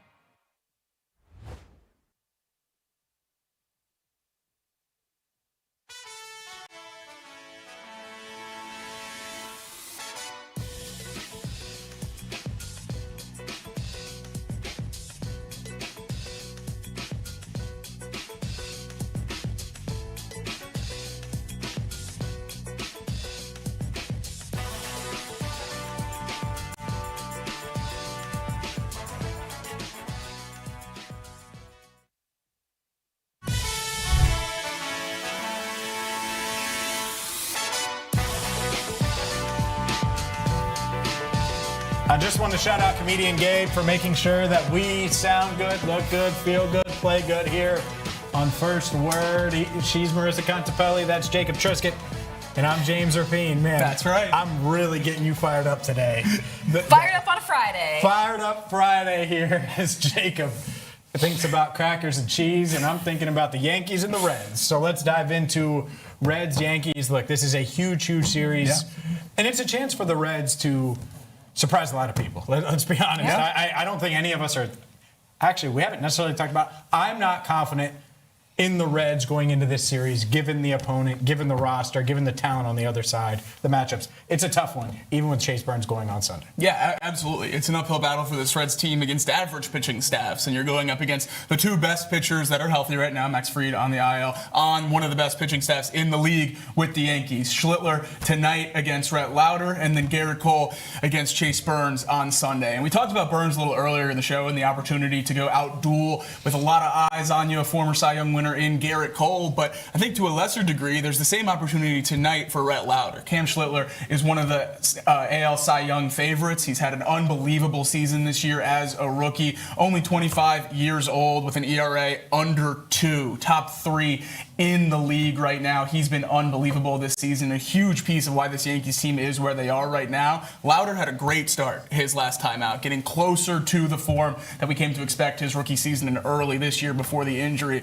If he can go out there and go toe-to-toe with Cam Schlittler, I think the conversation around this Reds rotation, as they get Hunter Green back and Burns keeps pitching well, can really, really shift as we get into the summer. It would be massive. And you talk about how good this Yankees pitching staff is. Well, their bats are one of the best in the league, too. I mean, you just look over the last 10 games for New York, 8-2, a 276 average, 360 ERA, but they have outscored their opponents by 27 runs. As you see, just the massive run differential between these two squads right here on our series matchup. Also, when it comes to the Yankees, they're currently leading the majors with 110 home runs on the season. A stat I don't love, the Reds 19-31 in games when they have given up at least one home run. So that's going to be so key and so big for this Red squad this weekend, is really limiting the long ball against the Yankees team, because the Yankees also top 3 in RBI. They're first in slugging, top 6 in on-base percentage, too. The 170 run differential is crazy. That's what we've been asking the Reds to get to all year. That's crazy. Yeah. Minus 52 plus 118. Yeah. That tells the story. That's it. That's why. Okay. Oh my gosh. It's an uphill climb. And it is why, just to highlight it, the opportunity on Sunday for Chase Burns, regardless of the first 2 days, you're going up against Garrett Cole. He's been awesome all season long. This is your chance, Chase, to get crowned ace of the staff. And hopefully Hunter Green can come back and the Reds can have 2 aces. But if Chase Burns performs well in that situation, I'm going to crown him on Monday. Breaking news. It's a tough break, the Yankees rotation for sure, but in terms of controlling what you can control, I'm not sure it could break better for the Reds with Lauder, then Abbott, then Burns this weekend against the Yankees. If they do have a chance, not quite. Not certainly close in my mind to those three. Chris Paddock? Maybe better than Singer, but it's a developing story. But those 3 for the Reds certainly gives them the best chance to win. You're going to need high innings because I don't think the runs are going to be there for this Reds team, especially on Friday. Also better than Singer. Currently, right now. But if you win Game 1 and Game 3, which I think you'll have a chance to do, at least be competitive in those games against the Yankees aces in that rotation, I think will be great. But Game 2 is where you can really take advantage of an advantage for the Reds, I think. It's an uphill battle for Burns against Cole or Lauder against Schlittler. But Abbott has a chance to dominate that second game. And I think if the Reds are going to avoid a sweep, which is a concern going to New York this weekend, they got to win that second game. Yeah, and I also don't think they, are out of it for this first game. I mean, I really want to see how Rhett Lauder can follow up his last outing, because the last time out, getting the win against Arizona, he went 5 2/3, only gave up 5 hits and just the 1 earned run, had 6 strikeouts in that outing. So I thought that was a really promising start for Lauder. Looking to see how he follows that up now tonight. No doubt. It would be huge for Rhett Lauder to continue what hopefully is building on a quality start coming off of that injury. Look, if this rotation is going to be the strength, this is the time to really get that going. Lauder, if he could give you 6 or 7. Andrew Abbott for sure. No, how many runs do the Reds have to score this weekend to have a chance to win? 30? Yeah. The bullpen's going to give up. No. Yeah. They have no chance of winning. 10 runs a game? To win the series? Yeah. I think they'll have to combine for 30 runs. To win. I think the Yankees will score 28 runs. I'm sorry, what? Wow. You don't think the Yankees are going to score 28 runs this weekend? Then don't save the money on the flight. Don't even go to New York. 25? So 5 runs in 3 games is a huge difference. The Yankees went 2-1 against the White Sox in their last series. They scored 27 runs total. Yeah. So the Reds need 30 to win. Like, that's not crazy, guys. They score a lot of runs. Yeah, but I mean, You just said 27 against the White Sox. Yes, but I mean, I'm looking at the last time they put hope up you think the Red double-digit staff runs is better than the White Sox. in back-to-back games. Fair. No, so that would be the argument. All right, so back bring in it early down. May, so I think 25. Yeah, I was still hoping it'd be lower than that. I think I'm right around the low 20s. Okay, 22. 8 runs a game. I think I'm closer to 6. Okay, so you're saying 18 20. to 20. So you're saying if the Reds score 20, they'll win the series? I think so. I'd be surprised. Because even if Burns pitches well, then that bullpen is going to get unleashed. You know, like same thing with Abbott, same thing with, like, they're going to have to score. Hey, Suarez, all eyes on you. We'll continue the conversation. Reds, Yankees, plus World Cup preview. Coming up next, right here on First Word.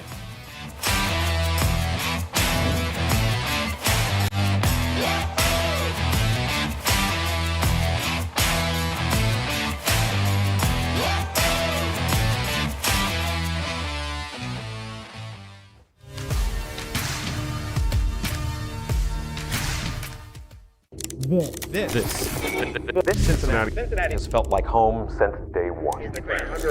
James Rapien, Jacob Tissot, Paul Fritz, Jack Crumley. The wait is over. The working lunch. Built for this city. What is The Crown? It's simple, really. Authentic Cincinnati entertainment. Not hot takes from a studio 3 states away. Not national noise pretending to know this city. Rather, bringing a voice to those who call the Queen City home. Where can I watch The Crown shows? Join us live from 7 to 11 a.m. for First Word and 12 to 1 for the Working Lunch on RESN. No live TV? No problem. Stream and interact with all of our content on major podcast, broadcast, and streaming platforms. The Crown is Cincinnati.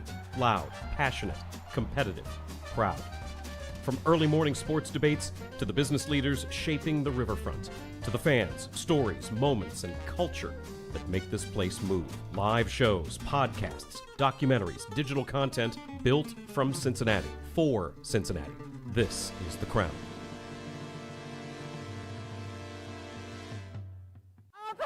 Dinner! Dinner! Hey. All right. Whoa. Great job. Yeah. Yeah, big winner! That was great. How'd that feel? Intense. It was good. Kind of a fight to the death, you know? That's cool. What? And you got Yeah, it's cool. And you got right back up. Yeah, it's cool. All right. Let's do it again. Yeah.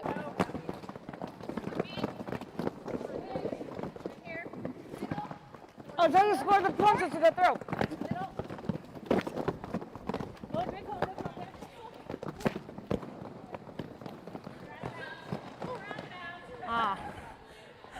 I was really like, I've done it!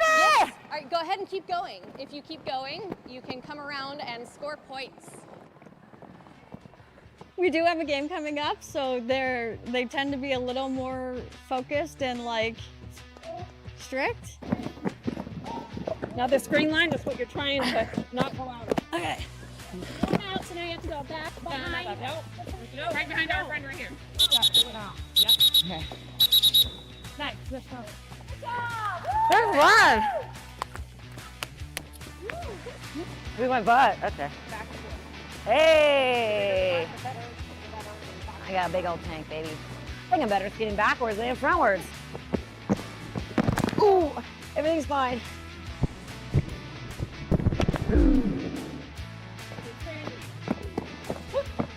Oh my God!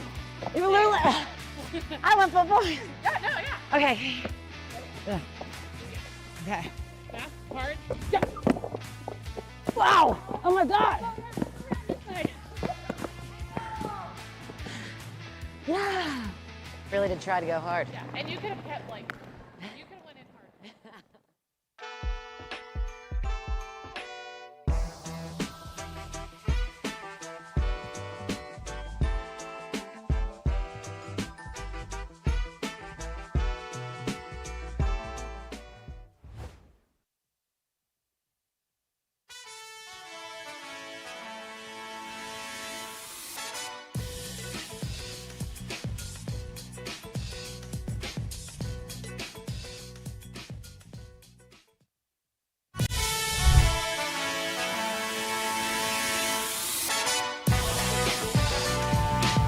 Real conversation we just had. Jacob Tissot saying, I'll just do 4 hours on Sorsby. Clearly, he has the Brendan Sorsby takes. He's Jacob Triscutt, Marisa Contipelli, James Rapien with you right here on First Word. Just a quick reminder, you can catch us every single weekday, 7 to 11. Always open. Right here on The Crown, live on the Rock Entertainment Sports Network, live on YouTube, streaming on X, Facebook, and of course, listen live on Mixlr. If you miss a show, well, you can check it out. Spotify, Apple, iHeart, and check out the entire Crown lineup, including the Working Lunch with Jack Crumley, noon to 1 every weekday. Rebound Rundown with Paul Fritchner, The Nat Jones Show, and Nat Tries That. And USA trying to improve to 2-0 in World Cup play today against Australia. Your interview with Greg Garza premieres on our YouTube channel in 7 minutes. Fantastic conversation. If you missed it, go check it out. He predicted a 2-0 victory over Australia. Would love to see it. This one is going to be huge regarding group play and the standings there in Group D. US a +3 goal differential, Australia +2. So a win here this afternoon would go a long way when it comes to the group standings there. And Garza also called for another Balogun goal. So could we see his third of the tournament? He's already shooting up the standings of most World Cup goals amongst U.S. men's national players in history.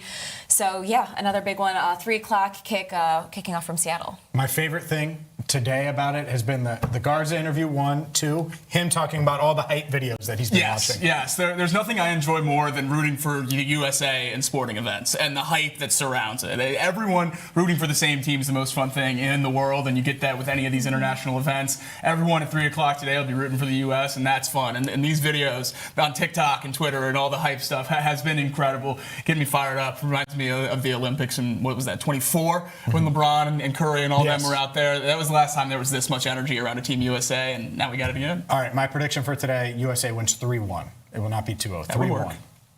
I'm going to go 2-1. I'm going to go 2-0 because we had an expert on, and that was his prediction. Let's go. Makes a ton of sense. Smart. Yeah. Now, Red Series. How many games do they get against the Yankees? 1. Which one? 2. Game 2. Really? Not Game 3, not Burns Day. Wow. Burns' pitch is incredible. But it's just not win. enough. Yeah, Garrett Cole's on the other side. Could That's totally happen. Plausible. I might be drinking too much hopium. I'm going to go series win today and Sunday. Wow. The conversation on Monday would be a blast. Ellie back, just beat the Yankees in New York. Oh, man. Would be great. That's a big thing that I'm monitoring this weekend. Obviously, the Reds are on the field, but Ellie De La Cruz, get all the way healthy. Hopefully that hamstring is good, holds up throughout those rehab appearances, and hopefully you're back for Milwaukee on Monday. But I hope I don't have to get that broom out, because I think the Yankees are going to potentially get the broom out. I hope I'm wrong. Rodney, take it home. If you missed anything this week, make sure you check us out on YouTube. Until next time, for Jacob Tissot, Marisa Contipelli, and the entire First Word team, I'm James Rapien. Thank you so much for watching and listening to First Word.